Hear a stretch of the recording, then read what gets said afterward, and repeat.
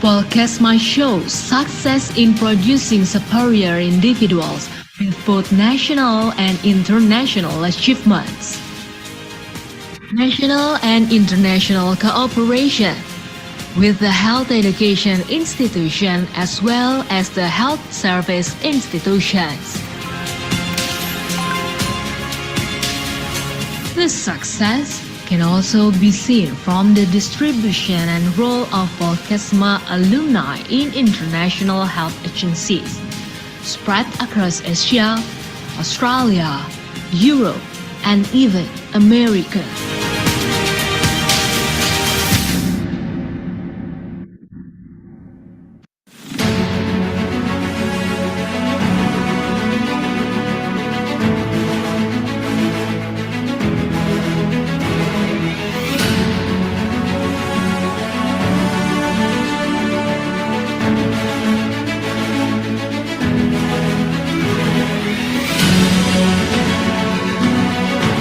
Welcome to Malang State Polytechnic of Health, Polkesma. Polkesma is under the Ministry of Health of Indonesia. The main campus is located on Besar Ijan Street 77C, Malang.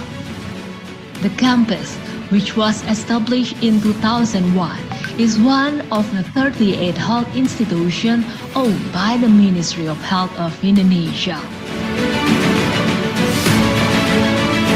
Polkesma has a vision to become a civilized and globally competitive polytechnic of health.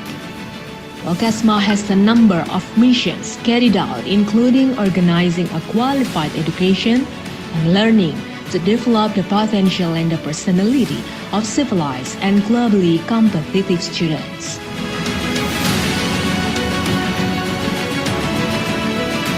Polkesma also working on developing the productivity of applied research and service for qualified and innovative communities. Besides that, developing good organizational governance based on information technology. And finally, Polkesma is developing cooperation and productivity both of domestic and international partnerships. Polkesma has 5,000 students that is divided into 4 majors and 20 program study. The campus is a benchmark of health education in Indonesia, which leads of 7 campuses, which located in Malang, Jember, Lawang, Blitar, Kediri, Trenggalek, Ponorogo. At present, Polkesma offers study program, Diploma Program of Nutrition Study, Diploma Program of Nursing, Diploma Program of Midwifery, Diploma Program of Pharmaceutical and Food Analysis, Diploma Program of Medical Records and Health Information, Diploma Program of Health Insurance, Diploma Program of Blood Bank Technology, Undergraduate Program of Applied Nutrition and Dietetics, Undergraduate Program of Applied Nursing, Undergraduate Program of Applied Midwifery, Undergraduate Program of Health Promotion, Undergraduate Program of Applied Safety and Health, Undergraduate Program of Professional Education, Dietitian, Nursing, and Midwife. To support lectures, Polkesma provides educative facilities, starting with lecture rooms with modern learning media. Integrated functional laboratories supported by advanced technology. Digital-based integrated library or library. Counseling unit, dormitory, mosque, gazebo, canteen, sport facilities, hotspot area, computer room, language laboratory, nursing laboratory, nutrition laboratory, midwifery laboratory, blood bank technology, medical record, and a secure parking.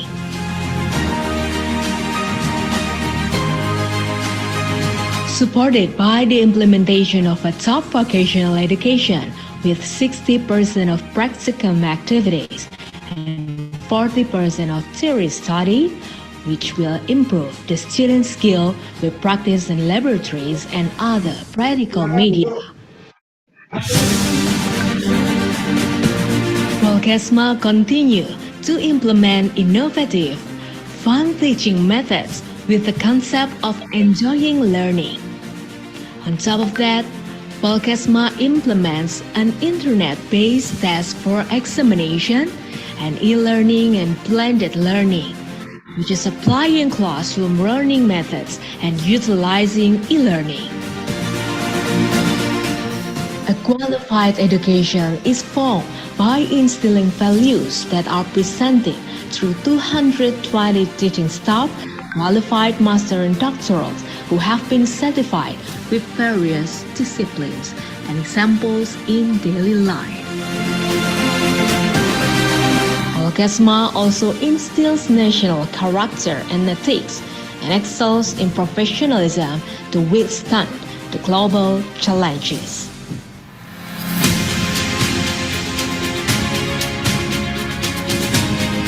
Besides academics, Polkesma also prepares students who are confident in their abilities by providing student activity units, developing students' interests and talents ranging from arts, sports, science, Red Cross, Scout, language, and spirituality.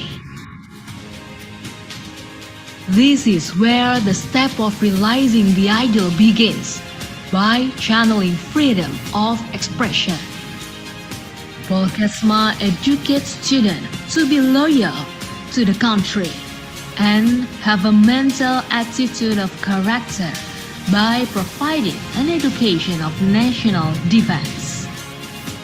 Polkesma shows success in producing superior individuals with both national and international achievements. National and international cooperation with the health education institution as well as the health service institutions. This success can also be seen from the distribution and role of Polkesma alumni in international health agencies spread across Asia, Australia, Europe, and even America.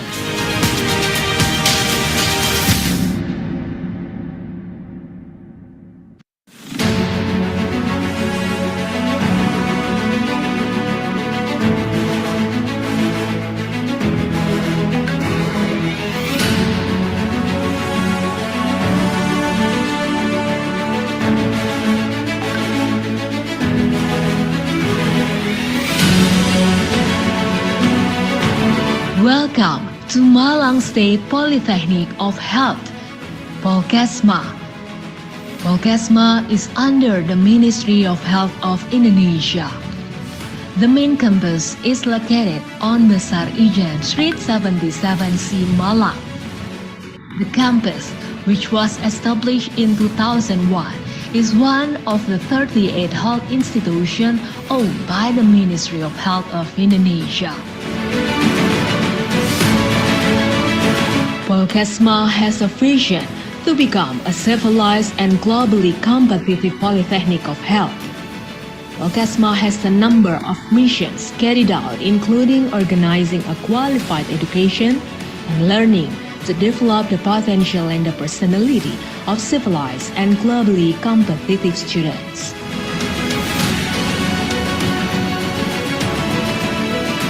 Polkesma also working on developing the productivity of applied research and service for qualified and innovative communities. Besides that, developing good organizational governance based on information technology.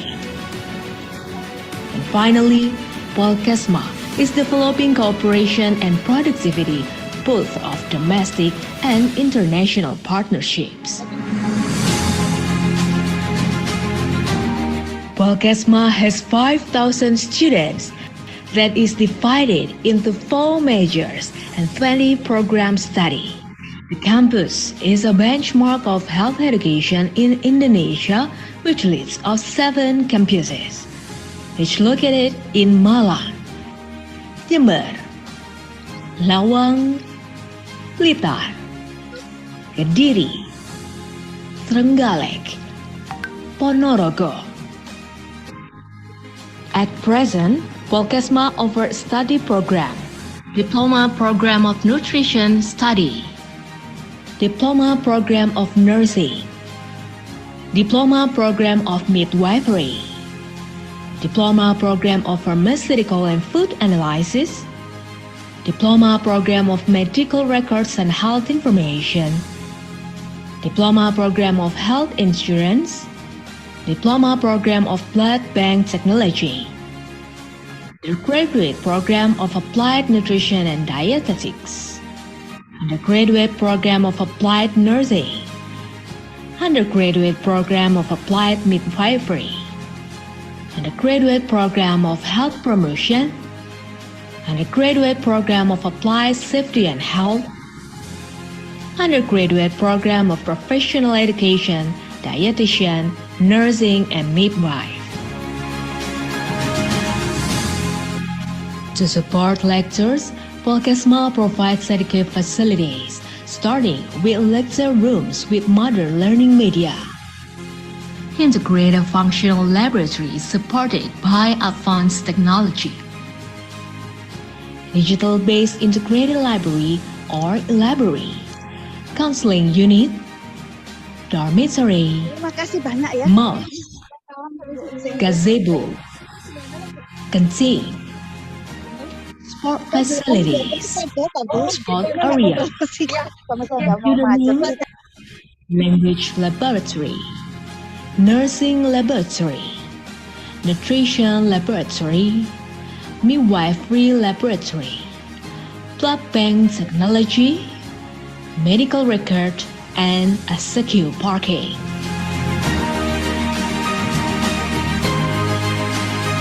Supported by the implementation of a top vocational education with 60% of practicum activities and 40% of theory study, which will improve the student's skill with practice in laboratories and other practical media. Polkesma continue to implement innovative, fun teaching methods with the concept of enjoying learning. On top of that, Polkesma implements an internet-based test for examination and e-learning and blended learning, which is applying classroom learning methods and utilizing e-learning.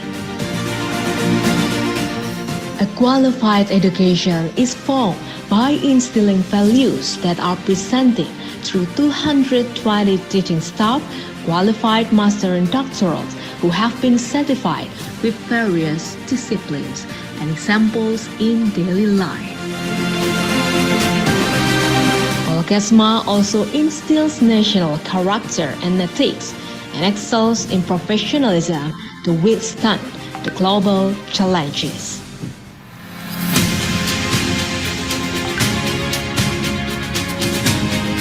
Besides academics, Polkesma also prepares students who are confident in their abilities by providing student activity units, developing students' interests and talents ranging from arts, sports, science, Red Cross, Scout, language, and spirituality. This is where the step of realizing the ideal begins, by channeling freedom of expression. Polkesma educates students to be loyal to the country and have a mental attitude of character by providing an education of national defense. Polkesma shows success in producing superior individuals with both national and international achievements. National and international cooperation, with the health education institution as well as the health service institutions. This success can also be seen from the distribution and role of Polkesma alumni in international health agencies, spread across Asia, Australia, Europe, and even America.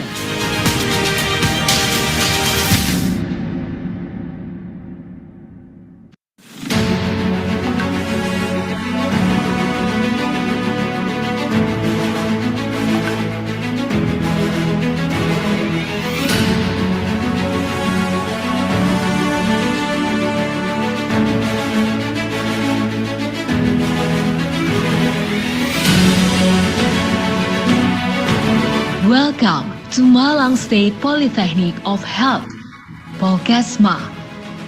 Polkesma is under the Ministry of Health of Indonesia. The main campus is located on Besar Ijan Street 77C, Malang. The campus, which was established in 2001, is one of the 38 health institutions owned by the Ministry of Health of Indonesia. Polkesma has a vision to become a civilized and globally competitive polytechnic of health. Polkesma has a number of missions carried out, including organizing a qualified education and learning to develop the potential and the personality of civilized and globally competitive students.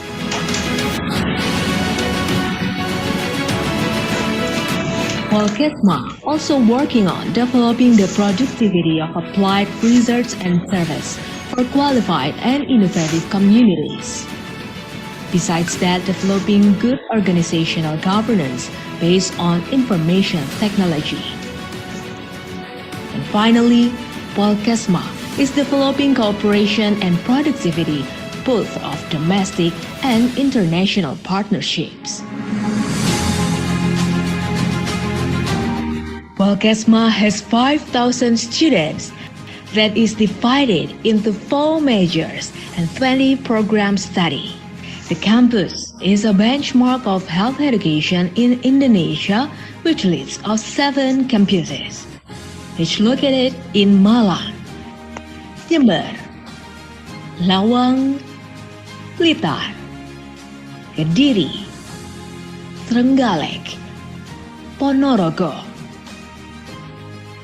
At present, Polkesma offers study program, Diploma Program of Nutrition Study, Diploma Program of Nursing, Diploma Program of Midwifery, Diploma Program of Pharmaceutical and Food Analysis, Diploma Program of Medical Records and Health Information, Diploma Program of Health Insurance, Diploma Program of Blood Bank Technology, Undergraduate Program of Applied Nutrition and Dietetics, Undergraduate Program of Applied Nursing, Undergraduate Program of Applied Midwifery, Undergraduate Program of Health Promotion, Undergraduate Program of Applied Safety and Health, Undergraduate Program of Professional Education, Dietitian, Nursing, and Midwife. To support lectures, Polkesma provides educative facilities, starting with lecture rooms with modern learning media. Integrated functional laboratory supported by advanced technology. Digital-based integrated library or library. Counseling unit, dormitory, mosque, gazebo, canteen, sport facilities, hotspot area, computer room, language laboratory, nursing laboratory, nutrition laboratory, midwifery laboratory, blood bank technology, medical record, and a secure parking.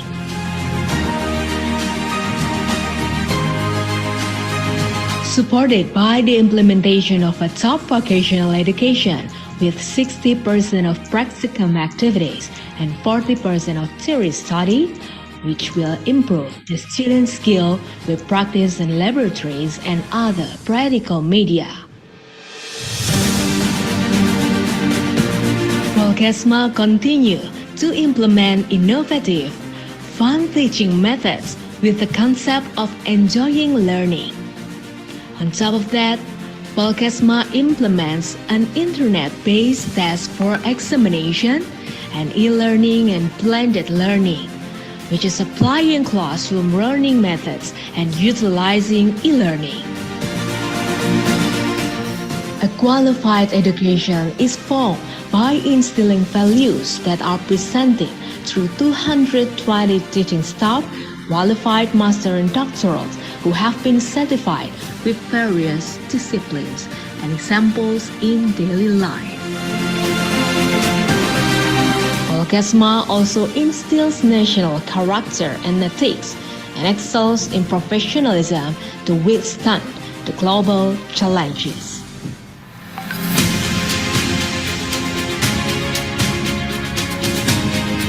Besides academics, Volkesma also prepares students who are confident in their abilities by providing student activity units, developing students' interests and talents ranging from arts, sports, science, Red Cross, Scout, language, and spirituality. This is where the step of realizing the ideal begins, by channeling freedom of expression. Volkesma educates students to be loyal to the country and have a mental attitude of character by providing an education of national defense. Volkesma shows success in producing superior in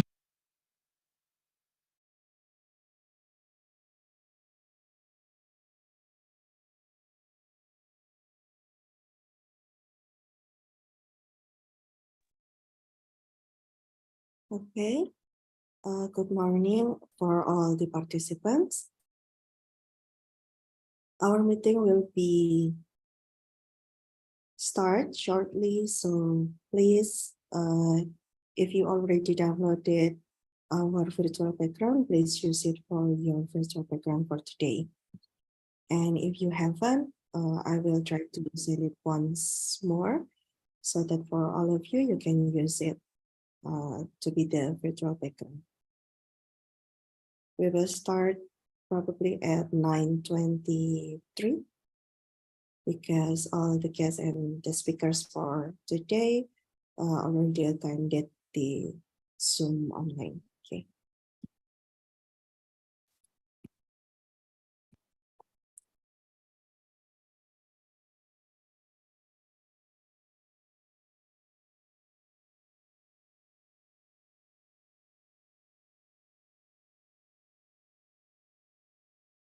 Okay, but please allow me to check first whether Dr. Nurul Hakim already attend the Zoom line today. Hello, Dr. Hakima.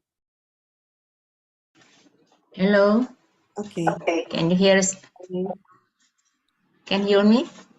Yes, we hear you clearly. Okay, good morning, doctor. And then for Mr.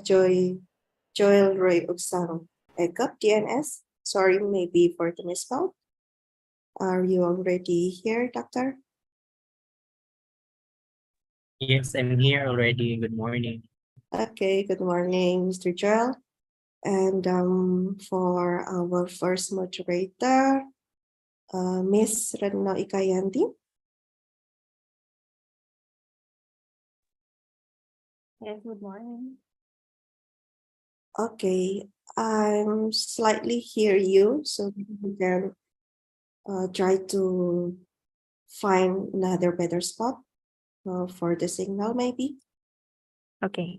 What Okay. about this? Oh, it's clear. Okay, it's good. Okay. Okay, and for our Head of Committee for today, Dr. Ekawati Renaningtyas. Okay. Okay, good morning. Okay, Morning. so yeah, thank you. So today for all the guests and the speakers are already attend this meeting. So please allow me to start the opening ceremony for today. Okay, Assalamualaikum warahmatullahi wabarakatuh. Good morning and selamat pagi for all of the participants. And we are delighted to welcome you to this conference that organized by COA or Center of Excellence from Poltekkes Kemenkes today on October 21st, 2023. And now I'm Haneda Yudiastuti, and for today I will be assisting this meeting as the Master of Ceremonies. And before we proceed, I would like to welcome our honorable guests and speakers for today. The first one is Dr. T. Dr. Anda Nurul Hakimah, SSTMKes, the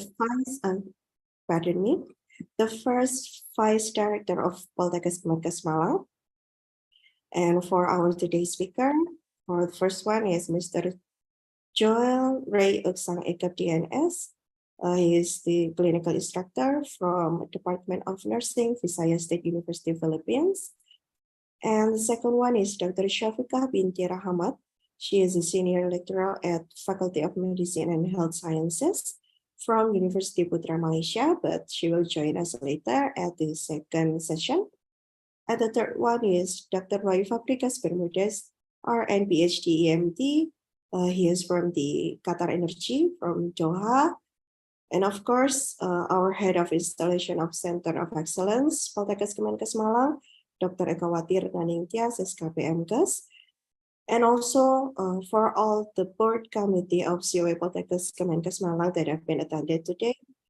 And also for all the head of departments and for all head of study program in Poltekkes Kemenkes Malang, for all the lecturers of Poltekkes Kemenkes Malang, and also for all the participants that have been attended today. Okay, so thank you for joining us for this exciting events that we call Teleconference of Center of Excellence with the theme Management of Diabetic Mellitus Patients with Functional Food and Herbal Approaches. And dear all participants, the first agenda for today is listening to Indonesian national anthem and the hymn of Poltekkes Kemenkes Malang. So for all of the audience, please arrange to sit in an upright position.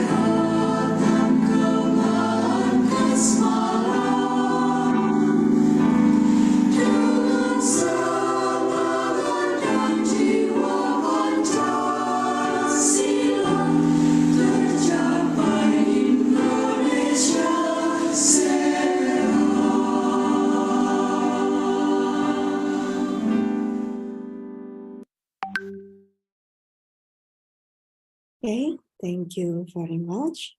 And the next agenda is prayer that will be led by Dr. Nur Rahman, STPMP. Dr. Nur Rahman, are you already joining us? Okay, thank you. Thank you. Okay, so for Dr. Nur Rahman, please, time is yours. Bismillahirrahmanirrahim. I'm sorry, I will read prayer in Indonesia. Assalamualaikum warahmatullahi wabarakatuh. Hadirin peserta telekonferensi, marilah kita tundukkan kepala kita sejenak, berdoa untuk memohon agar acara telekonferensi pada hari ini diberi kelancaran, kemudahan, dan membawa berkah untuk kita semua. Astaghfirullahaladzim, astaghfirullahaladzim, astaghfirullahaladzim. Bismillahirrahmanirrahim. Alhamdulillahirabbil alamin. Hamdan syakirin, hamdan na'imin, hamdan yuafi ni'amahu wa yukafi mazidah. Ya Rabbana lakal hamdu kama yanbaghi lijali wajhika wa ati min sultanik. Allahumma sholli wa sallim ala sayyidina Muhammad wa ala ali sayyidina Muhammad. Syukur kami ya Allah, Tuhan semesta alam, atas limpahan rahmat, taufik, dan hidayah kepada kami yang hadir dalam acara telekonferensi Pusat Unggulan Iptek Management of Diabetes Mellitus Patient with Functional Food as an Herbal Approach pada hari ini, Sabtu 20 Oktober tahun 2023. Ya Allah, kami yang berkumpul di ruang Zoom ini bersyukur atas izin-Mu, kami peserta telekonferensi pada pagi hari ini. Terima kasih kami ya Allah kepada seluruh manajemen Politeknik Kesehatan Kemenkes Malang yang telah memberikan fasilitas ini sehingga kami bisa menyelenggarakan kegiatan di ruang Zoom ini. Ya Allah, permudahkanlah dan jangan Kau sukarkan, karena Engkaulah yang maha memudahkan. Segala yang susah adalah mudah bagimu, dan Engkaulah Zat yang maha besar, yang berkuasa atas segala sesuatu. Ya Allah, sempurnakanlah dengan kebaikan, dengan rahmat-Mu, ya Rahman, ya Rahim. Ya Allah, tuntunlah kami sebagai tenaga kesehatan agar dapat menjalankan amanah-Mu dalam menjalankan pekerjaan ini. Ya Allah, kami memohon diberi kekuatan untuk menjadi tenaga kesehatan yang mempunyai akhlak mulia, yang senantiasa menjunjung tinggi nilai-nilai kebenaran. Ya Allah, kami memohon untuk tidak diuji dengan suatu ujian yang sekiranya kami tidak kuat memikulnya. Semoga kami yang hadir dalam acara ini dapat menjadikan kami orang yang tawadu, yang tidak sombong, tidak bangga diri, dan semoga seluruh siswa akademik serta tenaga kesehatan di seluruh Indonesia dapat mengamalkan ilmunya dan dapat menjadikan masyarakat Indonesia sehat dan maju. Allahumma inna nas'aluka salamatan fid din wa afiyatan fil jasadi wa hidayatan fil ilmi wa barakatan fil rizki wa taubatan qoblal maut wa rahmatan indal maut wa maghfiratan ba'dal maut.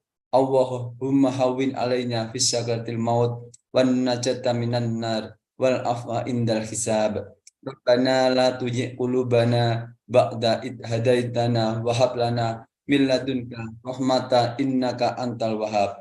Rabbana atina fid dunya hasanah wa fil akhirati hasanah wa qina adzabannar.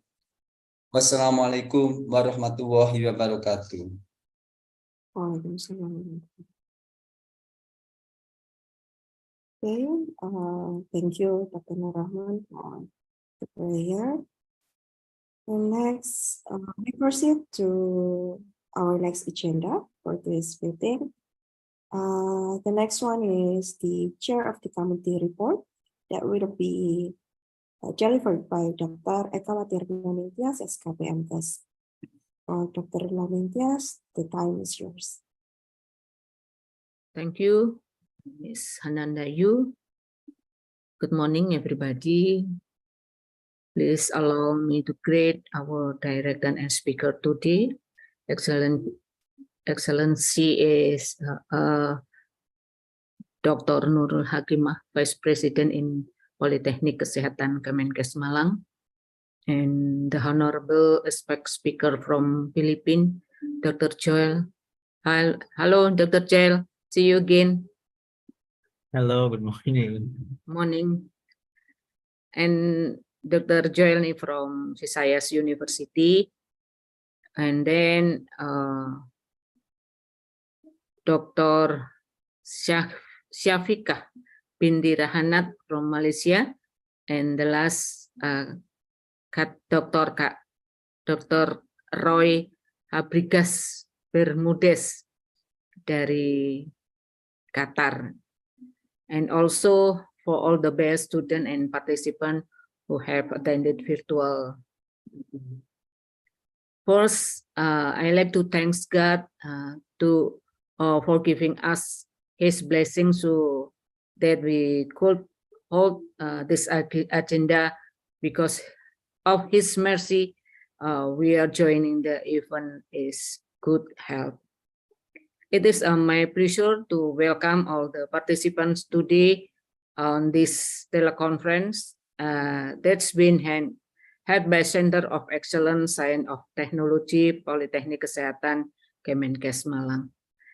I also would like to send graduate to all of the eminent speaker and the guests from various field of healthcare who come here to share their vast knowledge and experience with the student community. The theme of this event is management of diabetic mellitus patient with functional food and herbal approach. We are proud to announce that the activity can be organized in collaboration with institutions from 3 countries, which are Malaysia, Philippines, and Qatar, that consistently contribute to the health sector. The event has was by the management and all the student Politeknik Kesehatan Kemenkes Malang with a total around 100 participants. Maybe 110 participants joined with the conference this morning. The event, the main purpose of the activity is to share knowledge and provide new insight on the research development in the health sector and increase the possible of establishing research collaboration between institutions in the future. I am on behalf of commit hope this event can go well and smoothly. Without your support, we can do so. We humbly is asking for your support so that event can run as well as possible. And also, I hope Dr. Nurul Hakimah to opening a ceremony in Conference International this morning. And would like apologize if there are things that are not pleasing during the activity. Thanks all for me. Good morning. Thank you. Okay, thank you, Doctor, for the report. And then we move to the next agenda, which is the welcome speech for by our first Vice Director of Politeknik Kemenkes Malang. So please, Dr. Nurul Hakimah, assistant us. The time is yours. Okay, thank you, Ms. Hanadayu, as Master of Ceremony. Can you hear me?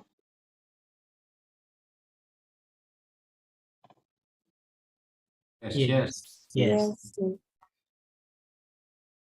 Okay, thank you. Bismillahirrahmanirrahim. Assalamualaikum warahmatullahi wabarakatuh. Waalaikumsalam. Good morning, hearty greetings to all of us. The Honorable Director of Politeknik Kesehatan Kemenkes Malang or Polkesma and all management staff. The Honorable Chair of Polkesma Science and Technology Center of Excellence or COE, Dr. Ekowati, dan Anityas SKPMkes. the Honorable, the presenters or speakers at our teleconference studies. The first speakers, Mr. Joel Reaksanaikop, DNS, lecturer of the College of Nursing, Visayas State University, Philippines. And the second speakers, Dr. Safika Binti Rahmat, clinical instructor in the Faculty of Medicine and Health Sciences, University Putra, Malaysia. And the third speakers, Dr. Roy Fabricas Bermudez Aaron, PhD, EMTS, Head of the Quality Improvement and Research Qatar Energy from Doha. And the Honorable Paul Kesma, Heads of Departments and Study Programs, the Manager of Paul Kesma Science of Technology Center of Excellence, and the audiences of lecturers, education staff, students, and the entire audiences who attended and joined online via Zoom meeting at the Paul Kesma Science and Technology COA teleconference activity on Saturday, October 21 and 2023 with the topic Management of Diabetes mellitus patients with functional food and herbal approaches that ISO numbered more than 100 people.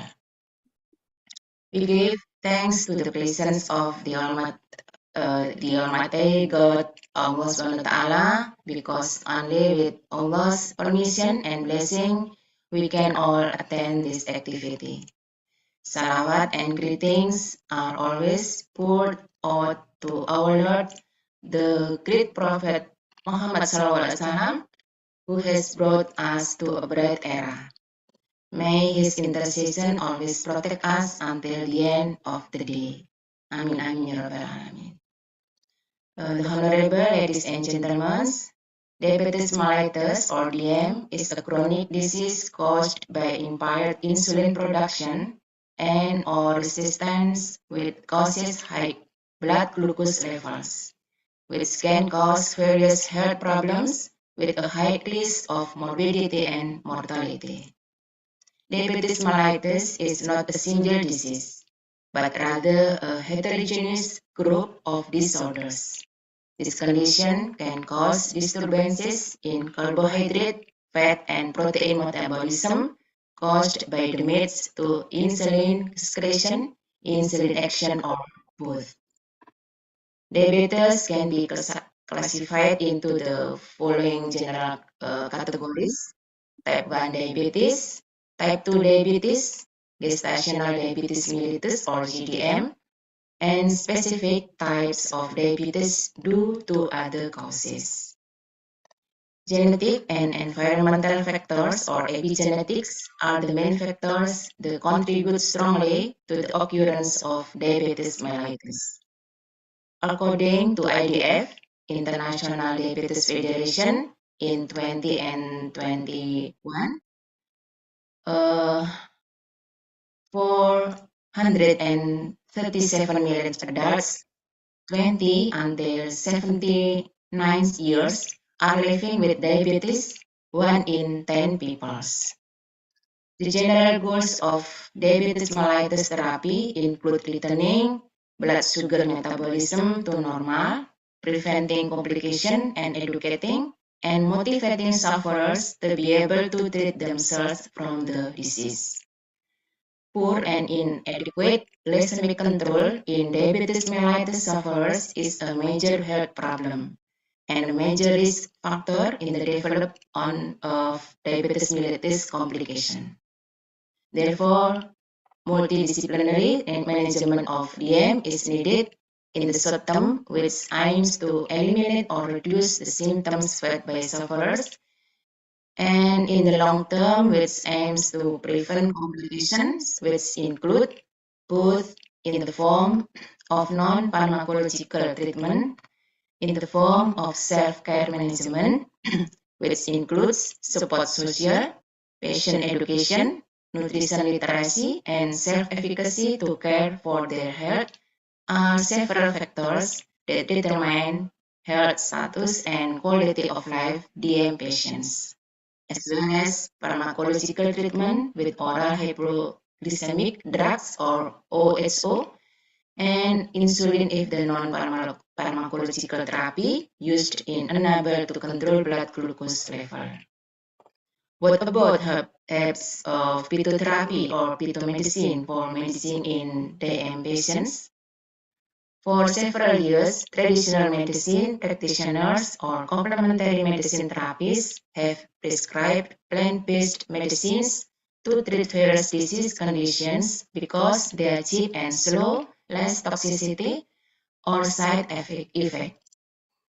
Most of the herbal medicines, single or polyherbal formulation, are added as adjuvant therapy for various non-communicable diseases such as diabetes mellitus, cancer, cardiovascular disease, and dyslipidemia. Via teleconference today, what is the potential of various major glucose-lowering herbs and functional foods in relation to clinical trials, especially with the latest meta-analysis and shows their hypoglycemic mechanism from both in vitro and in vivo studies. Based on the literature, system review, or meta-analysis, most researchers show that combined functional or herbal food intervention as adjuvant therapy with conventional hypoglycemic drugs with modified lifestyle patterns can significantly improve glycemic control and abolish diabetes mellitus associated complication.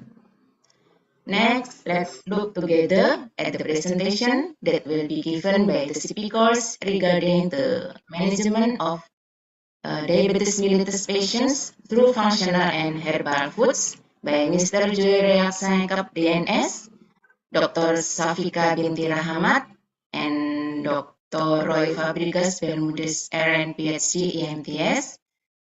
We would like to express our gratitude to the speakers for their willingness to be presenters, as well as to the COA chair and the entire committee and the audience who joined the COE Paul Kesma teleconference activity today, Saturday, October 21 in 2023.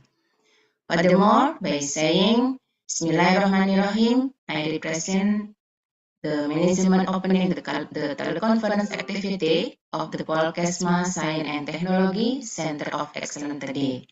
I hope that Paul Kesma, as one of the institutions operating in the field of health education, is expected to be one of the driving forces of science and technology that contributes to nation building, both at the national and international levels in accordance with the vision of Paul Kesma. It is able to become a civilized and globally competitive health education institution. Finally, I apologize more or less. And wassalamualaikum warahmatullahi wabarakatuh. Healthy greetings to all of us. Thank you, Miss Anandayu. Welcome back to you. Thank you, Doctor. Healthy greetings for all of us, and thank you for opening this event. Okay, now, before finally we will proceed to our first topic, we would like to ask for all the participants to turn on their cameras because our team will take some photos for documentation. And we also would like to ask you for the participant to please put on the virtual background that we've been provided for this meeting. Okay, so after this, I will ask the operator to start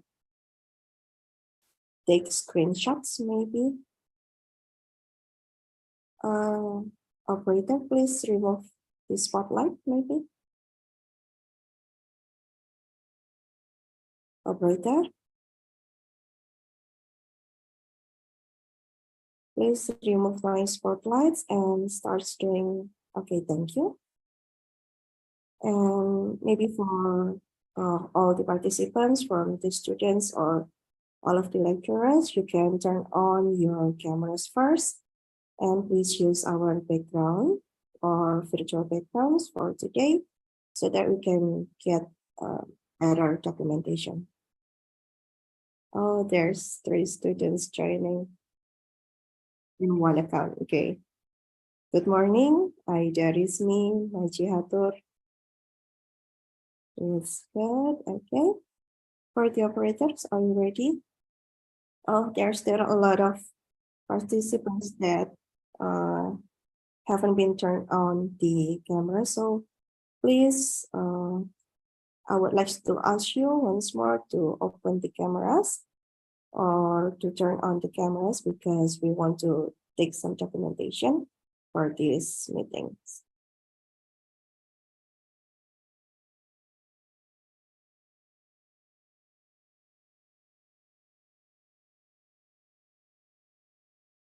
Okay, we may start from the page 1. You can turn on there. On count 1, 2, 3.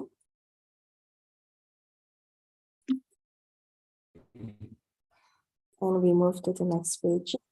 On count 1, 2, 3. We move next to the next pages.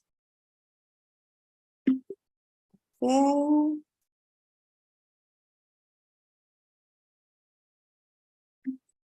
The 4 pages already done. And for the last one. Okay. Okay, thank you for turning on your cameras. So, okay, so right now we move to our main topic or our main session today. And we will start this first session with a topic that will be presented by Mr. Joel Ray of Sang Ekap DNS, and the title is Management Approach of Diabetic Older Adult Patients in Primary Care Setting.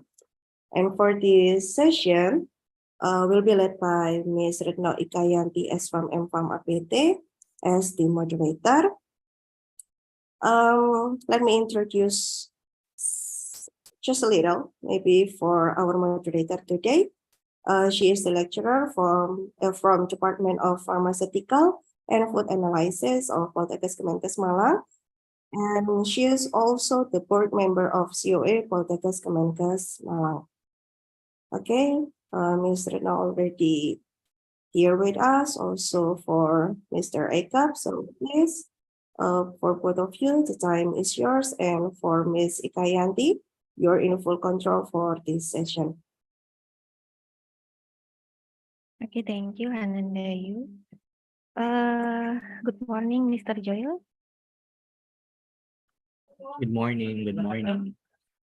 Okay, how are you today? I'm fine. Okay. Okay, we are in the first session of this teleconference with our speaker, Mr. Joel Ray Ekop DNS.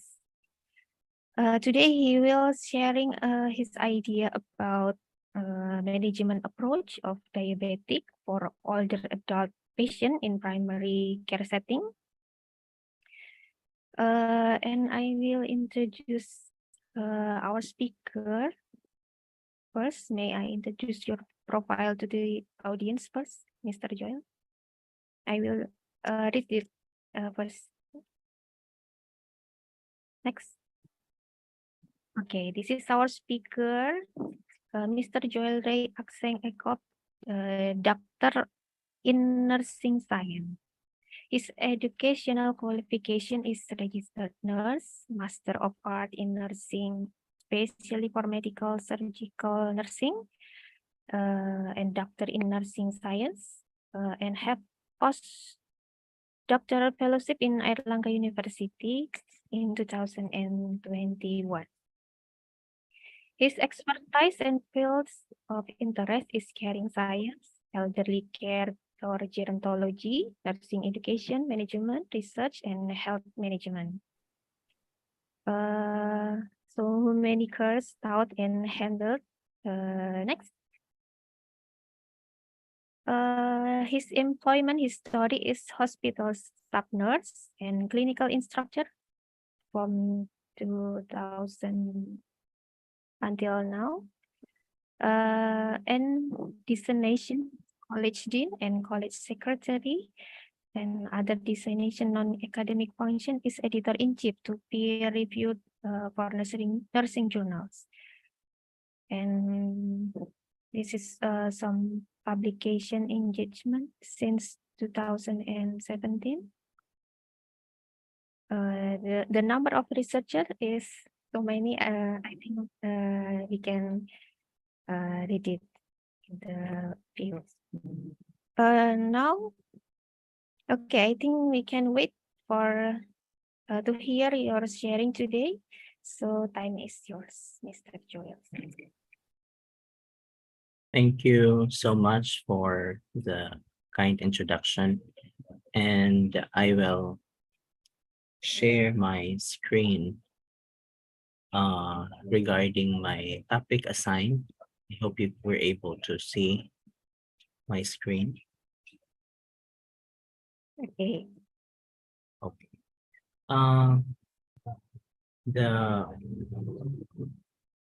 Dr. Nurul mentioned this morning about anything, the standing knowledge on diabetes mellitus, and it's not a new chronic condition.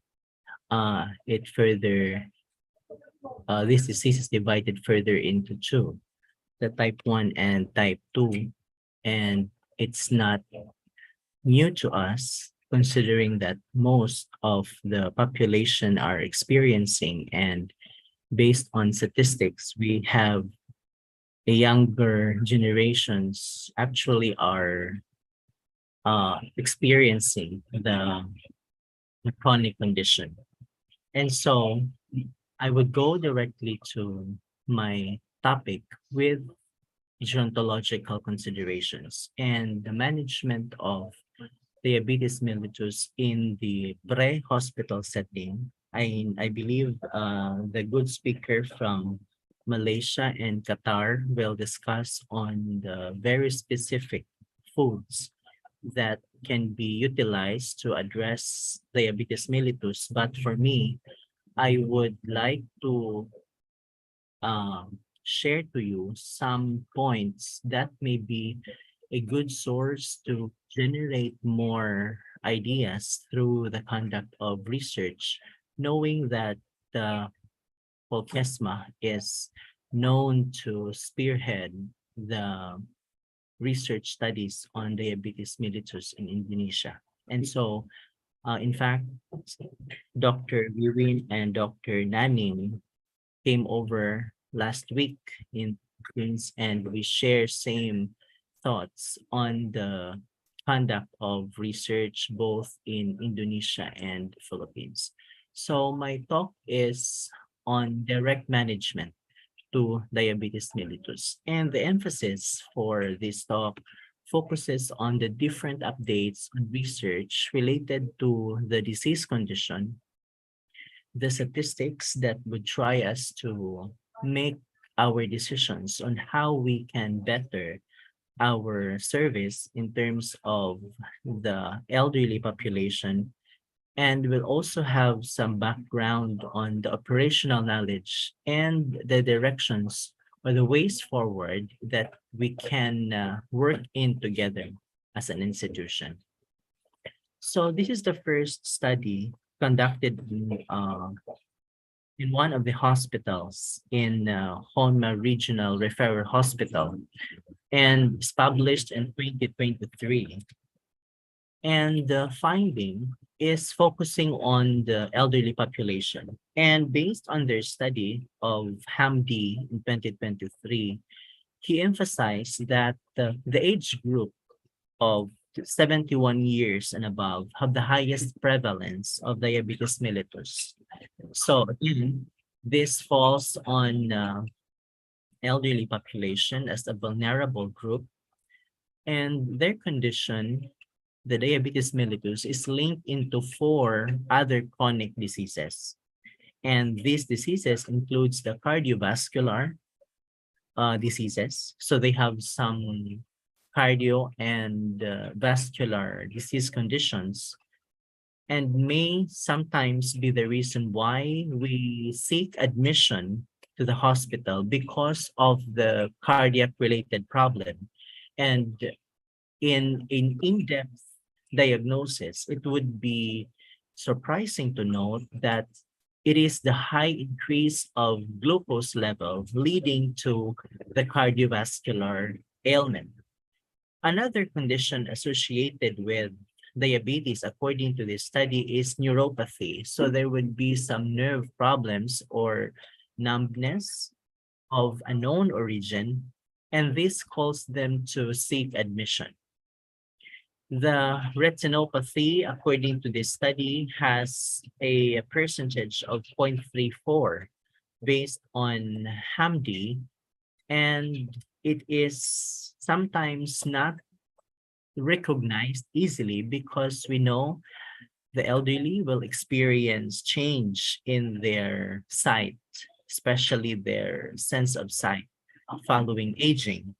But it should be classified further through different diagnostics to confirm that the problem with the sight is merely an effect or a sequel of diabetes and not because of their physiologic deterrence.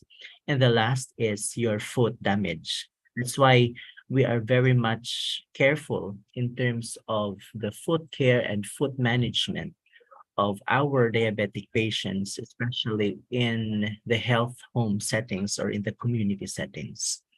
So that's the first study. Another study would try to provide association between the time spent in a person sitting in a day and its relationship to diabetes mellitus. And to our surprise, the study in Spain is telling us that sitting for more than 330 minutes a day, meaning it is roughly 5 hours a day, is associated to diabetes mellitus. And they concluded in their study that the older individuals who sit longer in a day period would have higher chances to having or developing diabetes. Although we cannot blame them because of their physiologic deterrence, meaning their physical inactivity following their age may lead them to easily experiencing fatigue. But more than 5 hours of sitting, according to this study, may contribute into acquiring an increase of our blood glucose level. So first, I will have to make some research presentation findings, and later on, we will come up with a unified understanding of how we can improve the management of this condition in the community setting. Another study about the type 2 diabetes mellitus, we know it's type 2. The pancreas is still able to produce insulin, but it is insufficient as to the number of glucose load the person obtained because of their intake of food. And let us consider the findings published in BMC Geriatrics in 2022 that the type 2 has relationship to the cognitive decline of the older individuals in Germany. And the study further discussed that the short-term and long-term memory task is statistically significant to lower in participants with type 2, but is associated with the attenuated after adjustment for vascular risk factors.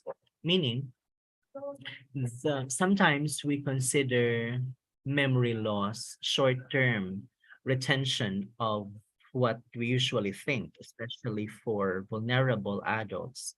And we usually tag them being forgetfulness as a first sign of aging, but this study highlighted that the cognitive decline may not be associated to aging, but because of the increase of the blood sugar.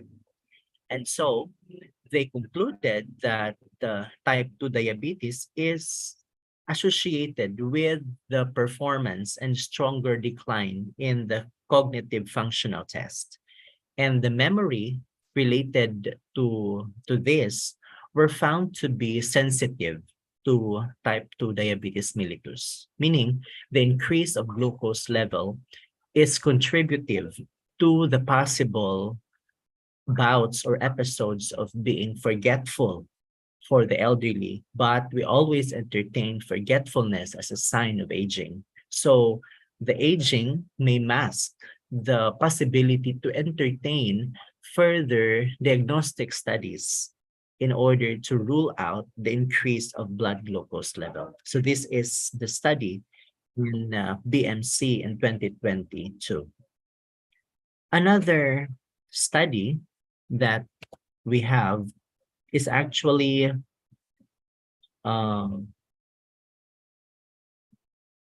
conducted by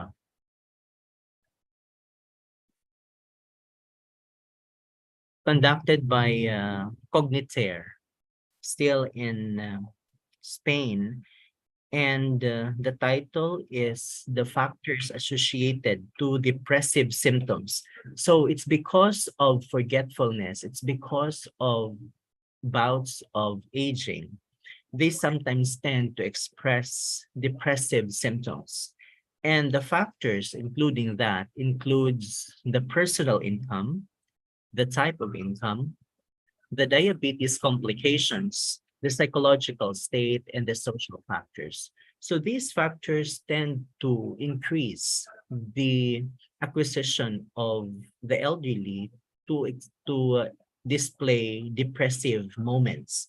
When you say personal income, especially on the developing countries, this aging group may tend to be dependent, although not all, but most of the population. Statistics suggest that in developing countries, personal income is really a factor for these individuals with diabetes tend to be depressed.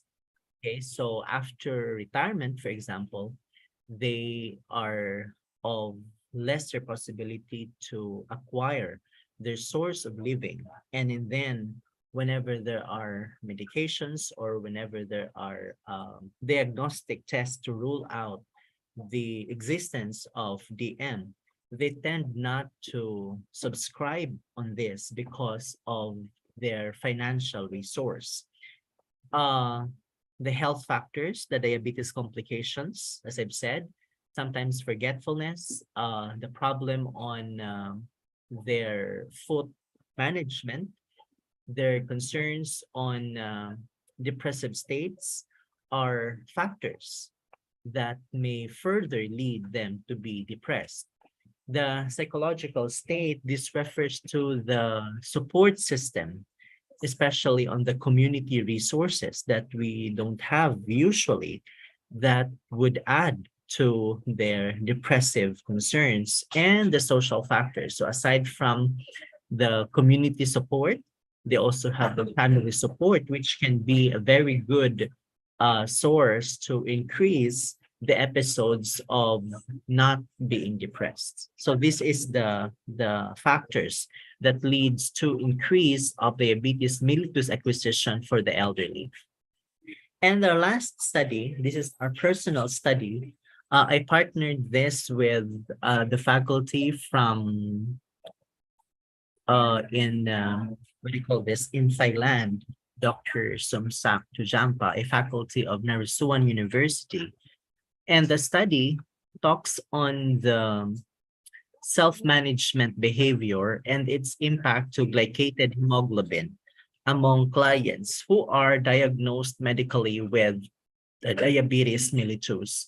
And this is published in 2020 by Bilitong Nursing Journal. And these are the three major findings of our investigation. Number one, the study ruled out that all of the elderly are aware on how to perform self-management. And the definition of self-management is their do-it-yourself self-management, meaning they don't usually go to an expert to ask on the proper things to be done for the conduct or to address their diabetes.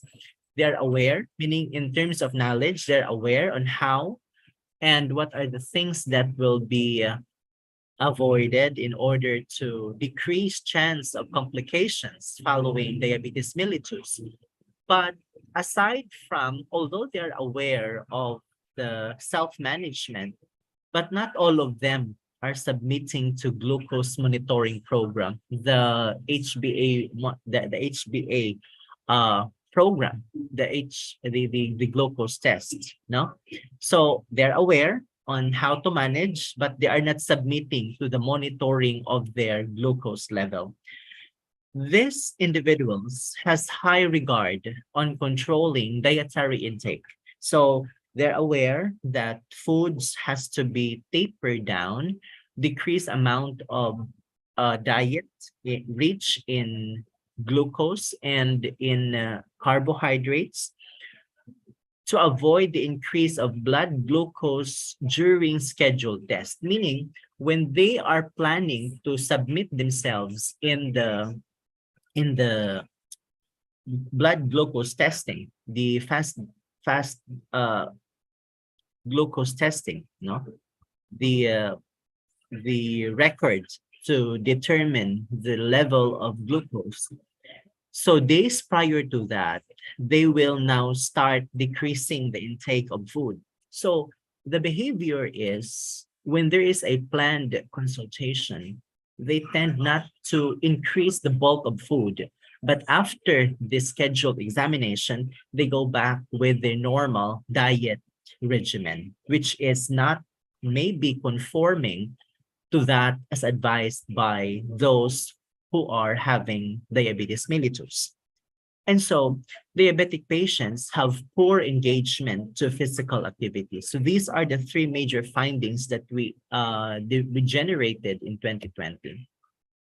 So of all these, we still have another one, the perspective. The study published talks on the perspective of what are the perspective of the elderly with the uncontrolled type 2 DM towards medication adherence.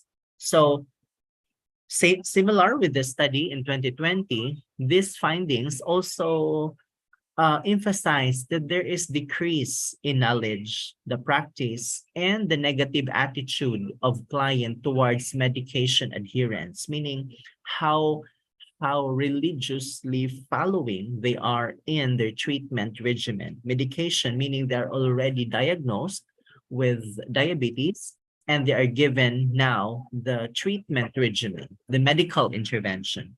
So they have, their perspective is that they are having decreased level of knowledge and practice about medication adherence. And there are treatment-related barriers, no? Why they are not adhering to the medication. In one of that is the age-related changes, because they said, oh, we're adult, we're already like aging. And so therefore, diabetes may be one of the expected diseases associated to aging, but that is a myth. That is not true to all the population. And aside from the age-related change, another reason why they are not adhering to medication is the unsupportive system within and outside of the health facilities.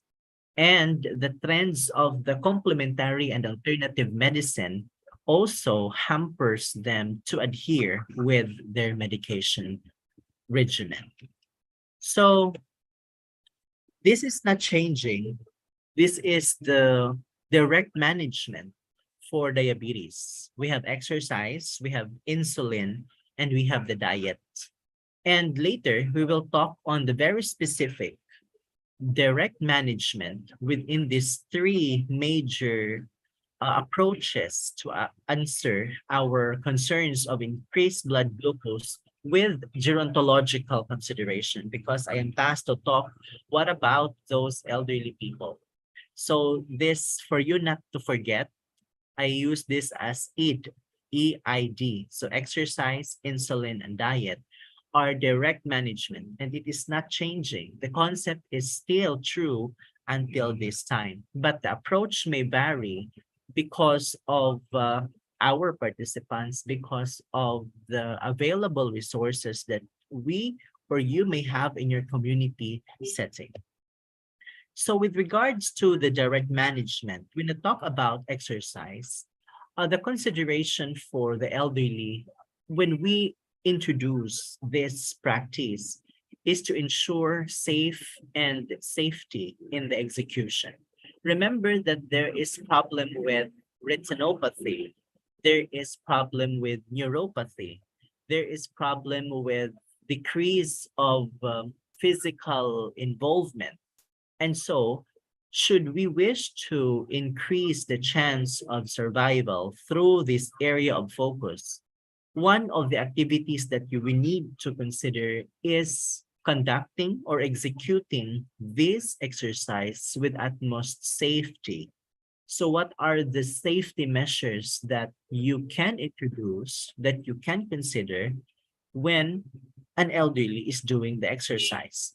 With our experience with Dr. Nanning and Dr. Wiwin when they visited Visayas State University weeks past, there is this introduction of a video clip that is being developed by one of the students in Malang, in Kemenkes Malang, and we find it helpful. In fact, one of the feedbacks from the community is they're actually doing those foot exercise in their respective homes, because 3 days ago, we had a follow-up with the community health worker for the plan to conduct the study as one of the agenda of Dr.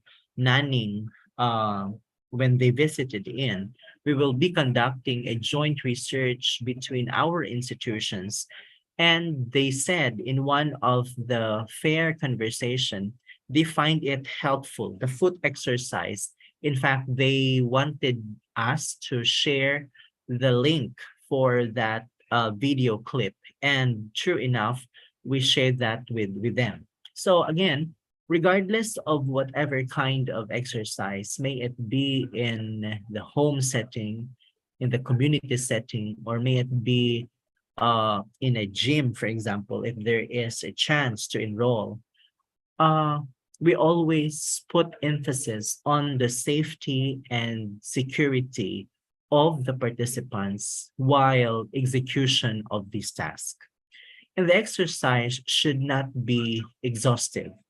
Not exhaustive because these are vulnerable population, and associated to that is the physiologic deterrence. Their functionality may tend to decrease because of their age. And so therefore, we need to assign activities, we need to appropriate exercise that is not exhaustive and not traumatic on their end. In terms of the insulin as one of the main core strategy to address the decrease of glucose level is provision of knowledge and practice. With my previous presentation on the different researches, they always emphasize knowledge and practice, knowledge and practice. But in this case, the insulin should be administered doing self-treatment while at the home setting. So the skills of injection, for example, the skills of sanitation, the skills of proper handling your syringes, the skills of proper and appropriate computation of your insulin loading are some of the knowledge that you could share as part of your practice when this vulnerable population tend to subscribe in this insulin therapy or management.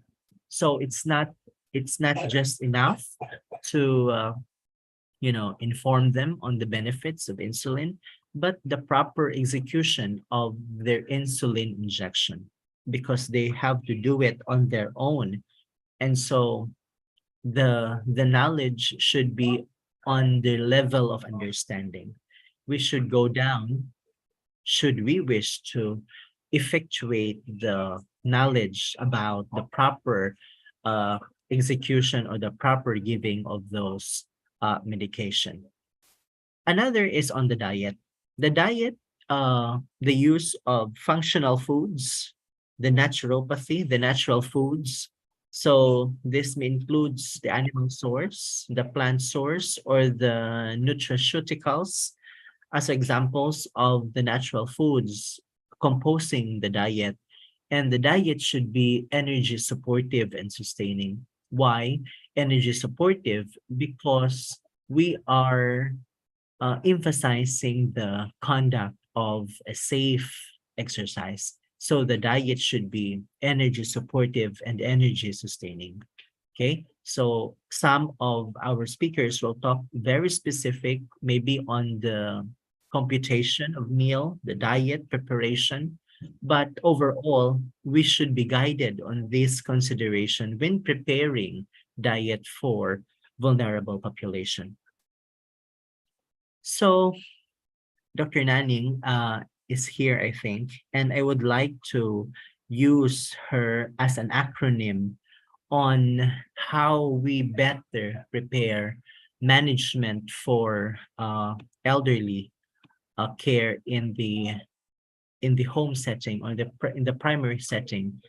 So we have this vernacular term in our place, and we call it naningkamot, meaning it is emphasizing effort, meaning your individual premium to address the diabetes. So nanning, for example, N is the need to implement individualized client teaching. When you say individualized client teaching, we should avoid stereotyping. We should avoid generalizing that all elderly with diabetes mellitus serves or deserves to have the same treatment.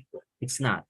We should always consider them as a unique individual, and so the complications may be different from each other, and their level of needs and understanding and their resources would matter to be responsive to the treatment, to DM.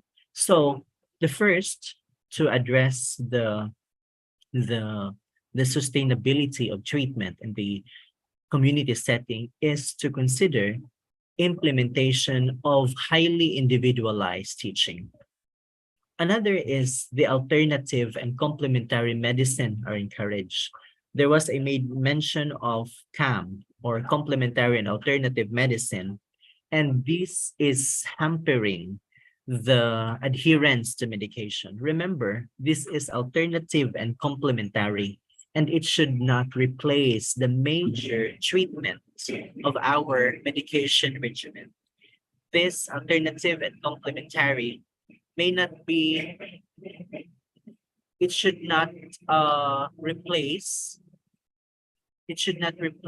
the core of insulin as one of the tripod management in our diabetes mellitus.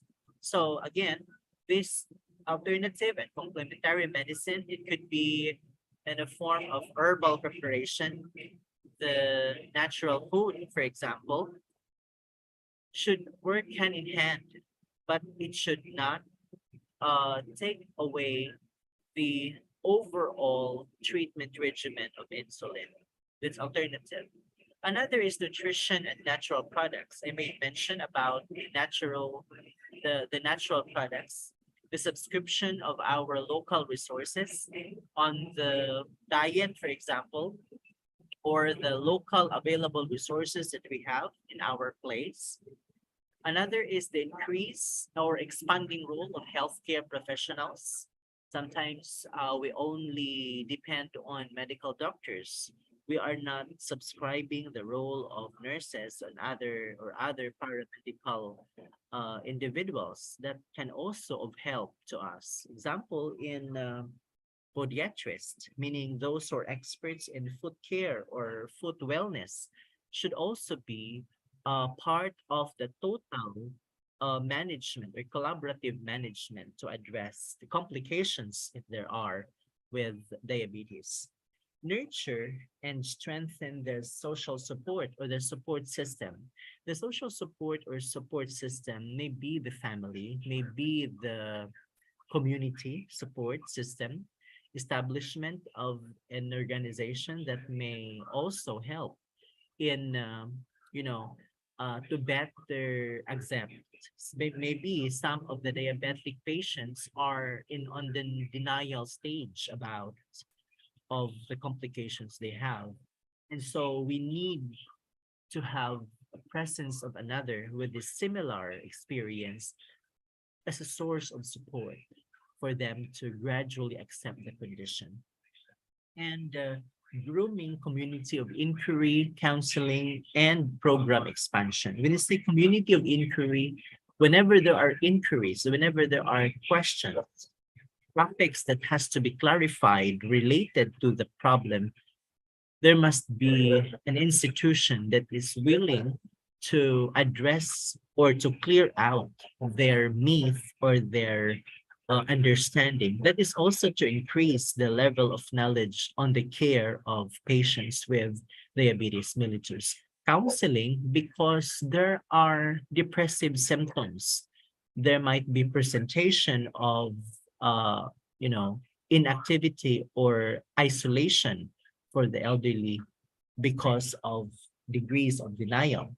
And program expansion, because diabetes is a topic that is not only discussed in the classroom setting or in the hospital, but it should be cascaded down to the community levels.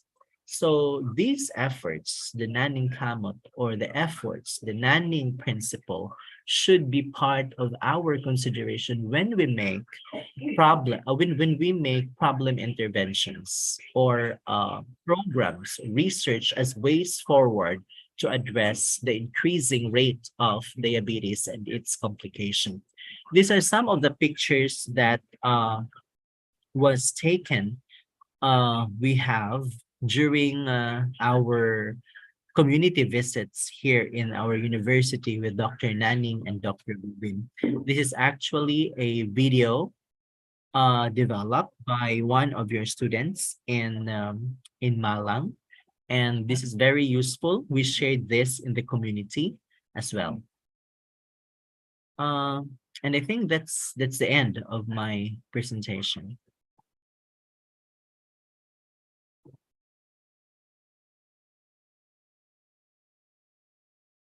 Okay, thank you, Mr. Joel.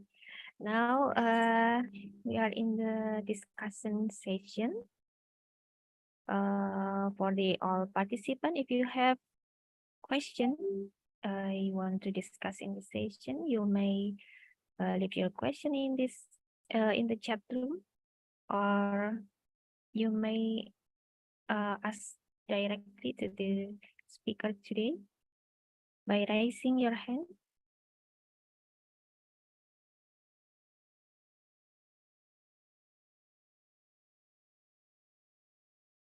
I ask Mr. Okay. Retno. Okay. Mr. Nanning, you can deliver your question. Yeah, thank you. Thank you, Joel. You giving Nanning Kamot. I will remember 2 minutes the patient in my clinic. This is good idea for me. You gave me Nanning Kamot. And then I want to ask about,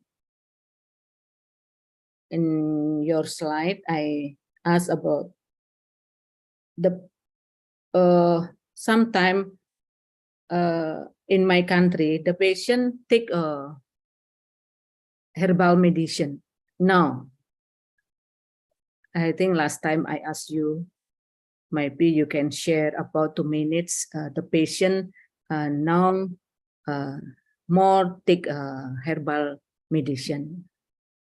And the second, no, in your slide, one the cause is depression is personal income. You know about post the pandemic, many people lost the job. How to manage if I know I meet the patient with depression causes income, personal income. And the last exercise is one, the management or treatment to diabetes. But now, every time, like me, limited time to exercise. Now, maybe give to suggest for us if exercise is important for all, not patient with diabetes. All of me, like teacher or all day stay sitting more 330 minutes.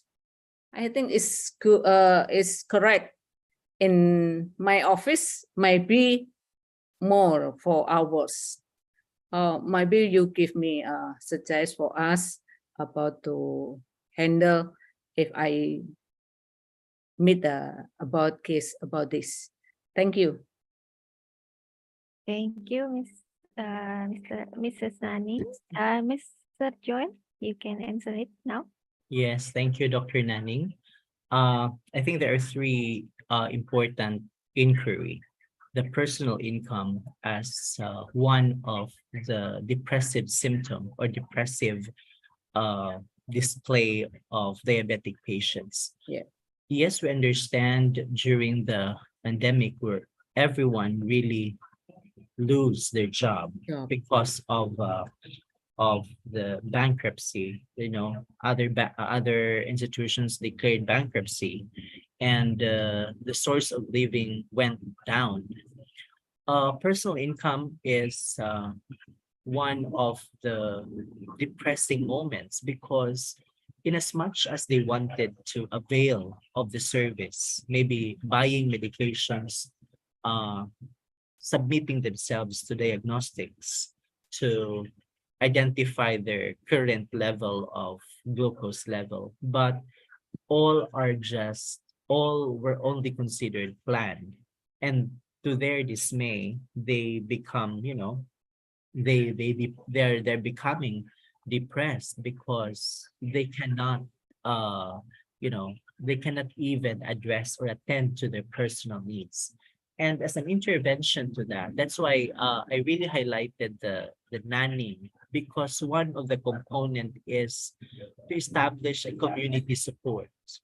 And this community support may directly or indirectly give them a kind of, it's not permanent, but a temporary avenue to address. Maybe we can provide a free service to even checking their blood glucose level and teaching to the community level. And in a way, although it's not the ultimate intervention, because we always go back with insulin and the diet modification, but at least they are giving themselves the opportunity to, express, therefore decreasing the effects of depression. The depression is highly subjective, and no tool that can be used to determine the level of depression. If you are a good in terms of what do you call this, coping mechanism, so depression can be easily managed. But what about those, especially the vulnerable, whom almost dependent to their family members or the community support, but to their extent, they cannot even do it or address the need of their end.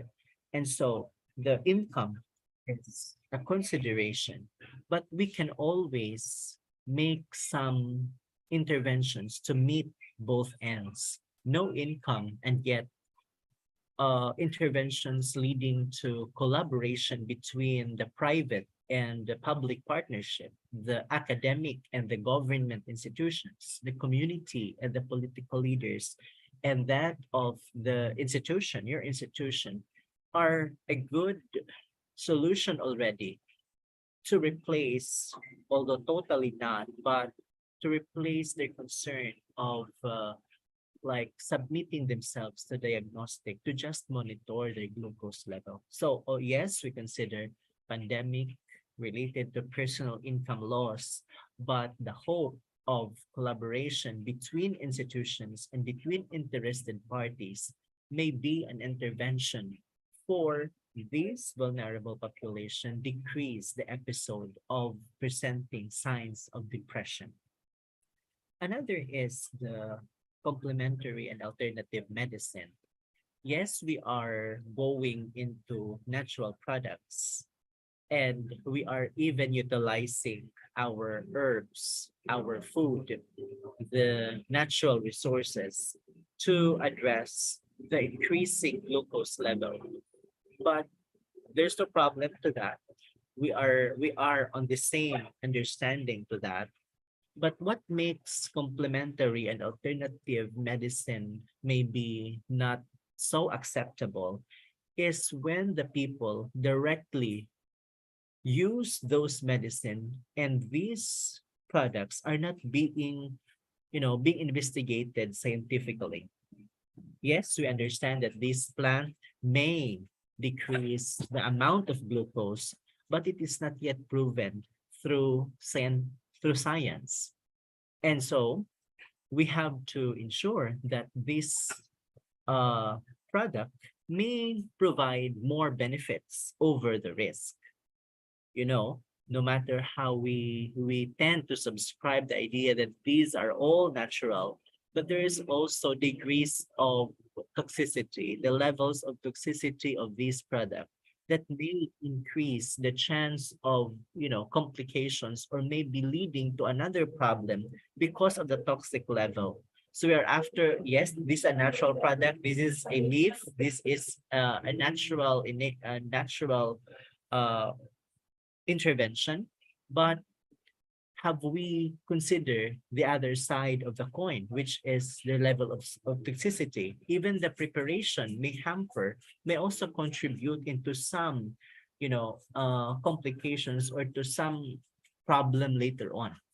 In as much as we wanted to answer this through foods and natural products, but have we considered the other side?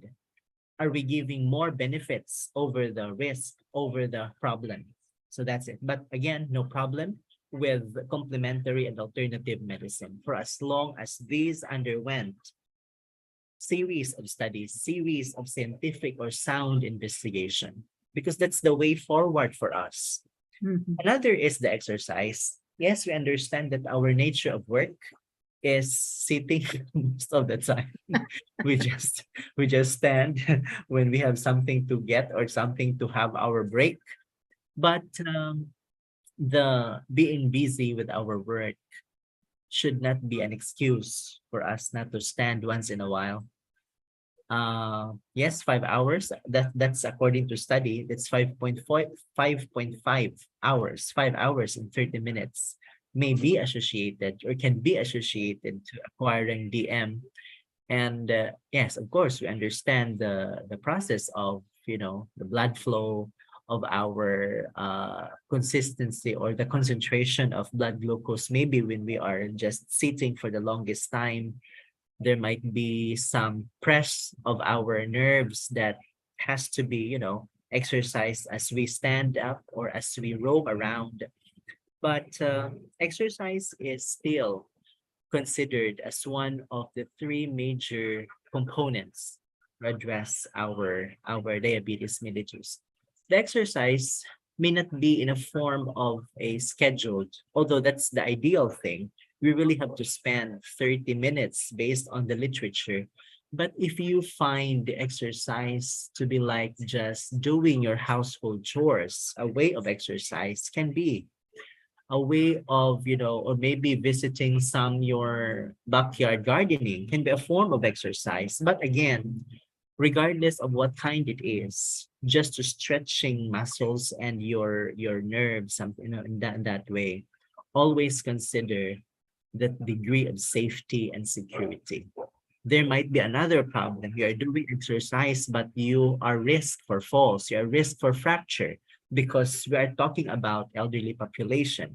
So I don't want to be tagged as Dr. Akob telling me doing exercise, but because I followed him, I get fractured. I made mention very clear that it has to be with safety and secure considerations. So the exercise is there. It is for me non-negotiable, regardless of what you do, but the consideration is the safety and security while doing or executing the task. So I think that would be all for me, Dr. Nanning. Thank you, Joel. Okay, thank you. Thank you. Next, I will read a question from Mrs. Tika. Hello, Dr. Joel. What the best recommendation of diet model for elderly who get type 2 DM? He still does a lot of activity every day, and I think he's little bit overweight. Thank you. You may answer it. You talk about the diet model, and I am concerned about maybe the Tika is more on the very specific model. Now, when you talk when we talk about the model, it would also be patterned on the kind of work, the kind of activity engagement that you have, and even your BMI. No, you have to consider the BMI. In this situation, there is an idea of not doing a lot of activities, or doing a lot of activities and a bit overweight. So when you ask me about the precise diet model, for me, there's a such thing as that, very specific, but it should be individualized, meaning you always consider your nature of work. You always consider your BMI. We have nutritionists here that would may do the calculation, the exact calculation, the calorie counting of your diet. But then again, it has to be fair or to have equal distribution on the right amount or the right size of foods. Although we say diet and it's not actually skipping meals, no, diet is different from fasting because when you do fasting, you are not eating at all. Diet is still eating 3 times a day, 3 square meals, but with equal distribution on the right amount of food. So I'm saying that you don't need you need carbohydrates, you need protein, because we are engaging into different levels of exercise to different amounts in a daily basis. But then again, try to ensure that you are taking them on equal amount. So when you have like protein foods, you may also have carbo foods. You may also have increase of your vegetables, because we're talking about functional food function. I mean, the functional foods. No, it's more on vegetables. It's more on the plant foods. You also have some biotics or nutraceuticals. So these are foods that you need to consider as a model that would work best for you. Okay, so again, no generalizing, no stereotyping. Go back with your physical build, your kind of activities engaged every day. Maybe you are engaging into strenuous activities, so you need a lot of energy giving foods as one of my considerations in the diet.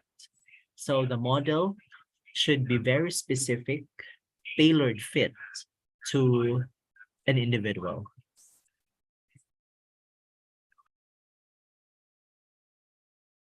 Okay, thank you, Mr. Joel. Next, for the next question from Mrs. Rosiana, I will read it for you first. Thank you for the sharing of knowledge. I ask about the diabetes mellitus diet. Can diabetes mellitus be cured with just diet? And if it is right, how long does it take? Maybe you can answer it now. Food as an intervention should be partnered with other mechanisms. As I've said, we have 3 golden principles on the treatment management for diabetes mellitus: exercise, diet, and insulin. Insulin, especially for type 1, for those who are insulin dependent. For type 2, you may have diet and exercise. But when you ask me if diet alone can address, can be, but it should work hand in hand along with other components. And also, if you notice on the last research findings I presented, they're talking on the increased level of awareness on the diet management, but they tend to twist. They turn to change the diet when they have a plan to go for a medical checkup. So, meaning the behavior itself is a considerable factor, so much so with the diet. But I'm not saying that diet will not help. It would help a lot, but diet with behavior and adherence to exercise can be better to address the episodes of your DM, especially the non-insulin dependent kind of diabetes classification.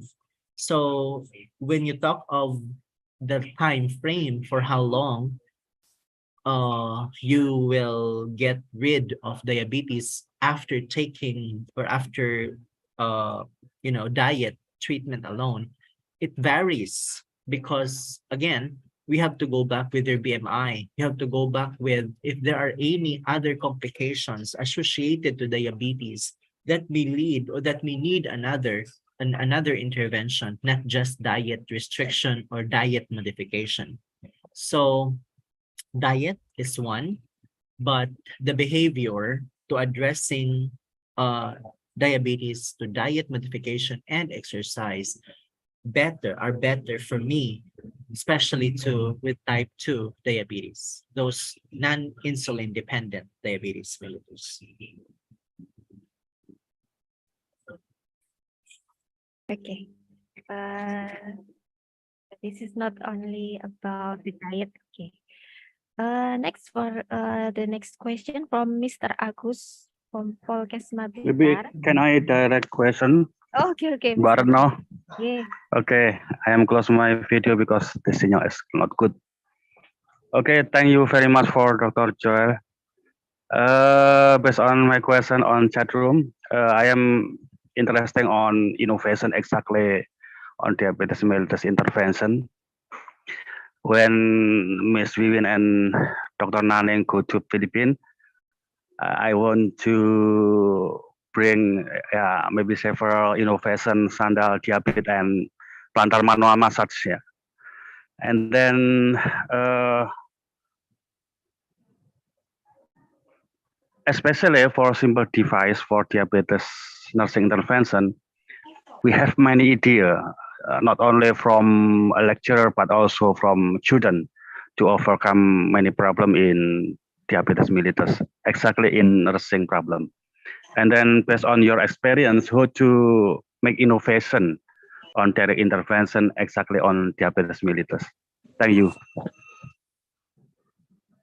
Okay. The innovation, when you talk of innovation, it's not only on the development of a simple device, but more so with improving the existence of, improving the existing practice or the existing simple devices that we have in order to address the concern. In this case, it's diabetes mellitus. Yes, we understand that our students also have their own innovation. And what we need to do is to support them in the development or to make these simple innovations full blown. When you ask me about the simple device for that can be developed to addressing our diabetes problem, we have already the foot massage. We already have even some assistive devices that would help, especially on the mobility issues for our diabetic patients. We also have developed device for, of course, the day-to-day monitoring of our blood glucose level. We all have these devices, but amidst this and the presence of these devices, what had happened to our patients? Were there improvements in their in their day-to-day living along with diabetes? If there is, then well and good, we have to maintain that. But if there is none, or if the problem gets severe because of the complications amidst the presence of our innovation, then there must be some wrong somewhere. And our role now is to revalidate or to reevaluate what had happened along the way as we implement using these simple innovative devices.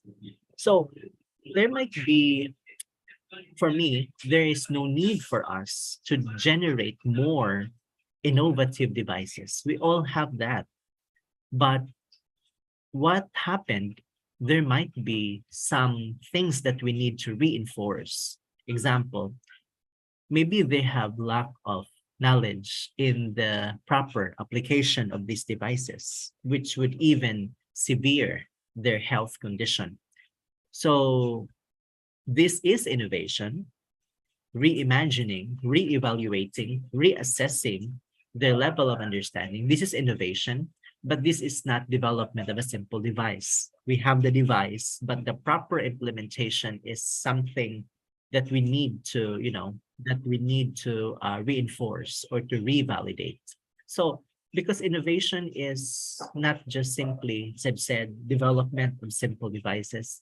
For me, innovation is if we are introducing new ways of practice to improve our conditions, to improve the living of our diabetic patients, and that is innovation. And how we use ourselves as a therapeutic instrument in order for these simple devices to be more effective and efficient to our diabetic patients. So, very good.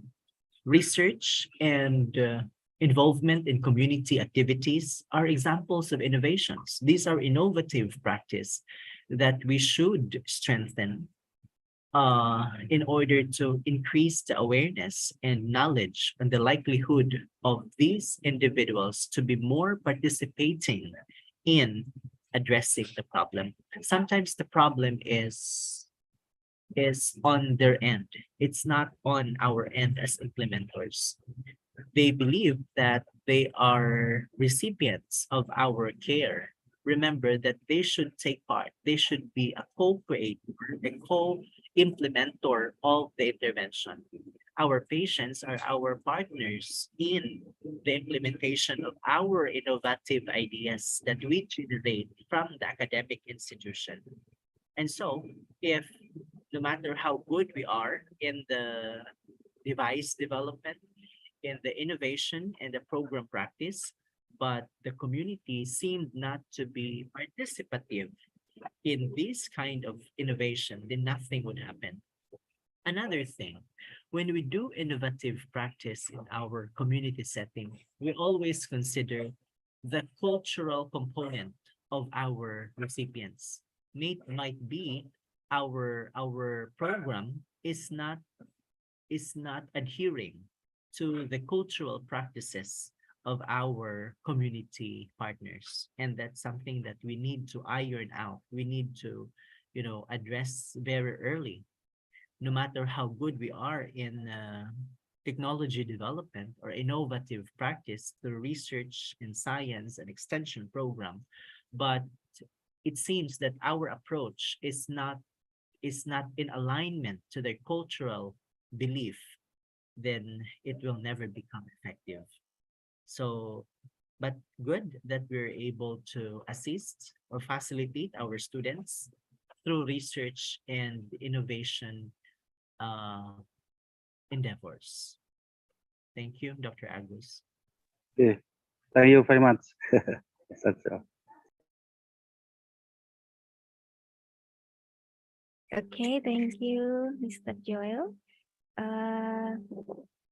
Is there anyone wants to make a question, maybe? Oh, I think this is greeting from Mrs. Wiwin. Thank you, Dr. Joel. Hopefully, after finishing our research between Polkesma and Visayas University, we will have the program to improve self-management of patients in diabetes mellitus based on the result of our research. Or maybe Mrs. Yes, Wiwin Dr. want to Wiwin. talk. Yeah, after our project, our project will end in November, because Dr. Nanning really said we really have to end, and all the funds will have to be spent in November because we need to report to our government. I think one of the things that we can do together is the establishment of the community support. Yes, because we already have the research output, and we have a lot of research output. We have a lot of literature about diabetes, but the problem is the proper execution, or how do I say this? Translational, meaning we need to translate the research findings into something actionable. We have a lot of research findings, but the problem is how are we going to maximize or utilize the proper utilization of research output or research findings? And we go back with the community as the source of information during the conduct of our research studies. So the community support, that has to be funded more, maybe for our next year's project, should we plan. And 4 of my faculty members will be visiting in November to Kemenkes Malang. So part of their engagement is to do lecture and to study, to draft activities for the next year and beyond based on our MOU and MOA. So yeah, thank you, Dr. Wiwin, for reminding us about that. Thank you, Mr. Joel. Okay, I think we have reached the end of the session, the first session. Mr. Joel, thank you very much for your sharing, for your time. Thank you. I will give it back to the Mrs. Hanandayu. Mr. No. Yes. This question from Mr. Ibnu Fajar. Oh, Mr. Ibnu Fajar, yeah. Yes, Dr. Wiwin, The time is limited. Our next Okay. presenter is Okay. already No problem. attending the Zoom right now, so we have to move to the next agenda, I think. Okay, thank you. Okay. Okay, so maybe for the question from Mr. Ibnu Fajar, I think we will deliver it privately to Dr. Joel so that maybe they can, or maybe both of them can communicate through us. Okay, so I can, next we I will. can just type my answers on the Oh chat yes, okay, box. okay, that's maybe we'll answer the question. Okay, so before we move to our next speaker for today, please, we still need Dr. Joel to join with us because we have, to show our highest appreciation. We will give the symbolic certificate to Dr. Joel Jacob. And okay, maybe full. Okay, thank you. And please allow us to capture this for the documentation. Operator, maybe you can do the both from Dr. Joel and the certificate, like hand in hand together. Okay, let me take the screenshot first. Okay, thank you so much for the time, Dr. Joel, and I deeply apologize maybe for the inconvenience that that maybe can be happen during the meetings. And of course, thank you for Ms. Ikayanti for moderating us today in this session, and for your certificate, we will send it privately to the email for the copy, and of course for Dr. Joel also. Okay, thank you very much. And now, Thank you, Mr. okay. Joel. Thank you so Thank much. you. Thank you, Mr. Joel.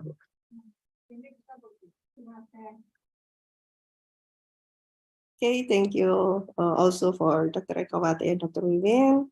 And right now, I will say hello first for our second speaker, Dr. Safiyah binti Rahmat. Hi. Already Assalamualaikum. joined us? Good Okay. morning. Yeah. Yeah, good Sorry, I morning. didn't have the background. It's okay. Oh, we will send it more send it again in the chat room so that you can use it. Okay. Excuse me. Please wait for a moment. Or maybe the operator, please, can you help us? Okay.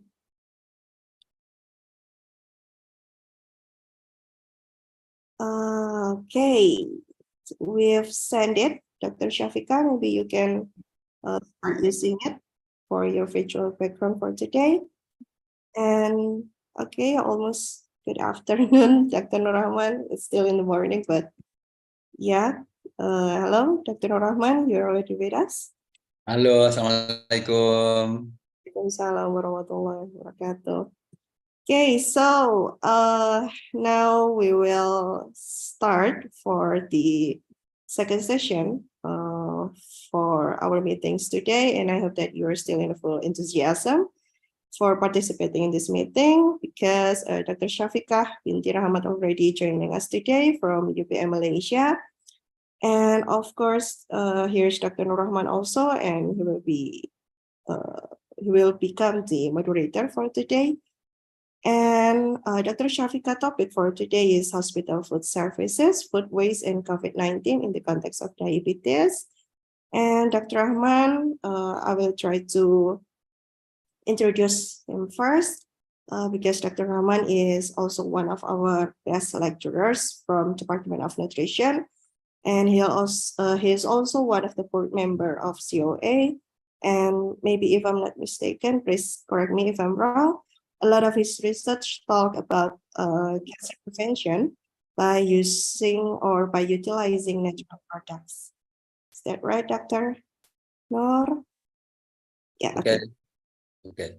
Okay, so if Dr. Shafika is ready right now, so I will fully handing over the control to Dr. Nur Rahman. So please,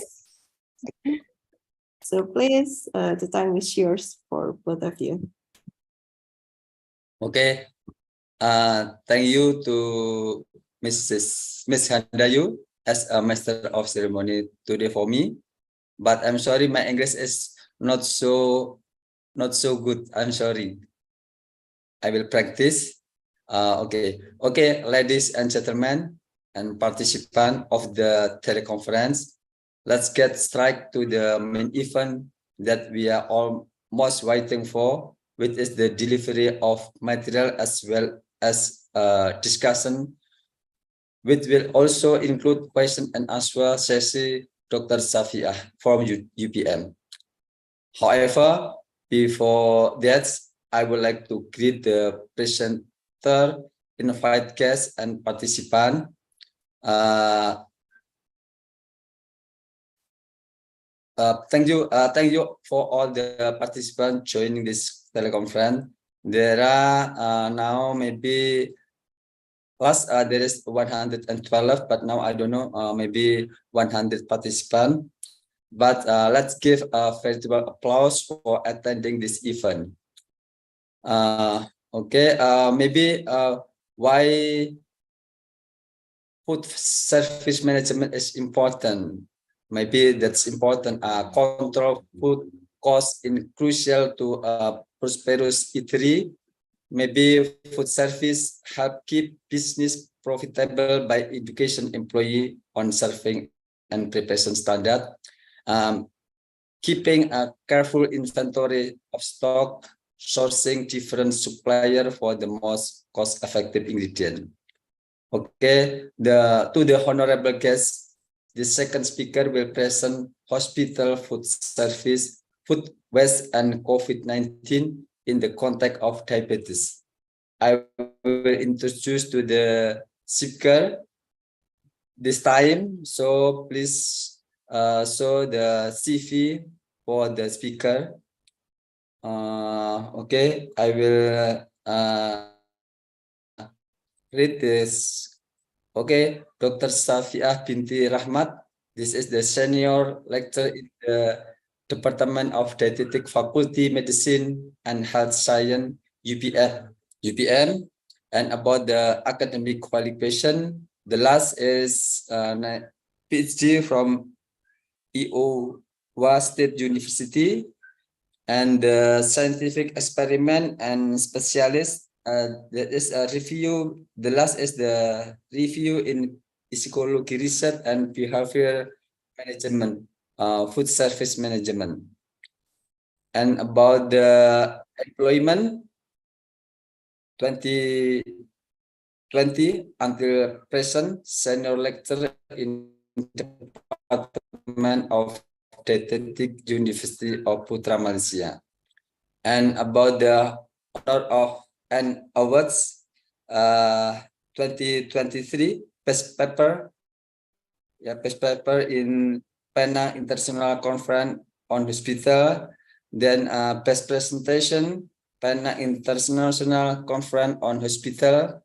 And the last in 2023 best poster presentasi, Penang International Conference on Hospital. And about the publication, she have 10 journal and 2 proceeding and 8 conference. Okay, thanks. This is the CV of our speaker. To be continued, Dr. Safiah binti Rahmat, time is yours. Thank you, Pak Rahman. Assalamualaikum and selamat sejahtera. I think it's still morning, right, in Indonesia. Good morning to all of you.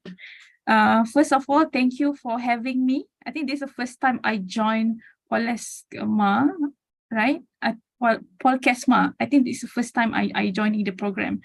And thank you for the invitation. Without further ado, is it okay if I start the presentation? I don't think this is a presentation. I think it's more on the sharing session. Okay. share the slide. All right. Okay. Oops. Okay. The topic that I want to share with you today is hospital food service, food waste, and COVID-19 in a diabetes context. First of all, as Pak Rahman introduced you, my background is maybe slightly different from previous speakers, which is from the health sciences background, but my background in food service management. So this sharing session today, I will share with you from the point of view as a food service management person in terms of the education background. So maybe they have some differences. Maybe you can find like differences in terms of the view. I see the hospitality, the diabetes, and the food waste issues in hospital. Right. Before we begin, I think it's better for me to explain or to give the definition of food service management.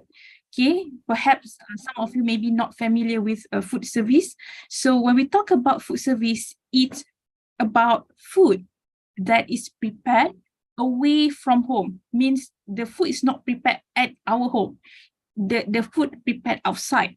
Okay, outside home and delivered to the consumer in ready to eat meals. Means that when we receive the food already cooked by other people at outside our home. Okay, it can be at the counter, like you go to a restaurant, fast food restaurant, you buy, it can be at the counter, or you can deliver the food at the table. When you eat restaurant, they give the meal to you on the table, or maybe the patient in the hospital, they receive the meal on the table, or at the consumer front door, which is a very popular, and I believe this is a very trendy now, even in Indonesia as well, like food delivery, right?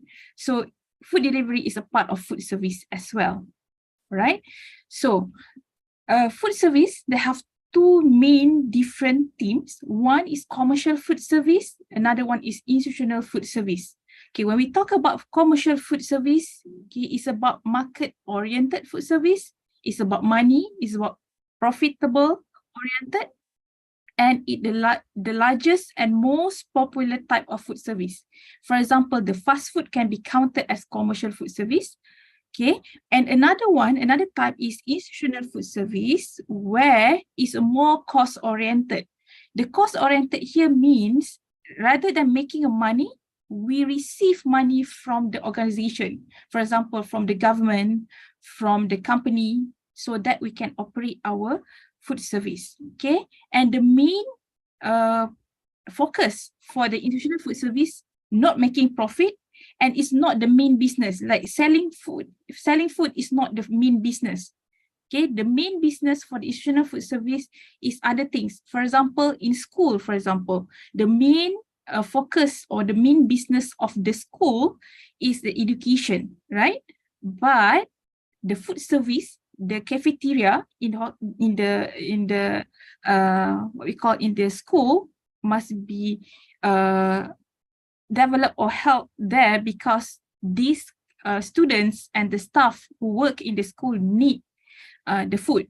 So we can see that, right? The food is not the main business, but it's a secondary business of the organization. So that's one of the characteristics of institutional food service. All right. Here are the examples of the commercial food service. I will not talk about this today because our main focus is on the hospital food service. Maybe some of you said, why hospital food service? Because it's part of us, because most diabetes patients are in hospital, right? Okay, so our focus area today on the hospital and healthcare food service. And when we talk about hospital food service, maybe some of us can relate. Maybe some of us have a thought that hospital food service is about inpatient meal service only. Actually, to be honest with you, hospital food service is beyond this inpatient meal service. Okay, inpatient meal service that the food you serve at the ward, not about that. They are more than that. Okay, for hospital food service refer to the provision of meals, snacks, or related services to the patients, staff, visitors, and in hospital settings. So maybe some of us first time knowing this. These are we call as hospital food services. In the hospital, we have inpatient meal services. We also have cafeteria. Okay, one cafeteria for the visitors and the staff, also for the outpatient. Kiosk, okay, the food kiosk in the hospital can be counted as food service in hospital. We have a vending machine. Maybe I ask this question a lot with my student. Did you know that vending machine is a part of food service? Many of them didn't realize. They say, oh, we didn't know that vending machine is a part of the food service. Yes, that's correct. And is a part of food service in hospital. Okay, cafeteria or hospital restaurant like coffee shops, if they operate a coffee shop in the hospital, is also counted as food service in hospital. And recently, some of the hospital offer meetings and banquet, okay, like conferences, and these food are provided by the food service department in the hospital. So when we talk about food service in hospital, it's quite a big area, there are multiple segments. But for today's purpose, we will focus only on the inpatient, okay, inpatient meal service, right? If we compare between the commercial food service and the hospital food service, the goals are almost similar, except one thing, okay, which is optimizing patient food and nutrition intake. That is the difference why food service in hospital are differ from other food services, okay, in the world, including the fast food. What's different? Because in hospital, we care about optimizing patient food and nutrient intake because we believe food as a medicine and food as a part of patient recovery. Okay, this concept actually is not new. Okay, the concept food as medicine have been recorded, okay, in the earliest medical work, okay, by the Yellow Emperor Classics of internal medicine, 721 before century. These are the book if you're interested to read more on how a food as a medicine. And in 1859, Florence Nightingale, a famous nurse, wrote in her notes on nursing and stated the most important office of the nurse are, after she has taken care of patient air, okay, is to take care to observe the effect of his food. So even like 100 or 1,000 years ago, food are main things that we are care about. However, okay, there is a significant amount of food are wasted in our hospital, especially from the patient food. Okay, this is based on the plate waste study reports. Here are some of the study conducted before COVID. Okay, for example, one review study mentioned food waste in hospital is between 6% to 65% globally. Okay, and several studies conducted in Malaysia also found average 36% of food wasted at the government hospital in East Malaysia. In 2016, average 47.4% of the food wasted in the government hospital. I would like to take note, in 2016, this study conducted among cancer patients, maybe they might have different in terms of the appetite and other things factors. So that's why the amount is a little bit higher compared to the general hospital in East Malaysia. And high food wastage in hospital tell us about something, because food waste is associated with the reduced nutritional intake, which usually affect the recovery, okay, and patient well-being. All right. This is the what we call food waste, part of the food waste. Usually in hospital food service, what we did, what usually reported, and what usually people focus on is more on the plate waste instead overall food waste. Okay, in food service, they have all this waste.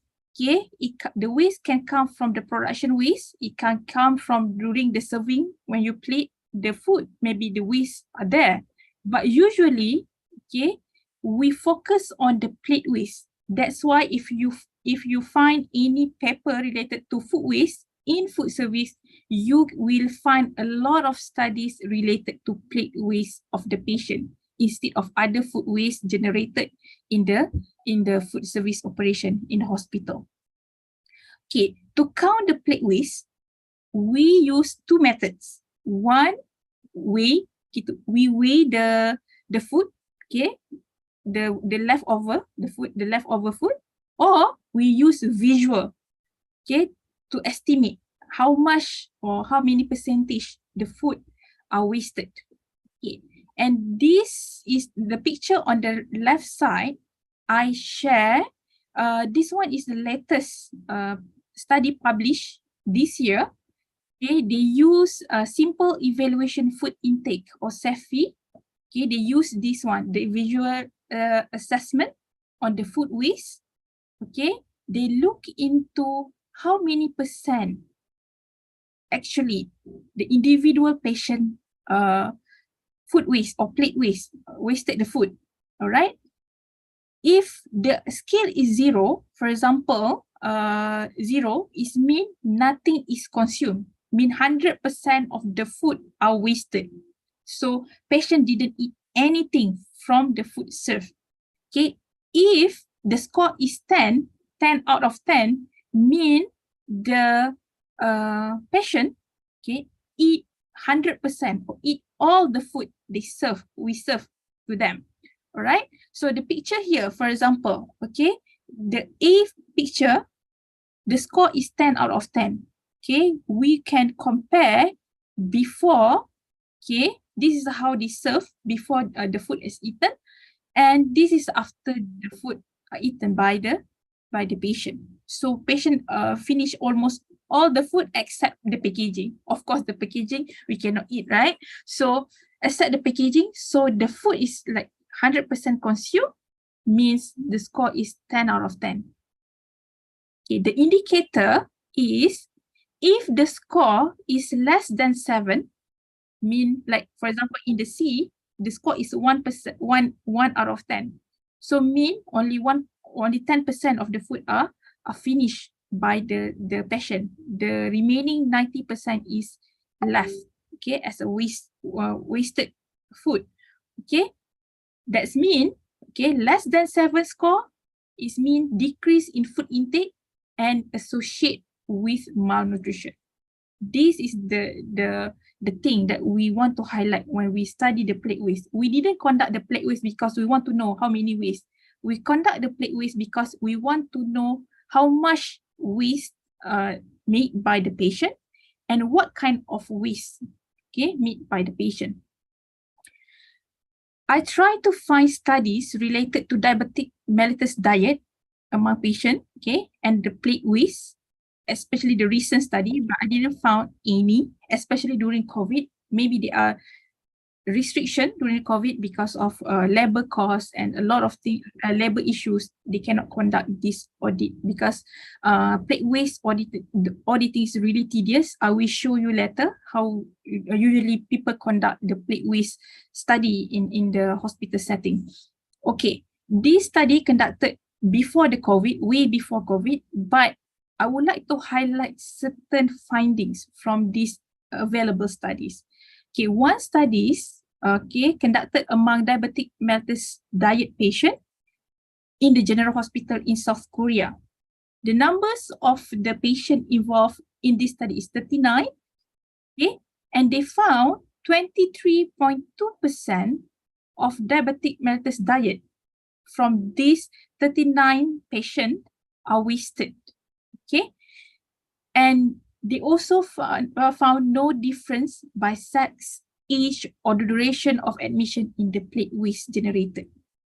Okay, and I would like to highlight one of their significant studies, okay, findings, which is they found significant difference in plate waste generation between, okay, diabetes mellitus patient that get information about the diet as compared those who didn't get any information. Can you see the difference? Those who get the information, they tend to waste little compared to those who didn't receive any information about the diet. There are many possibilities why this happened. One of it, because of human behavior, we really like to get the information before we make the decision. For example, when you go to the restaurant, before you decide to eat or to decide what to order from the menu, you usually ask the waiter, what kind of food? How is it look like? How about the taste? Okay, because you want to build the expectation before you make the decision. This is one of the things that may be explained why patient, those who receive the information about their own diet, tend to waste food lesser compared to those who didn't receive the information. Maybe this is good notes for us as a practitioner. Second, study by Modic et al., okay, conducted in 2011 among diabetic mellitus diet.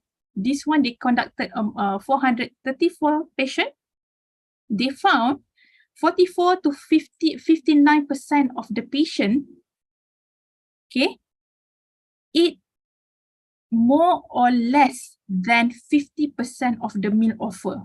It means almost like on average, half of the patient that receive the food, they will not eat another half of the food they receive. Half they eat, another half they throw away. Okay, this is another way to see the findings. It's kind of like, for me, it is a shock, because can you imagine if you have patient, but your patient, diabetic mellitus patient, but they didn't eat your food that you serve to them, like 50%, how they can get the nutrients, right? Okay, so these are the factors they found from this study contributing to plate waste. Okay, because they asked the patient, those who didn't complete the food that they serve, they asked the patient to report the reason why they didn't complete the meal. So there are four main themes or four main factors. First, patient-related issues. Okay, for example, patient feel low appetite, dislike food offered. Second, treatment issues. Third, illness-related issues. And fourth, the food service issue, like portion size and food temperature. Okay, and these are the suggestions from the Modic et al. Okay, the first two is more the clinical part of the managing the diabetic mellitus patient, like recorded meal consumption pattern and document all food and beverages pattern. But for today's sharing session, as a food service, with a food service background, I feel like to share more on the third suggestion, which is this researcher said maybe if you offer room service or meal on demand, may increase nutrition intake when patient away from regular meal times. Because some of the patient, if I'm not mistaken, 30 feedback from the patient, they say they didn't eat the food because they don't have enough time, because they have consultation time with the doctor during the meal time. So to counter this issue, Modic said, why not? Okay, we can serve as a room service like in the hotel, where the patient can call the kitchen and get the food at any time they want, right? So that they can eat at their own sweet time compared to the normal eating time. All right. So far, okay. Is it okay? Any question? Or is it okay if we continue? Okay, maybe next continue. Okay, all right. We continue until the end, then we can To open be the. continue. Okay. Continue. Yeah. Okay. All right. There are many reasons for food waste in hospital. The one that I present earlier is more on the patient side, right? How patient view on why they waste the food. But there are many other reasons why food are wasted in hospital. Because when we talk about food waste, it's not about the patient make the waste. The waste is start from we buy the ingredients until the patient consume the food. So the waste is like not only at the patient side, but also the whole system of food service contribute to the overall food waste of the hospital. So here are some of the factors or the reason why the food are wasted in the hospital.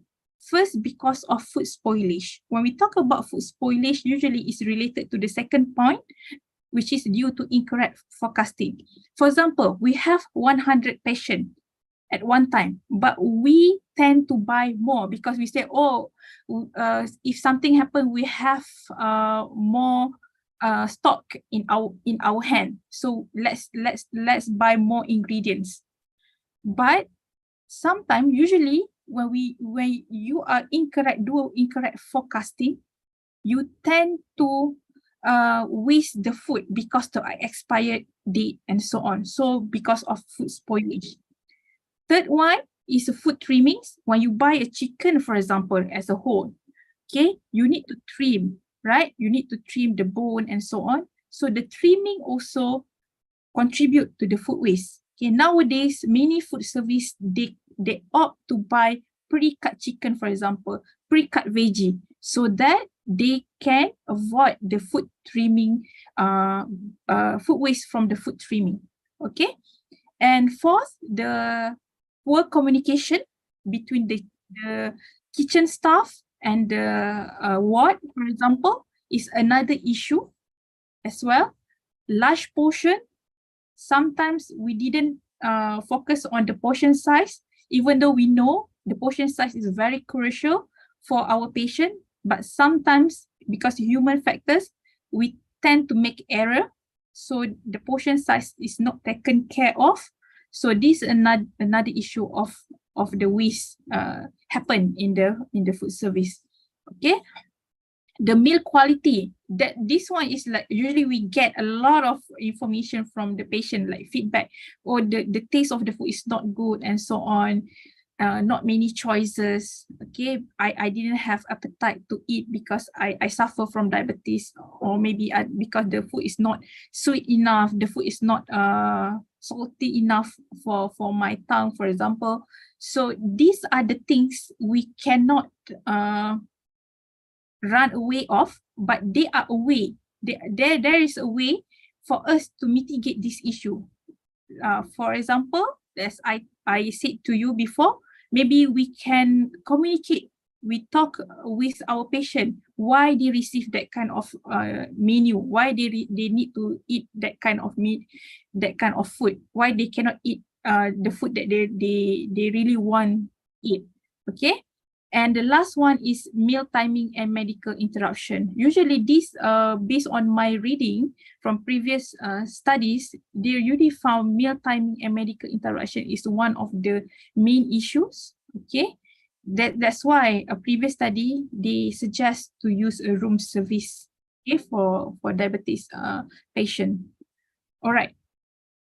I think I already covered this. I already tell you in a way, food waste happen in food service, hospital food service, starting from the input, from we forecast how much ingredient we want to buy, okay, and then waste product also happen here during the food production, during the food service when we do the food delivery, as well as food consumption. All these food waste are counted as hospital food waste. Okay. And usually in hospital, okay, other than food intake among patients, there are another things that we tend to negligate. Okay, because we think we are health professional, we didn't play a big role in our environment. We say, oh, food, we want to know about food waste in hospital because we want to make sure our patient eat what they should eat, like in terms of food intake. But we usually didn't focus on the environment intake, environment issues, consequences of the food waste that generated in a hospital food service can harm our environment. And this is also a role of us as the health provider to make sure that the land, okay, the food are not dumped into the landfill, okay, because when the food, organic food waste dumped to the landfill, okay, without doing nothing, the landfill gases will contribute to the climate changes. Okay, this is now a huge issue around the world. Okay, all right. In terms of food waste and COVID-19, surprisingly, there are not many papers or published in the food waste during COVID-19. There are only one paper published this year. They found that COVID-19 negatively affect food service, especially increase of food waste, contact restriction, okay, social distancing, and labor shortage.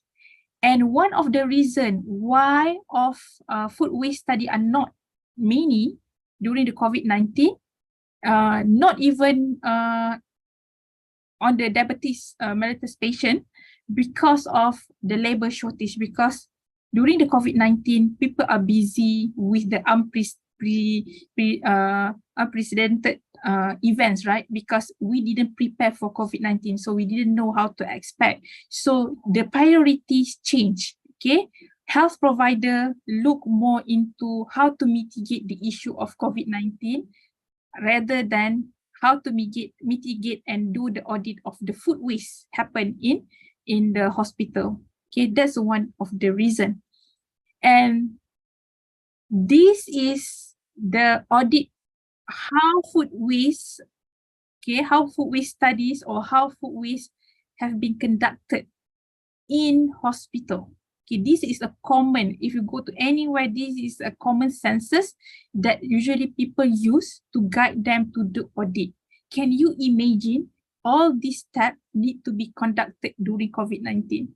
If you go through all these steps, right, you will notice that there are certain restrictions cannot be done during the COVID-19, especially if you do the waste management or you waste calculation, waste quantifying using the picture, okay, the visual estimation, or you weigh the food. Okay, these are the reason why. That's why, okay, I cannot share with you any paper related to food waste during the COVID-19 for the diabetic mellitus patient. So far, I didn't find any. Okay, maybe they conducted but they didn't publish, maybe because the number was not that the sample is not that big. Okay, so what are the lessons learned from the COVID-19? Okay, one thing that we can learn, okay, for the COVID-19, after the COVID-19 as a post COVID-19 pandemic, the use of technology. We like it or not, technology play a greater part in our life nowadays. Okay, instead of we hiring people to do quantifying, okay, take a picture and then we do the estimation, the most efficient way to do it is using food waste scanner. We didn't need to hire people to take a picture to quantify the food, what kind of food patient waste. We just bring the tray and then we dump all the food here, and then while we dump the food, the scanner itself will take a picture and then quantify and tell us about what are the food wasted there and then. And all this information can be stored in our tablets. Okay, then we can do analysis of data. And this one, maybe we need to, at the first point, we need to spend money to buy this scanner, but in the long run, it will better than hire a person to do it. Okay. Another lesson learned from the technology, from the COVID-19, also using technology. We use technology to implement the ordering system. Maybe before this, before COVID, we use paper and pen, we fill a form. Okay. Now, maybe we can use the apps. Maybe we can develop apps for the system, ordering system. So that, like in the picture, okay, patient can do the ordering system at the bedside. Okay. And this ordering system can be integrated with the spoken menu. Okay, spoken menu here means, okay, we provide a call, a phone call, or recorded phone call, talk about, explain to the patient what the food we serve, and explain why they receive that kind of food, for example, so that patient have the expectation, they can lower the expectation on the food they receive, so that when they receive the food, the satisfaction will be increased. Okay. Another one, we can provide room services, like similar like hotel rooms service concept. Patient have a flexibility to choose the menus and when to eat their meal. Maybe some of us are like consider, what if we don't have money to implement this kind of services? Maybe my suggestions, okay, maybe you can start from the smaller ward, maybe the VIP ward, maybe most like VVIP ward, like maybe that we can start with that kind of ward first, and if that the implementation is okay, we can expand to other ward as well. All right. And the last thing, I think this one may be suitable with the theme of our webinar today. Okay. And I think this is the most recent and people go toward this approach, which the lesson learned from the COVID-19, the hospital need to have their own edible garden. Okay.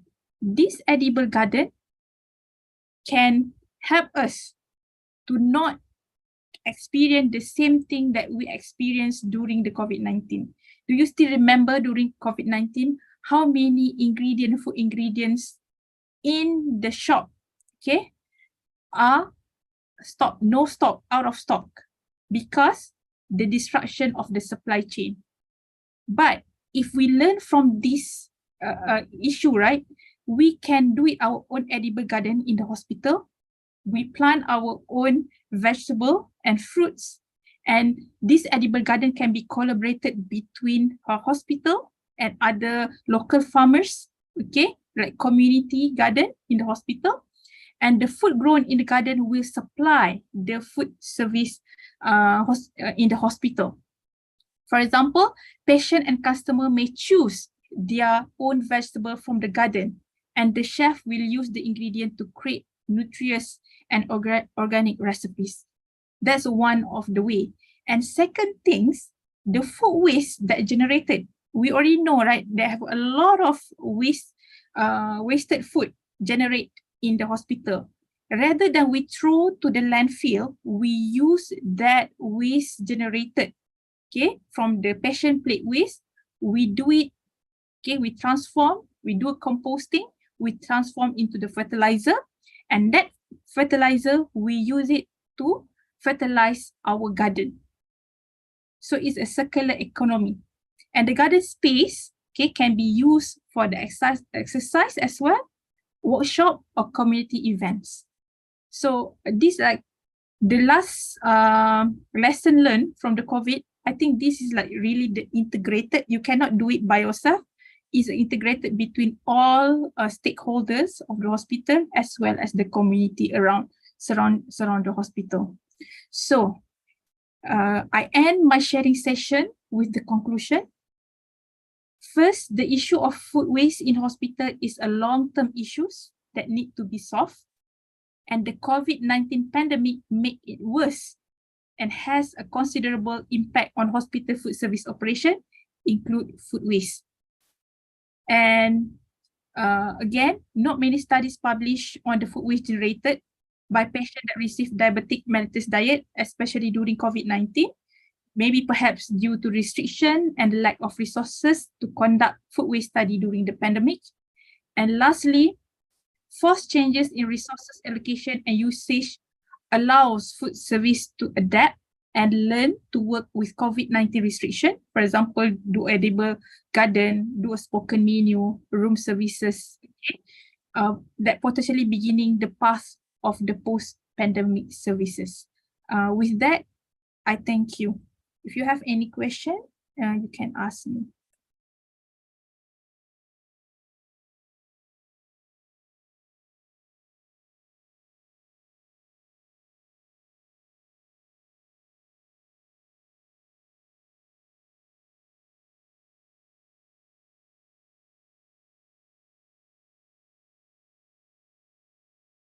Excuse me, Dr. Norman, you're still on. Okay. Thank you, Mrs. Safika. Very good presentation. Thank you. Okay. Next step, we will discuss about the material. Every participant can make question in the chat box or maybe can raise hand. And the first time I will read about the question from Dr. Nurul Hakimah. This is Wakil Direktur 1 from Politeknik Kesehatan Malang. Maybe I will share the question. Okay, I will share the question. Everybody can read about the question, maybe. This is the question. Food service is one of the factors that contribute to the producing food waste in the term of food portion size. What does this mean? Serving food should only be one small portion to every come this problem. What do you think, Dr. Safika? In relation to the specific objective of food service operation? Okay. Please. All right. Thank you, Pak Rahmat. Thank you, Dr. Nur Hakimah, for the questions. It's a good questions because these are actually a good question as a good practicing thinking, because all of us know to make the patient should eat a certain amount of food, right? But certain patient, they didn't know they required to eat that amount of food because they need it. So one of it, we need to explain. If we go to the portion size, we must explain to the patient why they need to eat that amount of food, rather than we just left them with the portion size without explaining to them. That one thing. Second thing, perhaps we can ask their patient input as well, whether they want it. Maybe certain people, they have behavior when they eat lunch, right? Maybe at the first time they will eat half of it. After 30 minutes, they come back again and eat another half of the food. So that the portion size, maybe it should be meet the requirement of the patient, but at the same time we need to know the behavior on how they consume all those portion size. And from the kitchen side, okay, these are, if you notice, if you find there are certain studies also found that certain places, the kitchen staff, they didn't have awareness that the portion size, like standard portion size, is very important. Sometimes they didn't do a portioning correctly. So that's another issue that we need to cater in the food service. So two sides, the patient as well requirement, as well as at the kitchen operation. I hope I answer your question, Dr. Hakimah. How is Mrs. Nurul Hakimah? It's clear? Yes, ma'am. It's clear. Thank you, Dr. Safika. Okay. Thank you. There is a second Maybe to the second question, before that, maybe I want to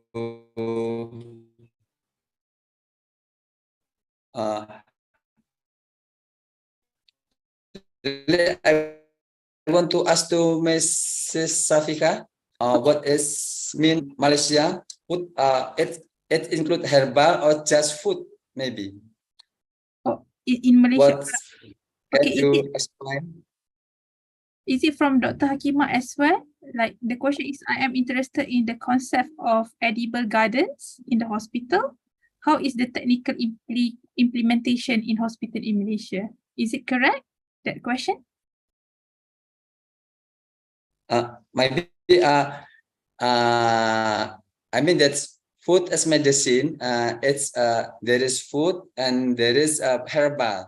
So in the Malaysia, herbal for patient too or just food maybe. Okay, in Malaysia, I didn't maybe in terms of practice, I'm not sure how many hospitals have done it, and in terms of the publication, I didn't see anything implemented in Malaysia yet. I think if you're interested to do it, you can do both. Like in Indonesia, if you think like the herbal as like maybe the herbs can be like the kemangi, maybe you can use like what we plant in our home, right, that we use for our cooking. Well, maybe we can plant it in the hospital as well, not only vegetable, so that the patient know, oh, this kind of food actually good for, I can consume it even in hospital, they are available, and I can request this kind of food, this kind of herb in my food. So that's my suggestions if you want to implement in Indonesia. But from the Malaysia, in terms of publication, I didn't read any things about what kind of vegetable they usually or herbs they usually plant in the hospital. Thank you, Mrs. Safika. Thank you. Okay, in the second question from Dr. Nurul Hakimah, that is, how is the technical implementation in hospital Malaysia? Okay, I think similar question like before. Dr. Hakimah, so far, as I said, I didn't see any publication on the implementation of the edible garden in the hospital. But last 2 weeks, I have opportunity to visit one of the public hospital nearby our university, just next door. Okay, it's a public hospital, and they turn the food waste into the compost fertilizer, and that fertilizer they use to fertilize the landscape of the hospital. I think this can transform. If you want to go further beyond the landscaping, we can do it like using the fertilizer from the food waste for the edible gardens as well. How is about Nurul Hakimah? It's clear, Ibu Nurul. Hello. Yes. Miss Nur Rahman, I asked to Dr. Safika. Your explanation is quite clear, but what does it mean that the hospital has a garden? The hospital has their own not a edible garden. They have the garden landscape, like the flowers, right, the landscape of the hospital, not the edible garden. So far they use that fertilizer from the patient food waste. They use it to fertilize the landscape, not the edible garden, because currently they didn't have the edible garden. They plan to do it, but not yet. Okay. So I think this opportunity, yeah, I think this is a good opportunity for the future, right? We can do it, like use the waste to fertilize the garden of the hospital, so that our patient can get the results from our initiative.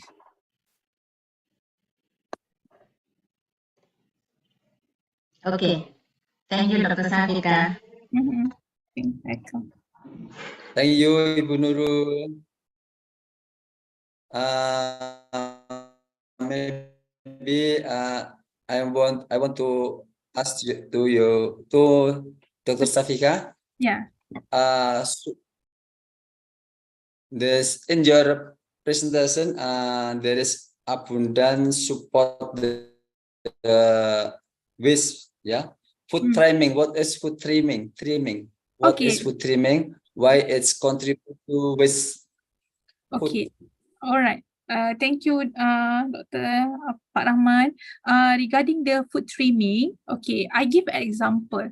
For example, when you buy a chicken, right? You buy a chicken, whole chicken, like seekor ayam, right? With the head and everything. When you want to cook, you need to trim the skin. You need to put all the excessive fats. You need to trimming, right?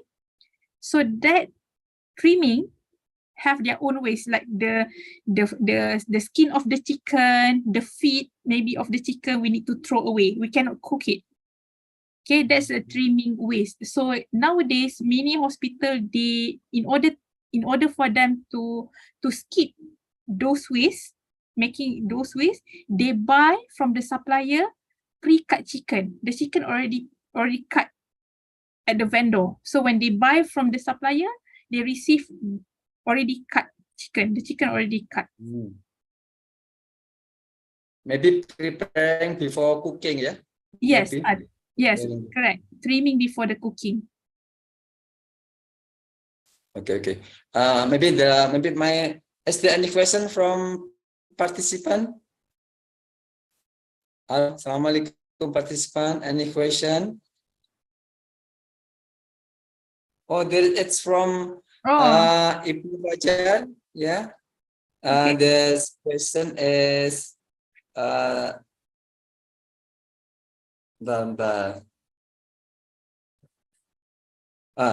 would you like to give me information if our alumni nutrition department will study to MSU or UPM, yeah? What is department or major specific and order is very interest. Okay, In the chat box. It's MSU, right? I used to work in MSU. I think if you Ibnu Fajar, is it Ibnu Fajar? If you are interested, you can email me. I will pass you to the my colleague in MSU. I still have colleagues in MSU. Mrs. Safia, in UPM or MSU? UPM, yeah?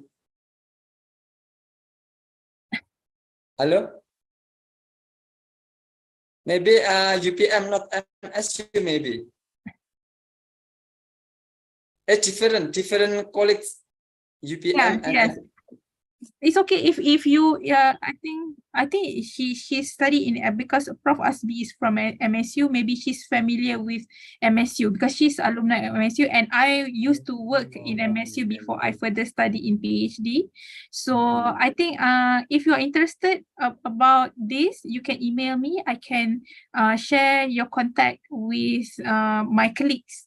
Who's still in MSU. No issue. Okay. Thank you, Ms. Safika. Thank you. I can give my email. I can type my email here so that you can email. Okay, thank you, Pak Ibnu. Okay, thank you, Mr. Nur Rahman. Okay, Pak Ibnu, terima kasih. Maybe any question? Mrs. Safika has write in the chat box, everybody. Okay, thank you. Any question? All participants? It's lunch hour. I think maybe people get hungry now. Yeah, I think it's never mind because all participants in the home. It's nice to activity now. Yes. Mrs. Mr. Tafika, is the your experiment how many glass water, sweet water, for 2 minutes diabetes mellitus? How many glass? Water for diabetes, okay. I think I'm afraid to answer that questions because I'm not dietitians or nutritionist. Okay, I'm more on food service, the managing, food service. So I afraid to, because that's not my expertise. I think if you ask my colleague, the best person to ask is Dr. Barakatun Nisa. She's really her expertise in diabetes. Yes. I'm sorry, I cannot answer that. Okay. Thank you. Hello, participant, any question? It's my time before we close the meeting. Maybe Mrs. Ekowati, any question? Ibu Eko? I think enough, Pak Nur. Oh, enough. Okay.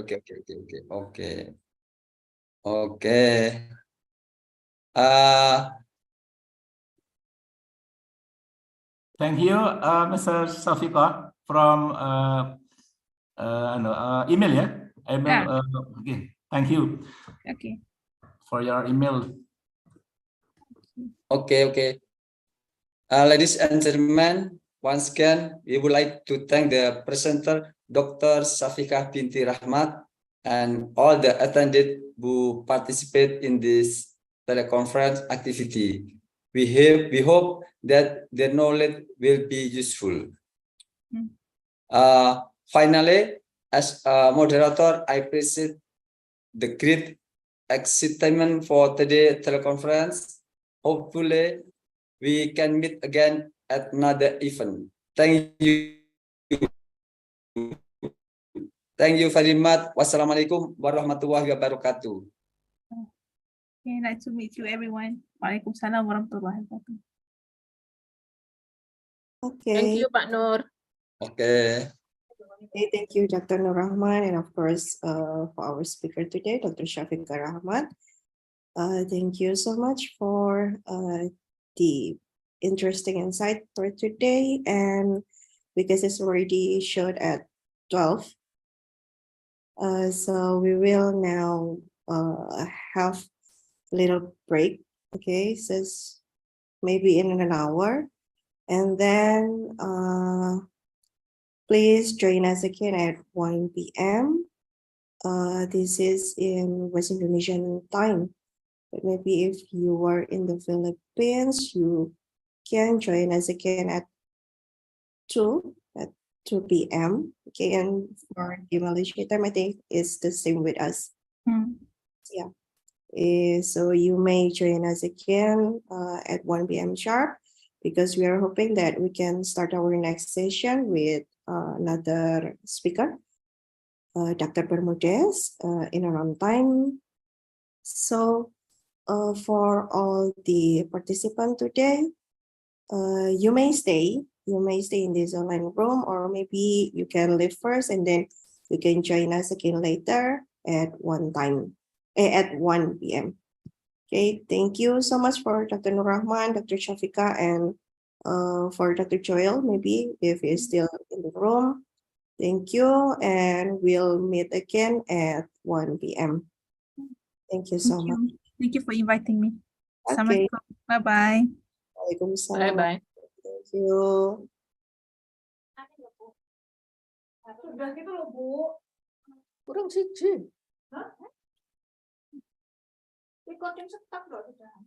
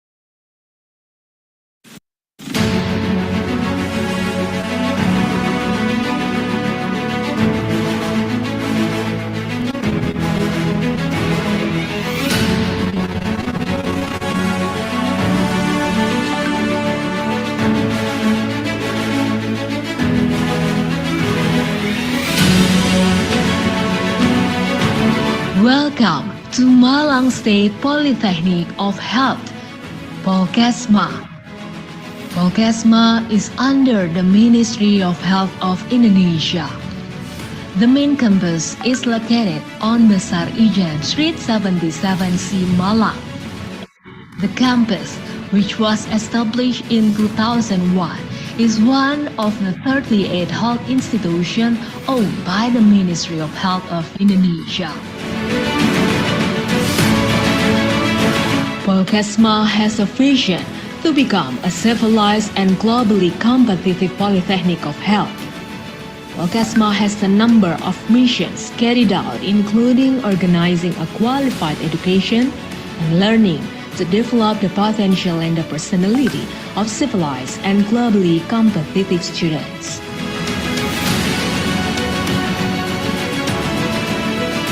Polkesma also working on developing the productivity of applied research and service for qualified and innovative communities. Besides that, developing good organizational governance based on information technology. And finally, Polkesma is developing cooperation and productivity both of domestic and international partnerships. Polkesma has 5,000 students that is divided into 4 majors and 20 programs study.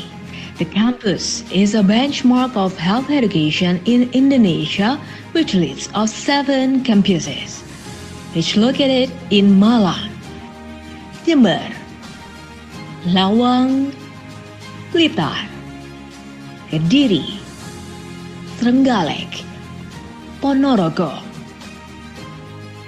At present, Polkesma offers study program, Diploma Program of Nutrition Study, Diploma Program of Nursing, Diploma Program of Midwifery, Diploma Program of Pharmaceutical and Food Analysis, Diploma Program of Medical Records and Health Information, Diploma Program of Health Insurance, Diploma Program of Blood Bank Technology, Undergraduate Program of Applied Nutrition and Dietetics, Undergraduate Program of Applied Nursing, Undergraduate Program of Applied Midwifery, Undergraduate Program of Health Promotion, Undergraduate Program of Applied Safety and Health, Undergraduate Program of Professional Education, Dietitian, Nursing, and Midwife. To support lectures, Polkesma provides educative facilities, starting with lecture rooms with modern learning media. Integrated functional laboratories supported by advanced technology. Digital-based integrated library or library, counseling unit, dormitory, mosque, gazebo, canteen, sport facilities, hotspot area, computer room, language laboratory, nursing laboratory, nutrition laboratory, midwifery laboratory, blood bank technology, medical record, and a secure parking.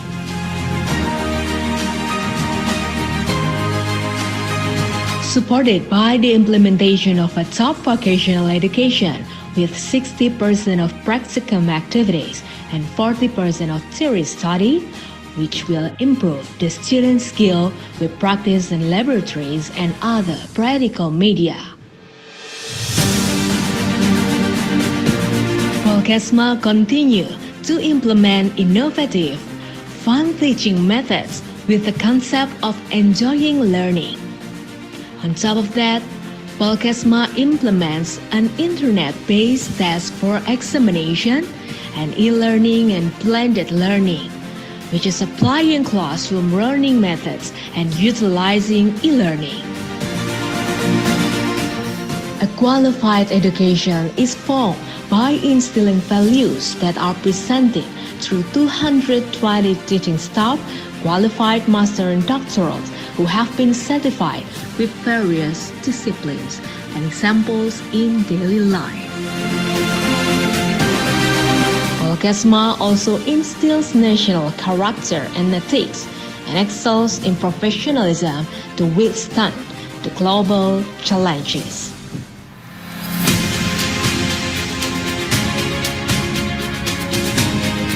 Beside academics, Polkesma also prepares students who are confident in their abilities by providing student activity units, developing students' interests and talents ranging from arts, sports, science, Red Cross, Scout, language, and spirituality. This is where the step of realizing the ideal begins, by channeling freedom of expression. Polkesma educates students to be loyal to the country and have a mental attitude of character by providing an education of national defense. Polkesma shows success in producing superior individuals with both national and international achievements. National and international cooperation with the health education institution as well as the health service institutions. This success can also be seen from the distribution and role of Polkesma alumni in international health agencies, spread across Asia, Australia, Europe, and even America.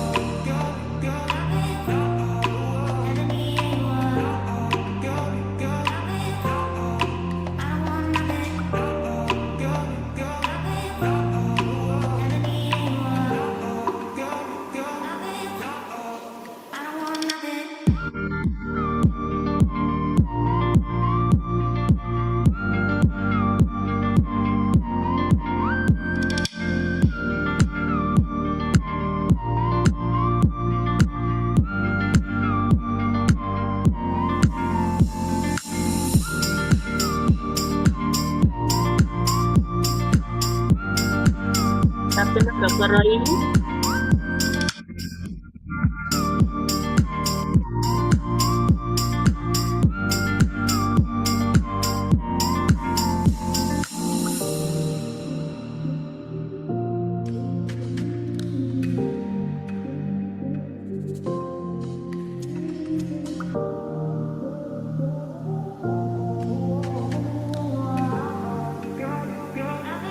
You can still mute, Dr. Roy.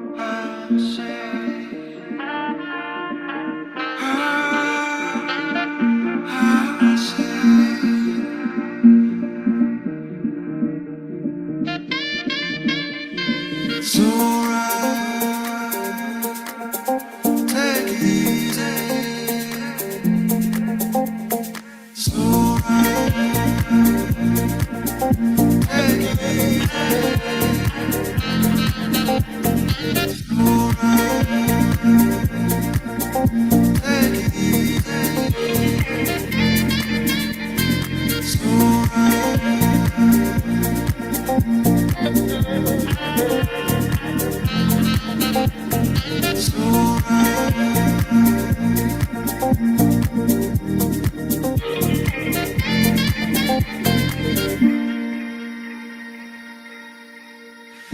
it easy.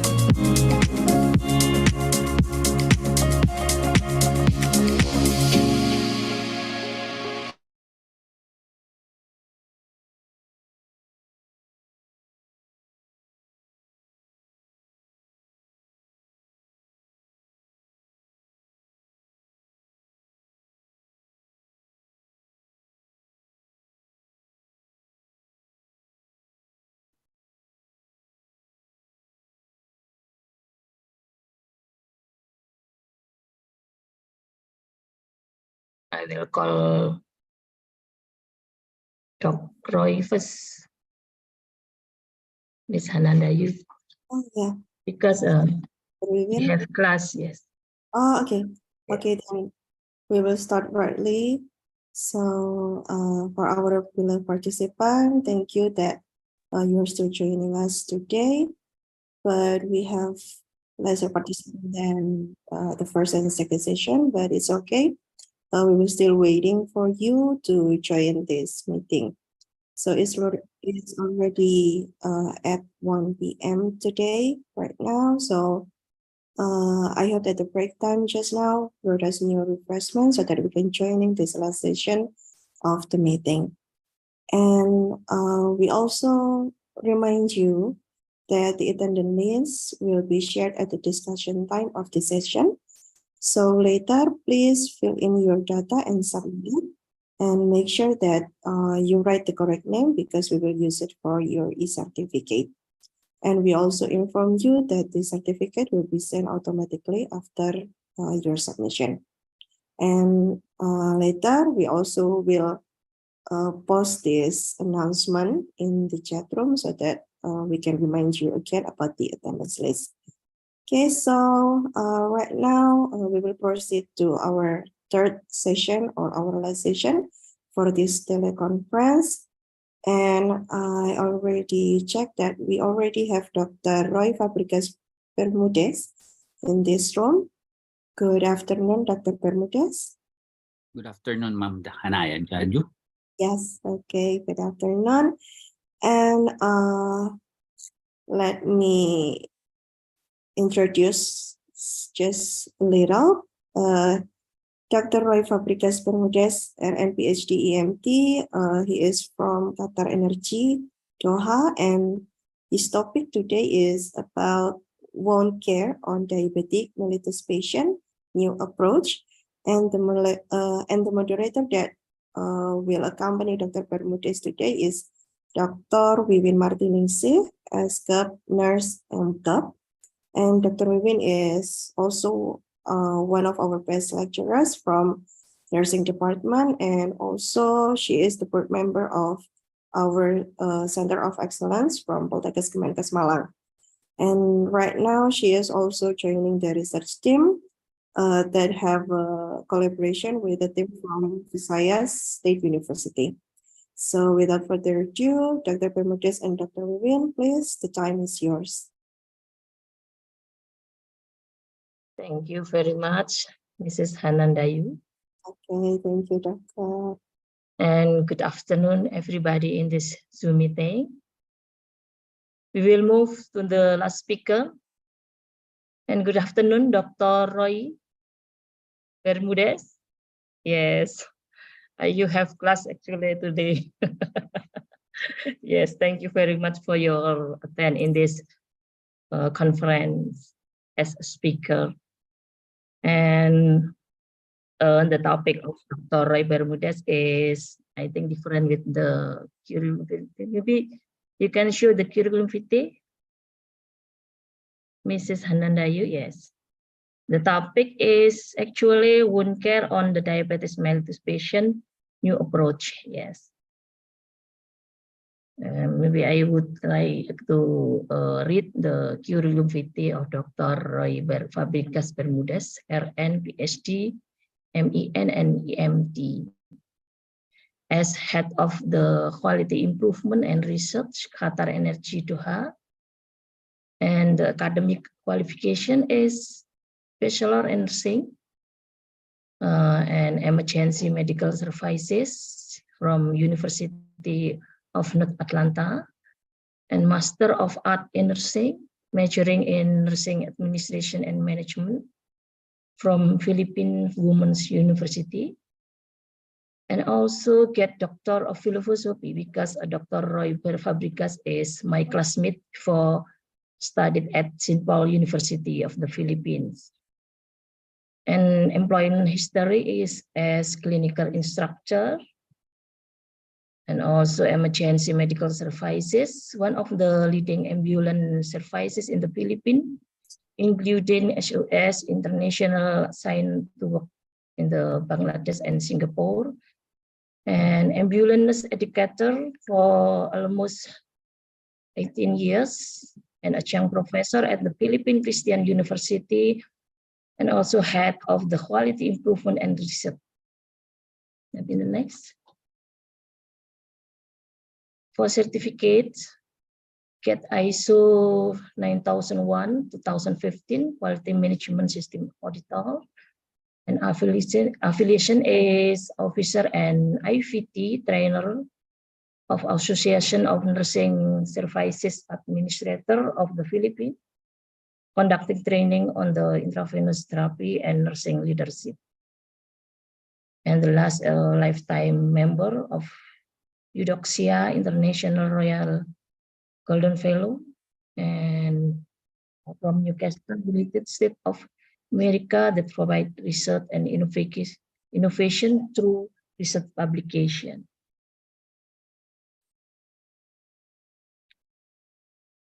And for Dr. Roy, you have time, maybe just 5 minutes. I think no problem. You can get deliver your material, and then 10 minutes for question and answer.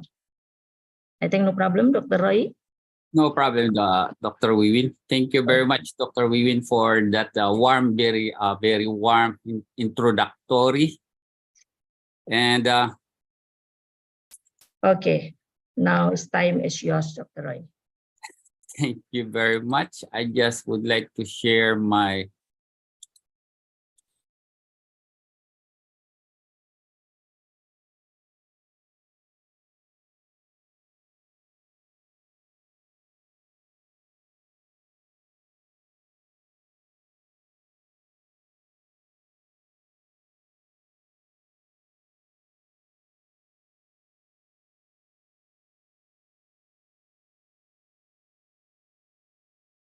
can you see my presentation now?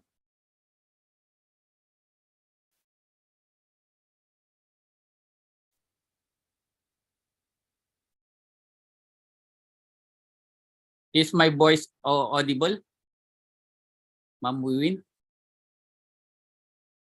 Yes, we can hear you, Dr. Roy.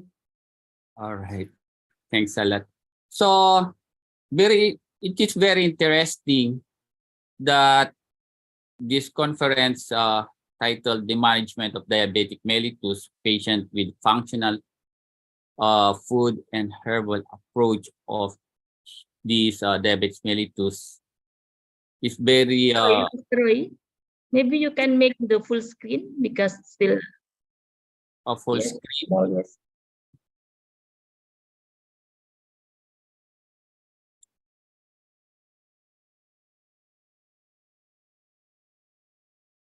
Okay. Can we have it already? Yes, already. All right, that's good. So my topic would be the wound care on diabetes mellitus. It is a new approach. So from here we have our learning objectives, or this is after the lecture, you will learn about diabetes to diabetes mellitus. We're going to differentiate the diabetes to diabetes mellitus. There are 4 types here of diabetes that we're going to discuss. And of course, we're going to discuss the complication, which is one complication here is the wound or the infected wound. So from here, we're going to discuss on how we're going now to do some treatment or some intervention of how we will clean now the wound.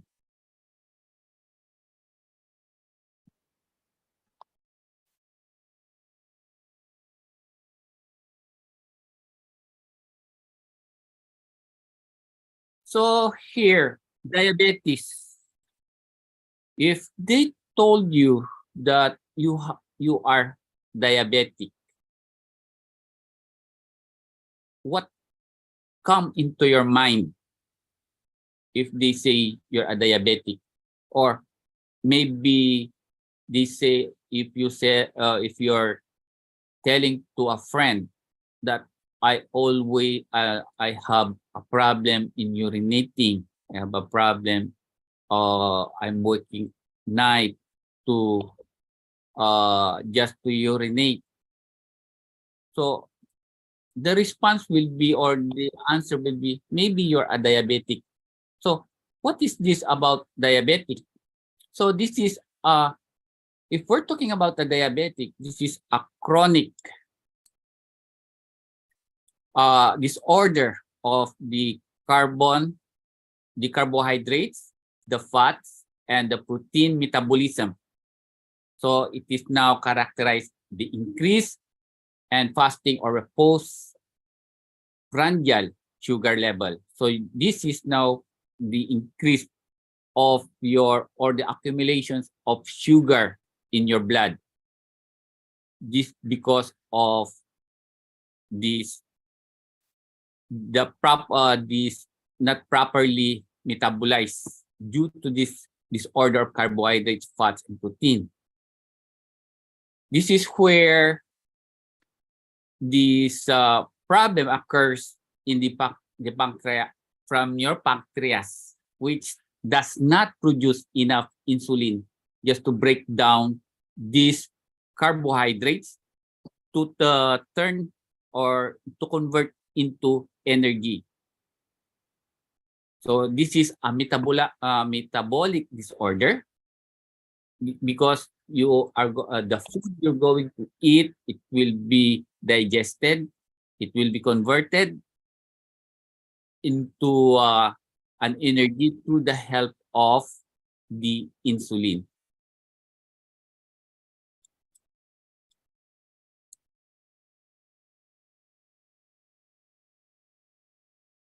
So if you hear the diabetes mellitus, this is now the doctor's diagnosis. You have diabetes mellitus compared to say that you have a diabetes.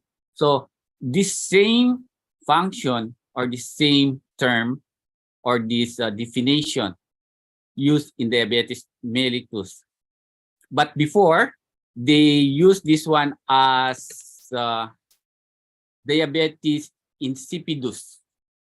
They try to tell you you have a diabetes insipidus, but now they more currently use now the diabetes mellitus, which is now the disorder which a body does not produce enough or responds normal to insulin, causing now blood sugar, or we're talking about your glucose level to be abnormal high.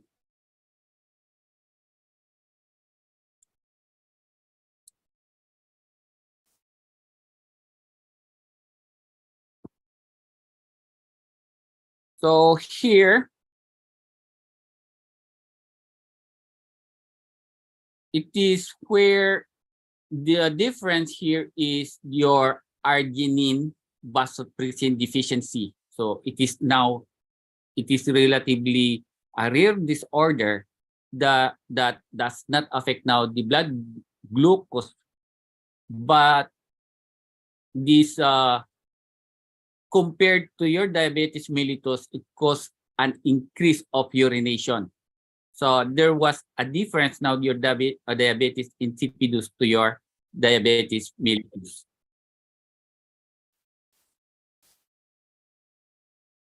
So your doctor often use the full name diabetes mellitus rather than diabetes alone, which distinguish now this order for this arginine vasopressin deficiency.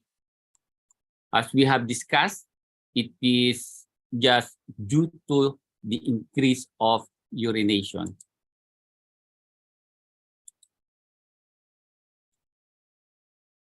There are common types of diabetes, which is we have now your pre-diabetes.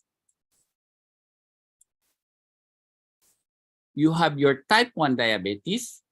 We have the type 2 diabetes, and we have the gestational diabetes. But first, we're going to discuss on your pre-diabetes. So here, your pre-diabetes is a serious health problem where the condition where the blood sugar level are high than the normal. But this blood sugar, which is we call it high, but it is not still not yet to tell you that this, or to diagnose you, or to tell you that you have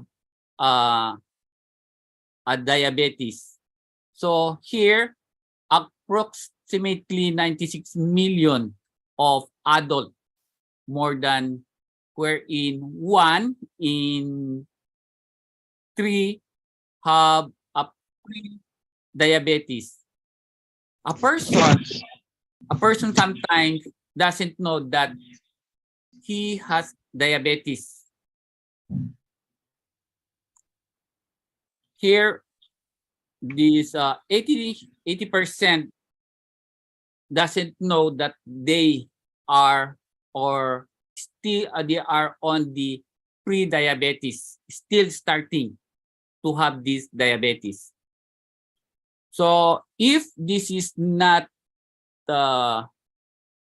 cured, or it is not been diagnosed that you have a diabetes, this will lead into a type 2 diabetes. Maybe sometimes there will be a complication, will be you have a heart disease, or you might have, or you will have stroke.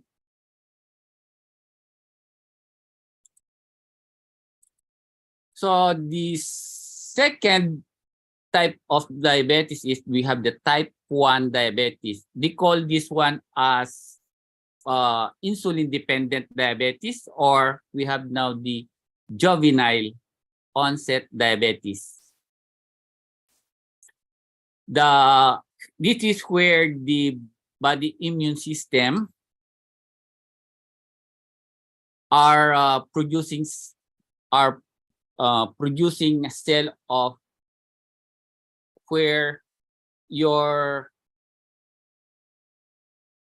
autoimmune system are having problem or reacting, or we say now your body attack itself by mistake. So if you have diabetes or the type 1 diabetes, this is where the body immune systems are failing to recognize that you have this kind of disease, because it's sometimes it attacks this or it interprets the body differently.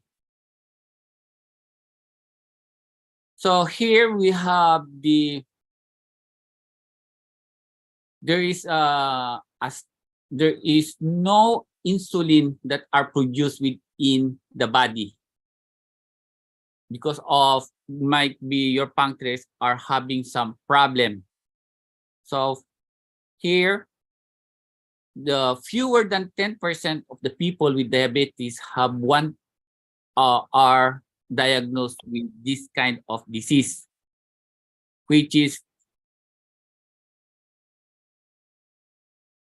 from this age of 30. If you're at the age of 30, they try now to diagnose you this kind of diseases. So scientists now believe that the environment are one of the main factor. So possibly the viral infection or the nutritional factor during childhood or early childhood cause now the immune system to destroy the system or destroy the insulin that is producing now insulin, which is we call this one as your pancreas. So there are symptoms often develop quickly, and if you are diagnosed of having this type 1 diabetes, you need every day injecting insulin so that you will survive. So at present, there is no preventive of how can we avoid this type of diabetes.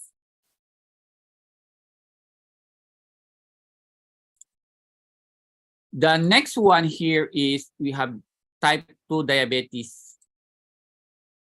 This is where if you eat now food and it goes to your stomach and then it will be converted into glucose. So there is now accumulation of glucose within your bloodstream. So we need now an insulin to produce the insulin that is produced in your pancreas, so that your glucose that are in your bloodstream will be break down and it will change now into energy. But there was a failure because of your pancreas is injecting or excreting little of this insulin.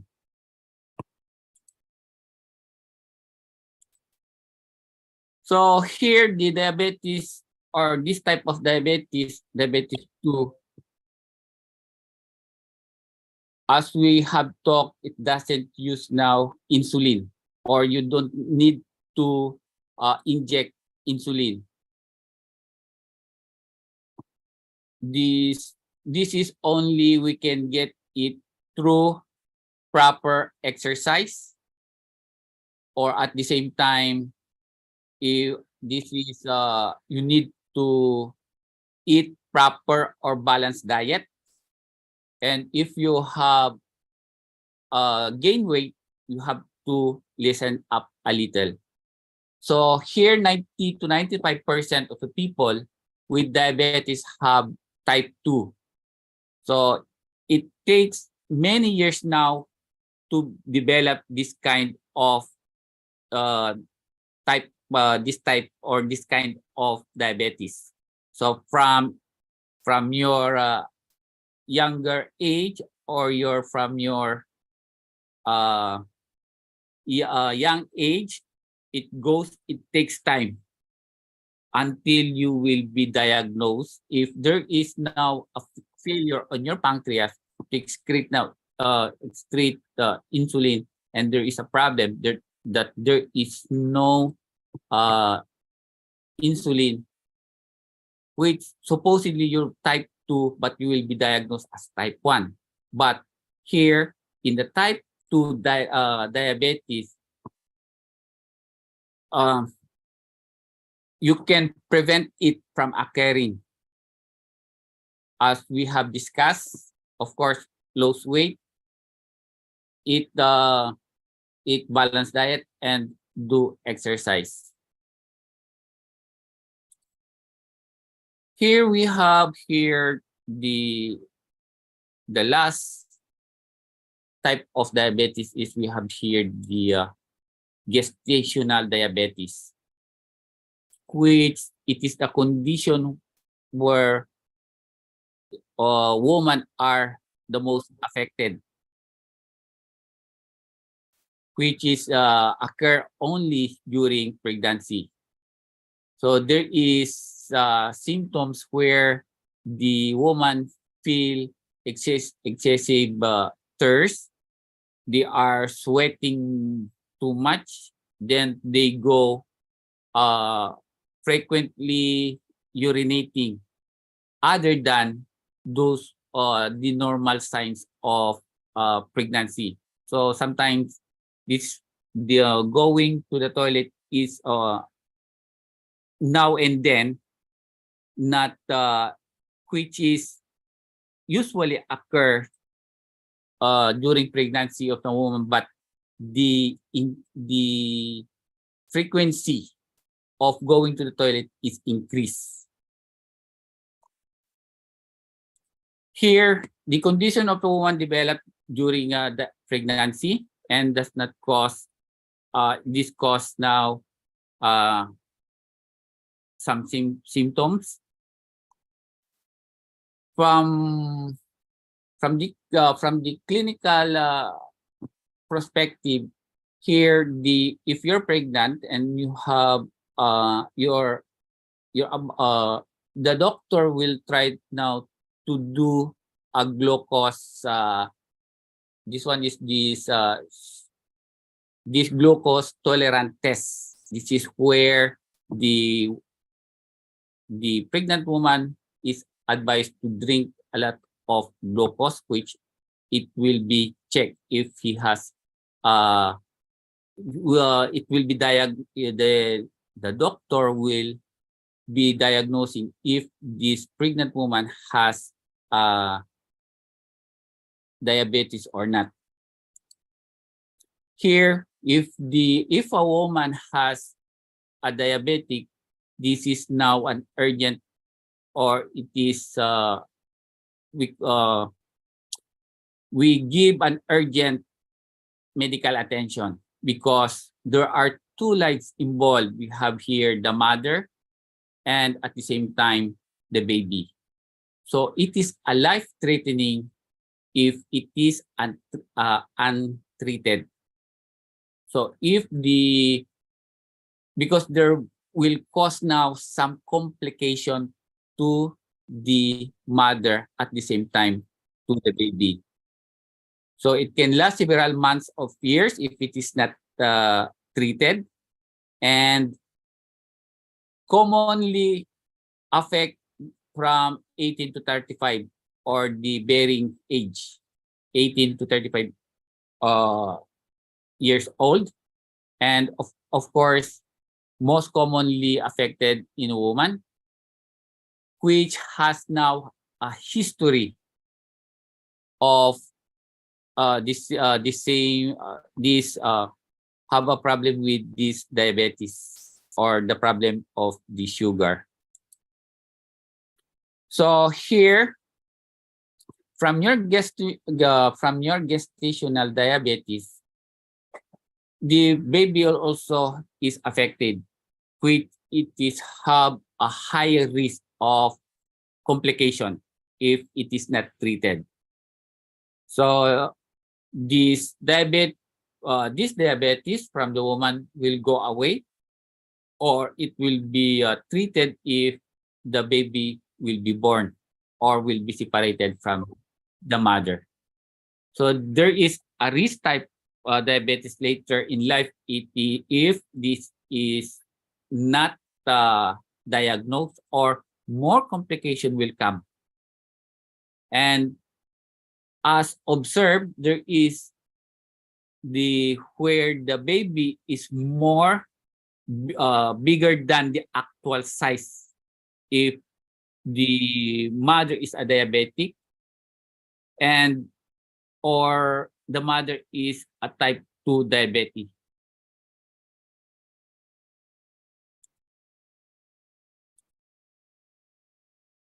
So there are complications of the diabetes mellitus. Here, there is, we call it,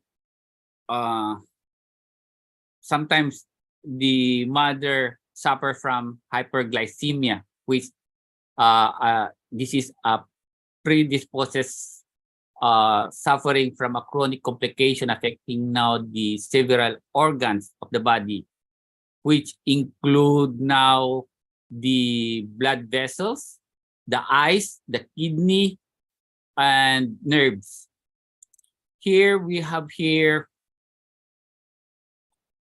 if the nerve is affected, it will cause now a terrible pain, which is cause numbness. You cannot feel anything.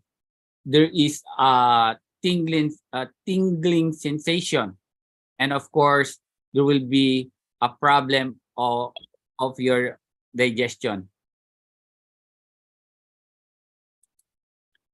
So there is also a problem on your kidney, which will cause a kidney failure, and a need, if there will be a complication of your kidney, you are now advised by your doctors to do a dialysis or through transplant, or to your kidney transplant if there is a severe complication on your kidney. Here we have your eye damage, where it might end up into blindness, which you cannot see anything. There will be also cataract or clouding of the eye, and of course there would be glaucoma.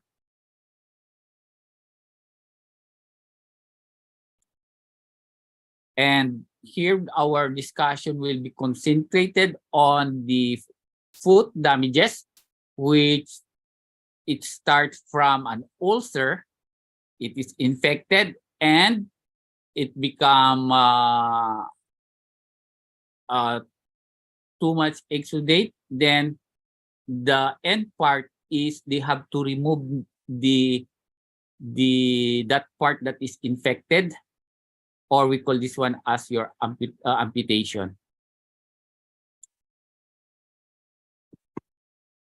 So here you can see the diabetes complication. We have the heart attack, we have the stroke, we have the peripheral neuropathy, we have the diabetic retinopathy. But our concentration here is on your diabetic foot, which is commonly are seen on the patients who are diabetic. So if we say diabetic foot, it is a condition that affect now the people with diabetes. It is caused by nerve damage or due to poor blood circulation, which now that will lead now to infection, or in severe cases, there will be amputation. And the most, the signs symptoms of this diabetic foot is we have numbness, as we have discussed. There is tingling. There is a burning sensation, or the pain in the feet or legs, as well as there is now changes in color or temperature. So here are the signs and symptoms that we discussed. Here we have there is now occurrence of some tingling, numbness. There is a pain because of there is venous insufficiency. So it will lead now to leg ulcers, which are commonly seen in a diabetic person, which has a percentage of 70 to 90%. So here, estimated they have estimated that 10% to 15% are due to combined venous and arterial insufficiency. So there are those women who are 3 times more likely than men to have this venous insufficiency ulcer. So the risk of ulceration is 7.5 times greater in individual over the age of 65. So here we have the pain, which there is a venous insufficient and venous insufficiency that cause now ulcers. So we have here also the location. Most problem in the diabetic are usually located at the medial aspect of the leg here, this part. So it is common also common areas due to this venous insufficient that cause now ulcers, from ulcers that cause infections and amputation if it is not treated well. So as you can see, if there is a venous insufficient, you can see a superficial or there is an irregular shape, sometimes because of become swollen or become big, and there is a moderate to a high amount of drainage. So from here, this, if there is a big or too much or become big, this is due to these exudates, which we're going to discuss after. So what is now a diabetic wound? So a diabetic wound is an open sores, or it is an ulcer of the skin that cannot heal, or if there is an or sometimes it heals but in a slow, or it takes time to be cured. So this is because of this insulin that helps now in the process of healing. So if you are diabetic, sometimes you don't care if you have a small or all wounds of this diabetic started by a scratch or sometimes very small wound, or it is a minor injury. So sometimes they don't clean it or they don't mind of carrying this wound, and if on the latter part it is now going to be infected.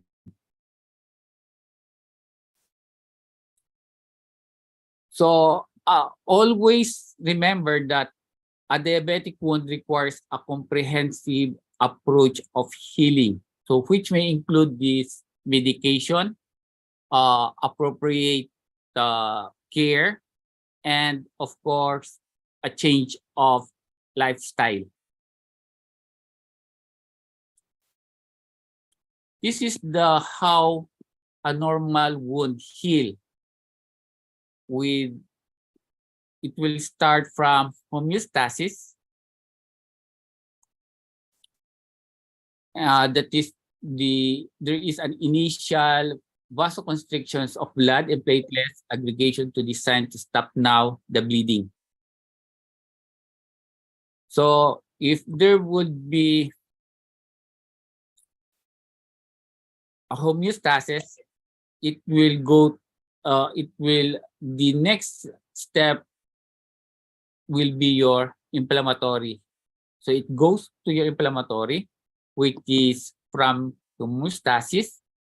It will react to your chemostasis and increase vascular permeability, where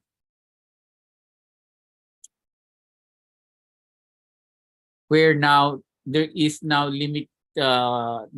limit of the further damage, and the wound will start now to close. So here we need now to remove now some cellular debris, and we are going to cure now the bacteria that will be fostering for the cellular migrainium.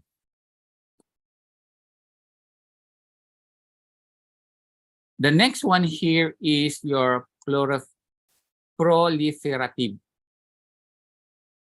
Your proliferative phase is characterized by the formation of the granulation and the neovascularization.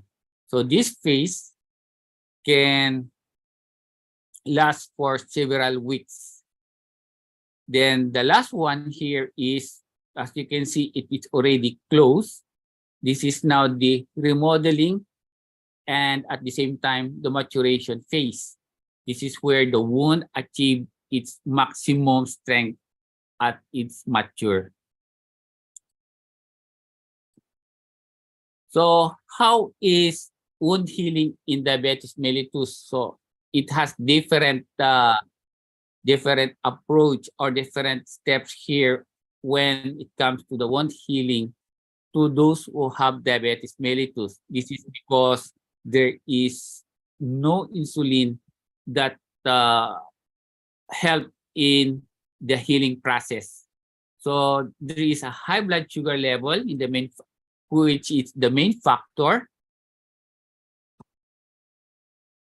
And there is a neuropathy or peripheral neuropathy that can also result from having a blood sugar that is high, which is consistently higher than the normal.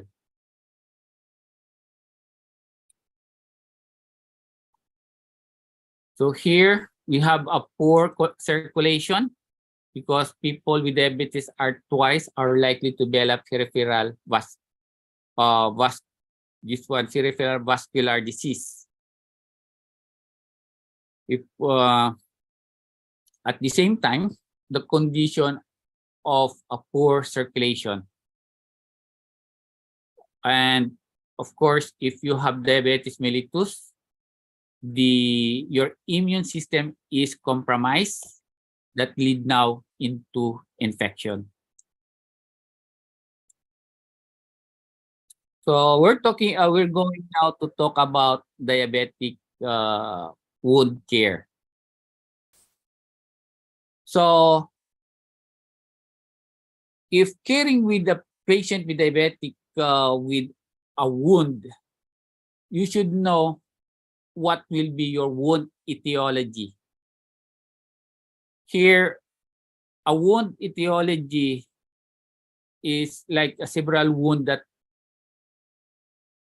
that are grouped into the following causative factor, or the resulting wound classified, which sometimes influence now your clinical understanding of this kind of wound. So here, a wound should be moist. If we're talking about this moisture on the wound, this is now the emanating from the excessive perspiration, or here we're talking about now the excessive perspiration, or your urinary or your fecal incontinence that causes now some formation of infection.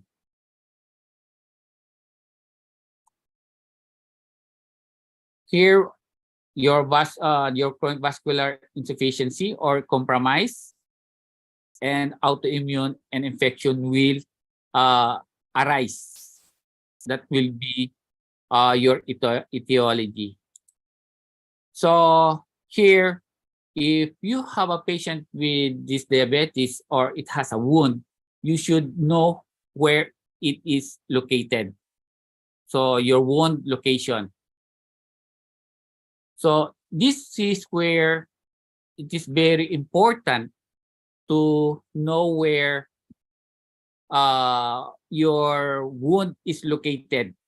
Sometimes these wounds are located on the foot of the patient, or both feet of the patient, or your feet. So from here, you should know how it started, your etiology, or how it looks like. So you're going now to document. At the same time, your wound location will determine now which part of the body is located, and here you will be able to, if there are, for example, endorsement, the morning shift will go out, and then the afternoon shift will take over. So here, the morning shift should know where it's located, or how it looks like, what is the wound look like, so that when intervention, if it is endorsement, there's no need to go to the bedside again with the patient, so that you will go and open and recheck the wound. So if you have documented it properly where it is located, there's no need now to expose the wound, and the nurse or the incoming nurse or the admitting nurse will know exactly where the wound is located or how it looked like. So here your next thing here is a nurse should know what will be your wound dimension.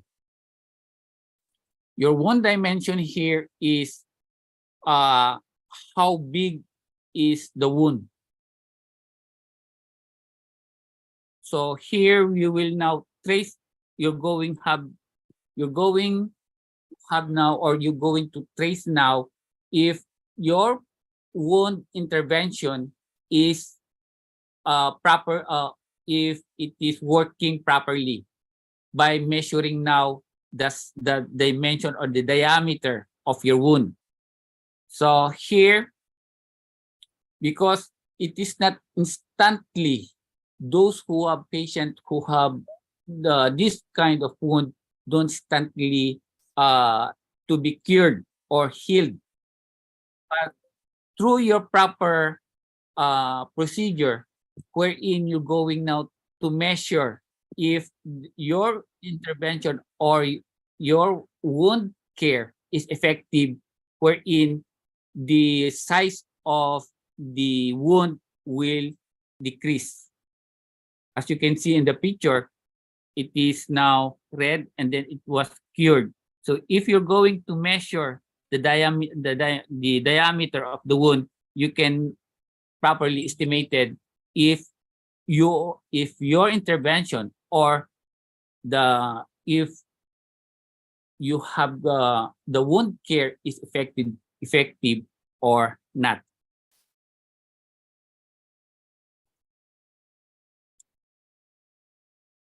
So here we're going now to assess now your wound bed.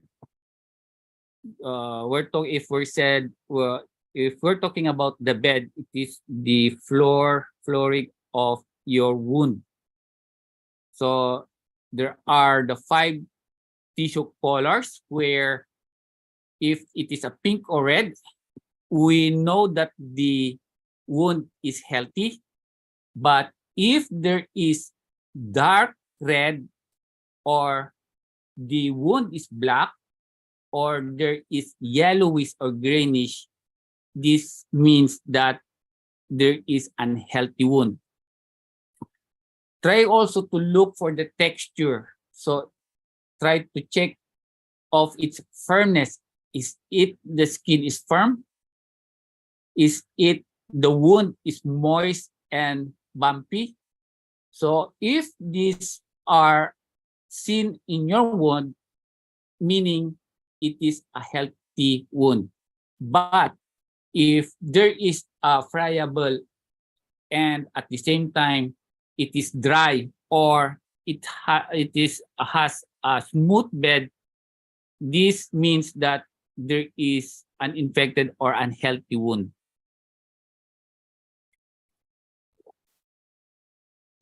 And the next one is your bleeding. So here in a wound, it does not bleed easily. If you're going to do some wound caring and it easily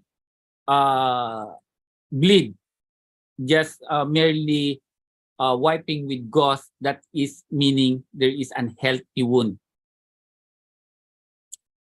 And of course, you're going now to assess now the smell. But here, the distance from the wound from your nose, not exactly you're going to put your nose near into the wound, but rather if there is an infected wound and you remove now the dressing, it will suddenly produces now a faulty smell. So meaning from that part, you will say that there is a wound infection or this is wound is unhealthy. But if it does not have a foul smell, meaning it is healthy. So at the same time, always check also from your granulation tissue. This is where it should be a healthy wound doesn't have these granules or these fibrins dislodge or the scar, or you can see already the bone or tendons or the appearance of the bone or tendons and other underlying structure. Here, if we're talking about the wound drainage, here it is also, this is the discharges that is now coming into your wound. So that is your, those are we call other known as your exudate. So these are the fluid that comes out in the wound during your healing process.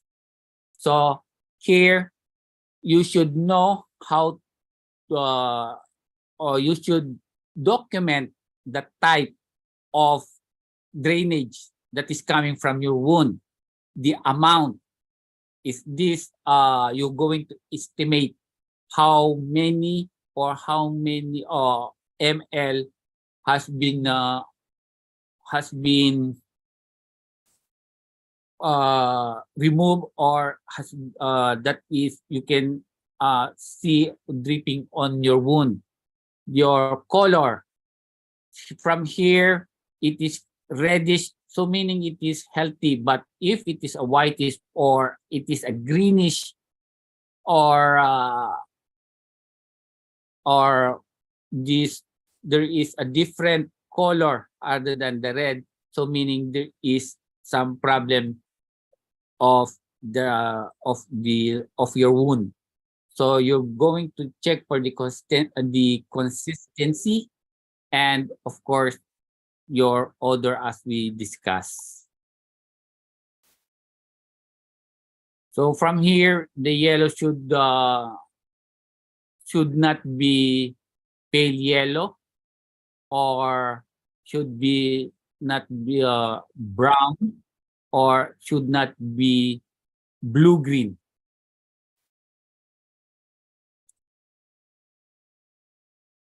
The wound temperature, you should take note also for the wound temperature.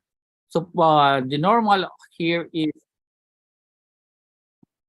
a wound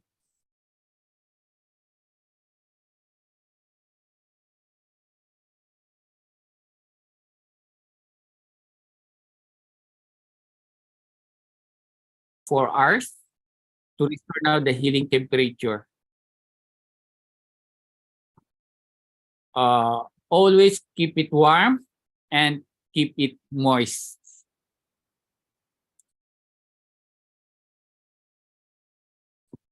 Here we have, you should also document or you should always know as a nurse your peri-wound. It's also known as your medical adhesive. This is your original wound and there is now a duplication or there is an extension or extended wound. We call this one as your medical adhesive or related skin injury or your marks, which is now 25% of the covering from surgery experience of marks is in your peri-wound. So here, you're going to check if it is attached or unattached, indistinct or well-defined. If you can see the wound, check for macerated or if it is dry. Check if it is taken or it has a calculus. Check if it is irregular or round. Check for the color, if it is red, white, or blue. So here, we have a case scenario. For example, you have a patient who is coming for coming into the center or from the hospital who is a diabetic, who is diagnosed of diabetic mellitus. So as a nurse, what will be your, what are the things that you're going to prepare? Or what are the things that you're going to do to the patient who has diabetes? So what are the things that you're going to assess? For example, the patient has a wound of, as you can see on your screen. So the first thing that a nurse must do is, we have here your prepared the things needed.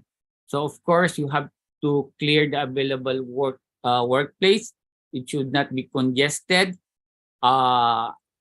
You have to clean your steel trolley. You should have your wound pack. Assess now your hand washing sink, or if there are soap and you have water, or should there is an alcohol hand or your alcohol hand wash nearby. You should have an apron, appropriate dressing, and appropriate solution of cleaning wound if needed. So the approach here after the during now the approach before the COVID-19 is different after the COVID-19.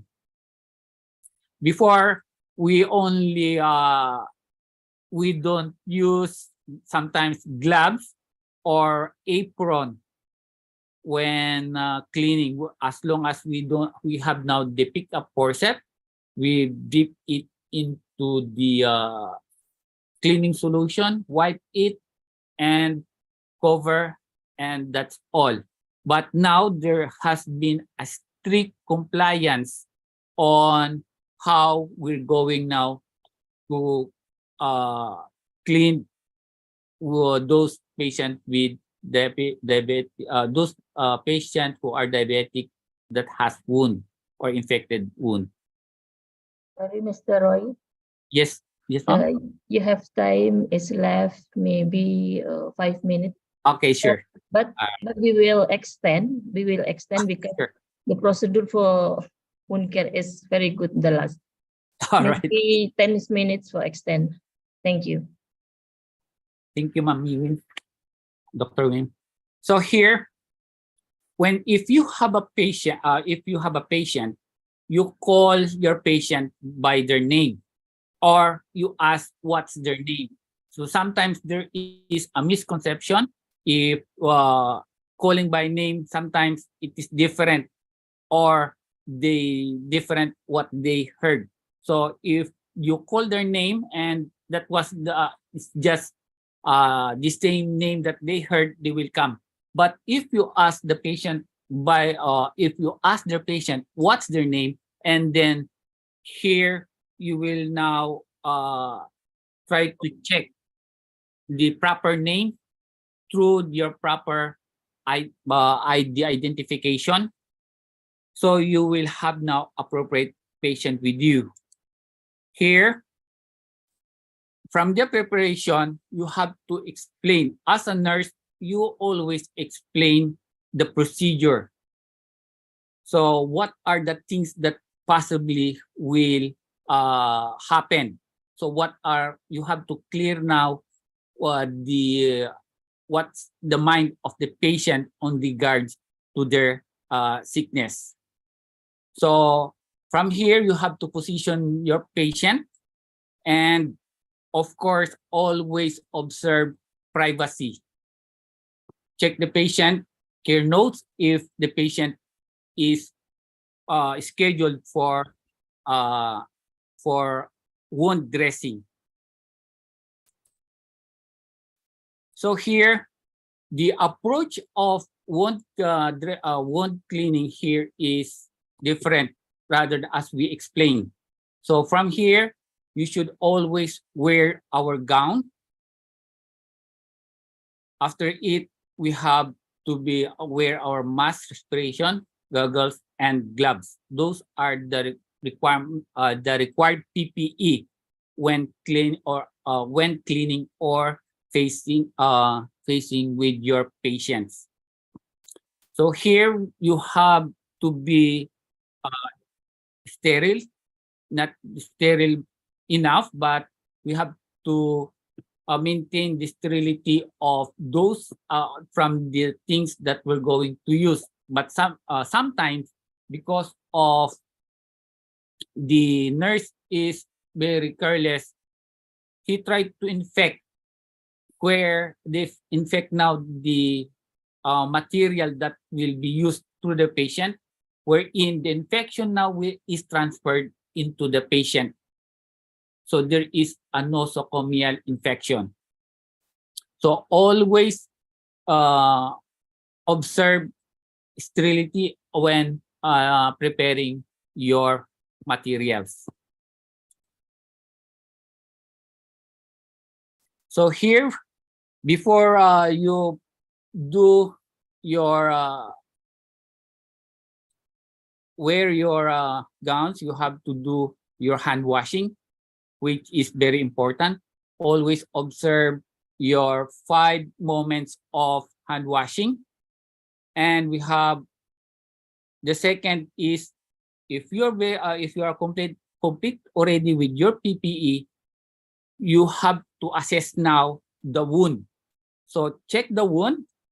If there are the one that we have discussed, check the consistency, check for the temperature, check if there are drainage, check for the exudate if there are there, check for the location, check if there are check how far or how extended your wound. Then from here, you are if there is a need of the medical officer intervention, you have to inform it. If they need to see by a doctor, you have to refer it to a doctor. Here, there are solutions that we should avoid. Those patients who are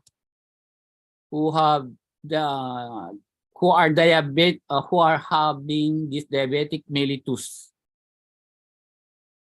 because there are studies wherein, according to the LAMP and each group of 2004, there are cytotic solutions such as here, the betadine and the hydrogen peroxide, where it is not,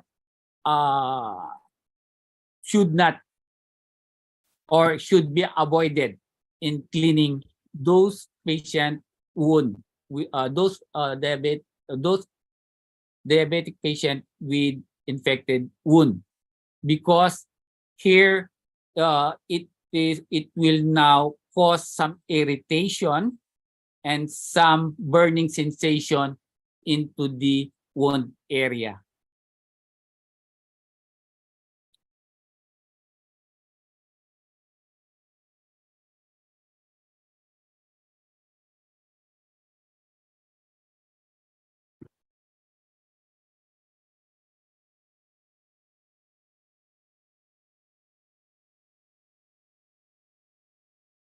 Here, so as you are working on your wound, so you have to remove some devitalized tissue, or those are whitish yellowish tissue, so that it will now fasten now the healing. So we call this one as the debridement.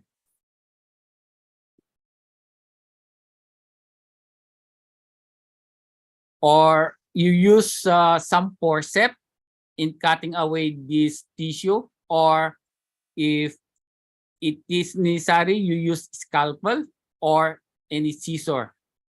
If we're talking about the scissor, this should be sterilized scissor. So next,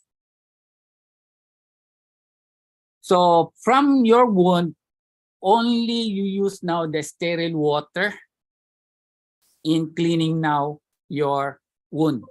After you clean a little bit, you have to clean it, or you have to dry it a little, and then you apply your antibiotic ointment. if this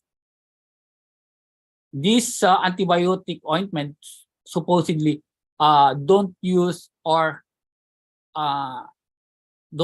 antibiotic that is for that has been already used by everybody. The patient should have its own antibiotic, because sometimes nurses are the cause of nosocomial infection within the area. The nurses are the one who is now transmitting this or causing now some infection, introducing infection to the wound because of improper improper use of these materials when doing some wound dressing. So from here, we can use antimicrobial wound dressing, and like the pads, your nanofibers. We have the sponges. So it depends now on the where you are working, which is, it depends upon the policies and procedures you're working with.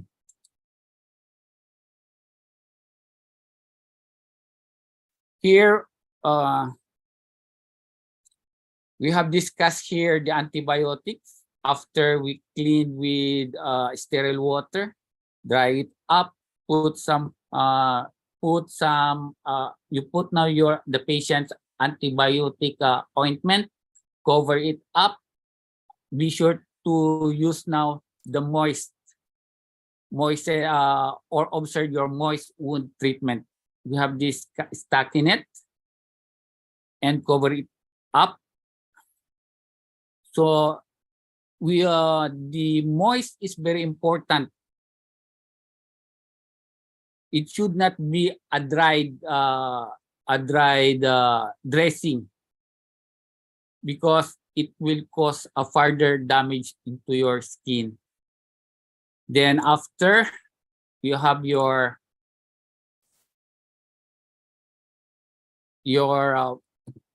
aftercare, you should know how to remove your gloves, where your glove is removed first before your goggles and mask, your gown, and your mask respirator, and then it should be put in a yellow or into your hazard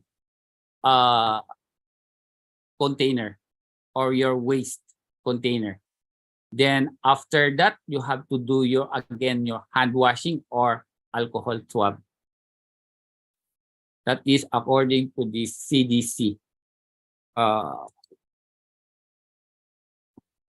procedures. And then here, you should, your post or in your after caring with the patient, you should document what did you see, what did you do, and what are the things that you done to your patient. What are the location, diameter, and how it looks like, so that when the patient will come in, you should have now a comparison if your wound is improving, or maybe there is something that is causing now the more problem into the patient if it is extending or it is not being healing properly.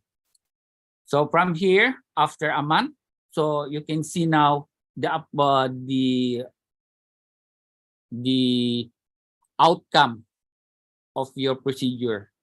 So meaning there is no from a clean or aseptic procedure you've done in the wound cleaning, so it should have end up like this, seen in your picture. So here, your post or to your patient teaching, you should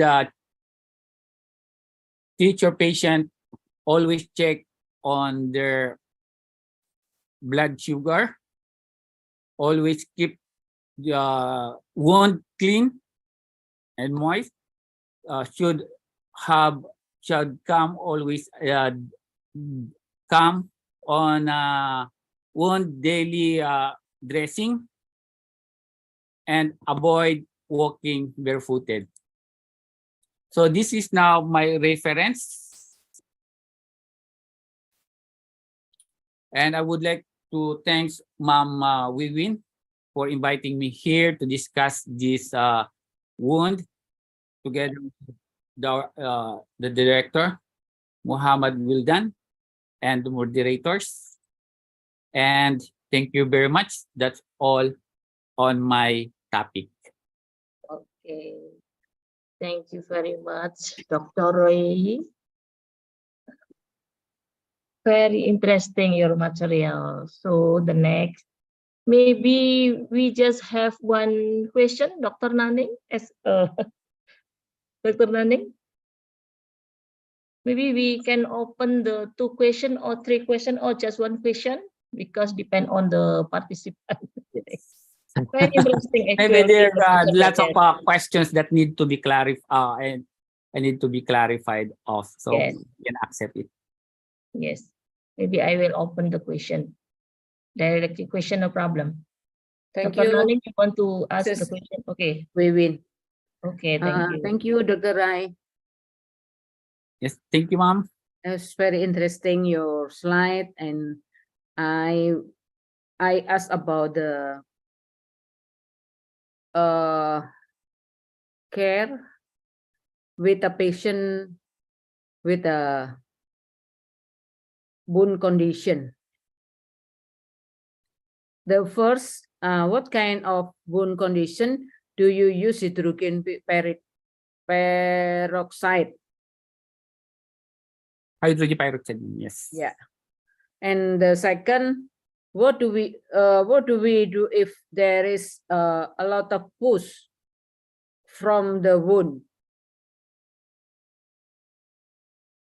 Because sometimes I saw the patient pus is very produced in the ulcus. What we do if the produce is a lot of?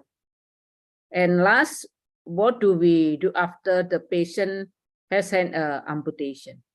Might be like physiotherapy, or you give me special shoes, or and so on. Thank you, Mrs. Wiwin. Okay, maybe Dr. Roy directed to There answer. are 3 questions raised, and thank you very much for that question, ma'am. First, we have here the wound, the use of the peroxide. Hydrogen peroxide and iodine are used only for those who are freshly wound. If you are currently, or you have just have the wound, you can use this hydrogen peroxide, and after cleaning with the hydrogen peroxide, you can use the betadine. Compared to those patients who have already an old wound.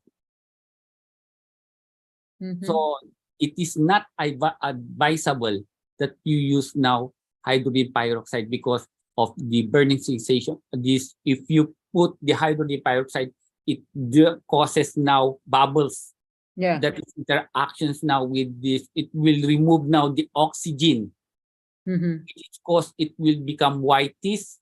After that, after it become whitish, it will cause this some infection now, and it will create now some this exudate or this foul smell.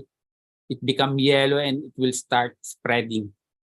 That is why I always tell to my staff, never always check the history first of your patient. Because there is a patient who came, he's a diabetic, and then it's just a fresh you can use now the betadine, but she told we cannot use. It depends upon if it is a fresh, newly wound, but compared to this old.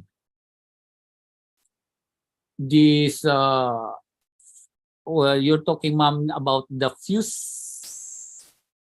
I asked before continue. Sometime hydrogen peroxide can demits in the ulcus after you give hydrogen peroxide. As this is sometimes is not the patient feel pain in the ulcus, and then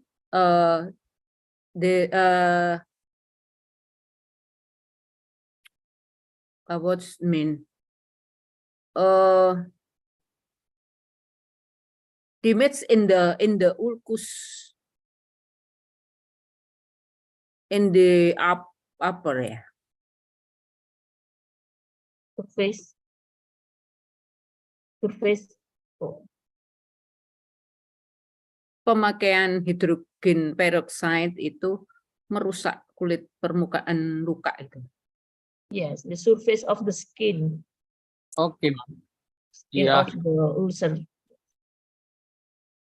Ma'am, if there is, you have to dilute, if you want to use now the betadine or the hydrogen peroxide, you have to dilute it with this sterile water, but more so that it's more effective as a cleaning agent or an aseptic agent. But mostly we have here just 1 ml, just a little drop of this one hydrogen peroxide, or just, but the should be one is I forget this the ratio, but mostly we don't advise really with the use of hydrogen peroxide or iodine, even it is just the skin or it is a superficial wound, because we have lots of patients and we have observed that those who have been cleaned with hydrogen peroxide and or with iodine, there is a slow healing. At the same time, this slow healing, at the same time it's more not complicated, but it's becoming more becoming bigger, rather than it should be, the solution should be, the healing process should be the wound should be becoming smaller. It's smaller. That's what because it's my country, to clean the ulcer, we use not povidone, natrium chloride. Yes, 0.9%. Yeah, not hydrogen peroxide. In my country, used to clean ulcer, we use water, so natrium chloride. Not be used the hydrogen peroxide. Yes, the same, the statement from Dr. Roy, Ma'am Nanning. Actually, we cannot use the hydrogen peroxide and betadine. Yes, like this, Dr. Roy. We cannot use this. Yes. Oh, yes, we cannot use the same with our country, I think. Yes. To clean in your country, we use another solution in your country for the clean the ulcer. What the substitute for the steroid? Ma'am, we are using only depends upon I mean, we are talking here about those who are diagnosed with diabetes mellitus, those who have already this what's this one, who have this wound. So as I advise, as per our protocol, that we don't we only clean with sterile water. Yeah. Oh, Yes. Then the debridement, Yeah. then dry it up, and then Mhm. apply antibiotic. Yeah. yes. Yes. The same with us. All right. But there are still ultralight that is being used, but still under process. Mhm. The ultraviolet light that we use when we dry up this wound. Okay. Enough, Dr. Nani? How about the amputation? So we're talking now amputated patient. So here, if the person is now amputated, we need some artificial depends upon what is, but mostly on the leg area. So here the prosthetic legs are used, but with caution, because of this when the patient is using now this prosthetic legs, sometimes there are some frictions that causes another problem. That's why you have to cover up, or should be what's this one, the dressing, or what we call this or the one that we have to cover, and it will be put into, or it will cause now, or smooth, we call this one as smooth dressing from this prosthetic, so that if the patient will walk, there is no friction, or the patient will feel comfortable with it. There are some prosthetic not causing some what is one prevent now some other circulation that causes some complications. So we have also to always check with the patients. Yeah. Thank you, Mr. Vivi. Thank you, ma'am, Mr. Roy. Okay.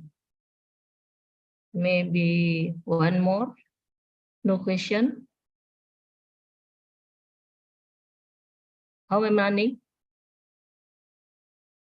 Finish the name? Yeah. I think enough. Okay. Excuse me, Dr. Sorry. There's still Dr. one question Thanks. from. One question? Okay.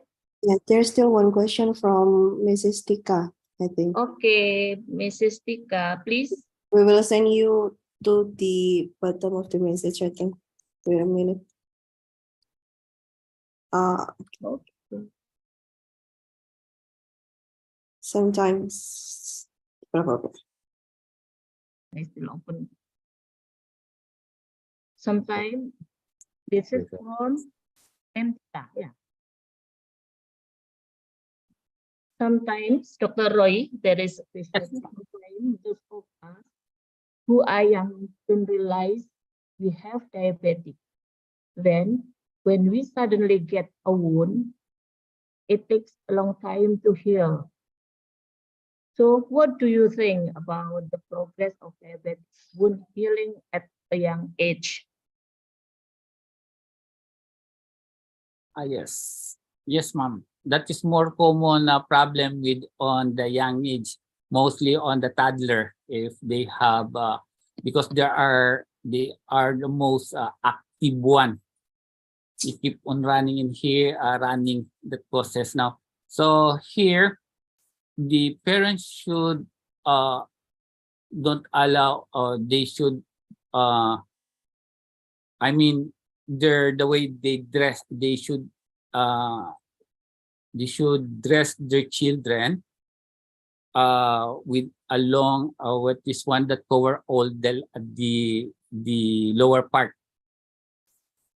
like pants, or they should not allow to use only the underwear or these shorts, because there will be a direct scratch to the skin. So if there is a barrier like the pants, so we are now preventing. So because younger age are very active, and we just and of course, you know how children behave when there is what we call this one. If there are some injury, sometimes they just ignore it until you just notice that there is already some problem with this or some infections occurred. Okay. Nantika, how about the answer? Maybe I am Ririn, Pak Agus. Okay. Once more, the last question from Mr. Agus. Please, Mr. Agus. Okay, thank you very much. Maybe I have one question. How to maintain, I mean, how to prevent pain and comfortable position for your patient during wound caring, because this is very important to prevent pain and comfortable position. Maybe you have tips to make a comfortable position and to prevent pain during wound caring. Thank you very much. Thank you, Sir Agos, for that wonderful questions. So how can we alleviate pain during those patients with diabetes mellitus, or those who have a wound?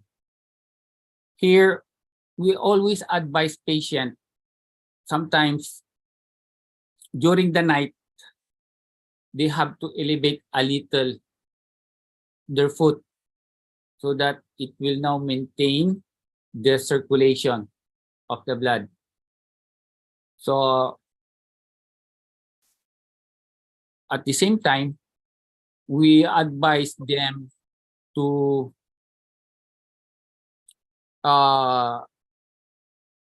if it is properly, if it is not much, they have to open up the wound. This is why, because so that the air will because if during the curing process, we need some oxygenation. Here, if you cover the skin and the temperature causes now to increase, that will now accommodate more productions of bacteria. That's why sometimes if the patient is resting, so we advise them to open up, elevate the foot, and then relax it so that there will be appropriate circulations. At the same time, it will we call this one, we are cooling down the wound so that there will be the cure or the curing process will be fastened. I hope I have answered your question. Okay, thank you very much. Roy, then the last again from the university, I think from Mr. Fatoni. Yes, from Brawijaya University. Please, Mr. Muhammad Fatoni from Brawijaya University. Okay, Dr. Roy, salamat. Waalaikumsalam. Okay, I would like to ask, maybe my question is out of the box. Yeah. how to treatment or maybe caring the patient. We have a vulnerability victim in the disaster area. I mean, in disaster area, not in clinical or not in hospital, because it's difficult to how to handle the patient with maybe diabetes and food ulcer, also another wound. Have you have your solution? Thank you very much. Thank you very much, Mr. Teka. As I experienced, because that was the disaster is my specialty when moving outpatient with this condition. Here, there's no appropriate how we carry it, but the only thing that we are concerned of is protecting the area. As long as the patient is comfortable to be carried in any process, for example, the use of, we have here two-man carrying, which they are carrying the patient through two persons. As long as the patient is comfortable, no problem. As long as they protecting the area that is been injured, there's no deal about it.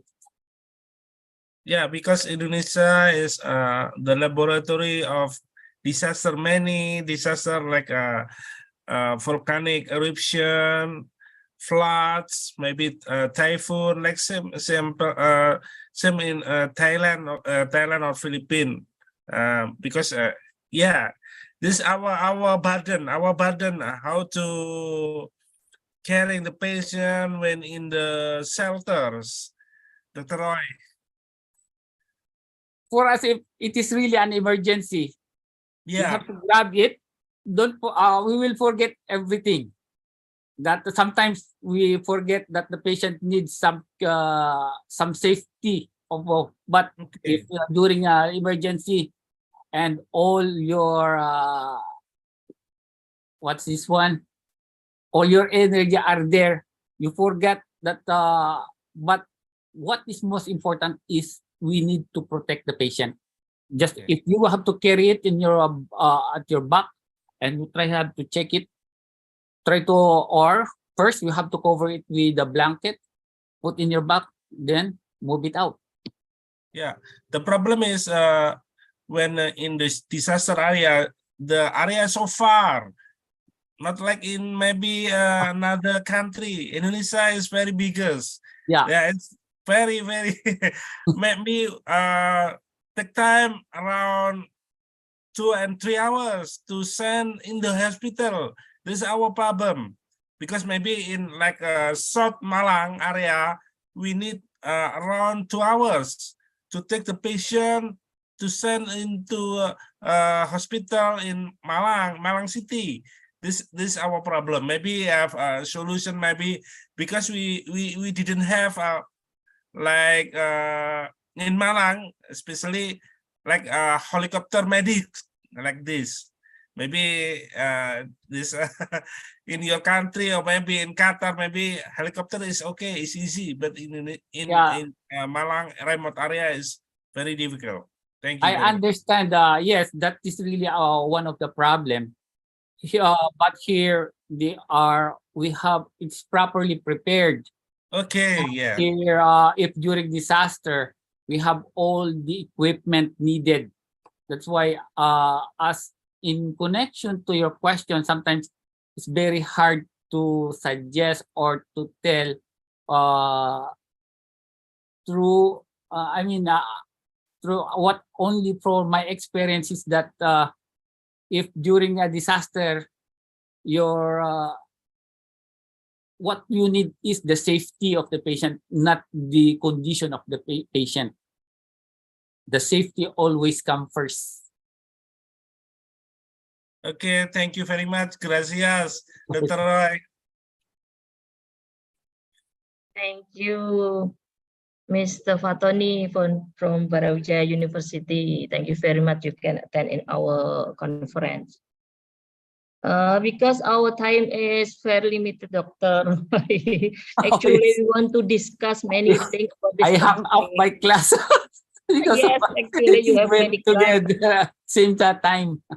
Thank you for your time because actually you have class, but you can join with our conference. Thank you again, Dr. Roy. You come first. Yes. Thank you, Dr. Wiwin, for inviting me here to discuss. Yes, sir. Hopefully, this material is very useful for increasing our insight, I think. And maybe again, on the next, we can meet Sure. in the different moment, I think. Thank you, Doctor. And also, thank you very much for your for all of the participants in this conference. We will back to Miss Hanandayu. Please, Miss Hanandayu. Okay, thank you, Dr. Vivian, and of course for Dr. Roy Bermudez. And such an interesting discussion just now. And for Dr. Roy Bermudez, excuse me, we still need your little time, okay? Because we have to give the certificate first, symbolically, to Dr. Roy Bermudez, okay? Okay. Yes, okay. So here's our highest appreciation for today because you spend your time here. Yeah, it's in your busy time actually, but you join us here and you share your insights. It's definitely amazing and interesting knowledge. My honor, ma'am. Okay. So here, please allow us to capture this for our documentation. And we will inform you that the copy of this certificate will be sent to you after this event ended. Okay, so thank you once again for Dr. Roy Bermudez. Thank you very much, everyone. Thank you. So yes, okay, so it's already, we are already at 2:40 p.m. right now. And for our beloved participant, we now reach the end of this meeting because the session with Dr. Bermudez just now was our final session in this event. So therefore, our activities today are now complete, and we would like to thank all of the today's speakers, and of course for our guests, for the insights that they have already shared today from this morning at 9 a.m. until this afternoon around 2:41 right now. And we also send our gratitude, of course, to all of our moderators today that already accompanied us for this whole day. And we also hope that today's meeting can provide additional information to all of the participants. And we also hope that maybe someday that this event will also inspire all of the participants to develop their research topics. And we hope that there will be research collaboration maybe between the institution that involved today in our meeting. Okay, so on behalf of the committee, I would like to thank again for all the participants for their attendance. And we apologize actually if during the event there are some inconvenience. And yes, thank you. And finally, good afternoon and see you again in another occasion. Thank you so much. And for the, okay, this is for the information for the next, maybe for the participant that haven't filled in the attendance link, please. We already shared in the chat, room. Maybe you can click and fill the link, and after you submit the data, we inform you that the certificate and the presentation files today will be sent to your emails. Okay, maybe that's all from me actually from the Master of Ceremonies for today. Okay, and finally, again, thank you. Good afternoon. Thank you, Dr. Bermudes. Thank you, Dr. Wiwin. Thank you, Dr. Roy. Thank you very much, and thank you Thank you, everyone, Bu Wiwin. all the Thank you, faculty, Mbak and the Ananda. certificate staff. Okay. So,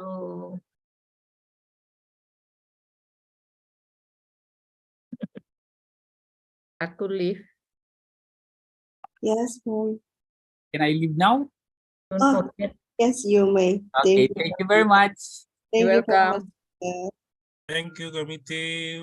Thank you, Bu Naning, Bu Ya, Wiwi. makasih Pak Tony. Lama tak jumpa Bu Naning ini. Iya, Boleh Pak Tony duduk manis, and nggak hadir. jalan-jalan ke Poltek. Sering jalan-jalan loh Bu kalau minggu saya. Kong Blitar ini. Nggih, Nggih. Tuti. Makasih Semangat Kakak. sangat. Bapak Ibu, dosen, senior saya, guru-guru Nggih, saya. Bu Tuti, matur sudah sangat. selesai Bu Tuti. Mbak Oke, Fitri, matur terima sangat. kasih.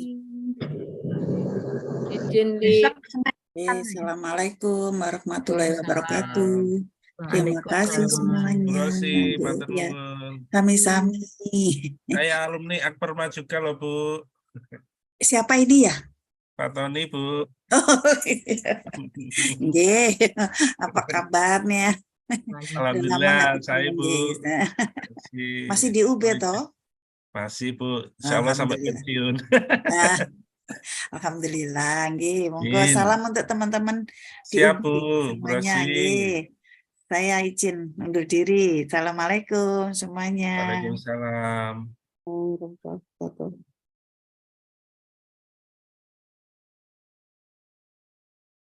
Jangan lupa mengisi presensi Bapak Ibu. C, Bu Wiwin.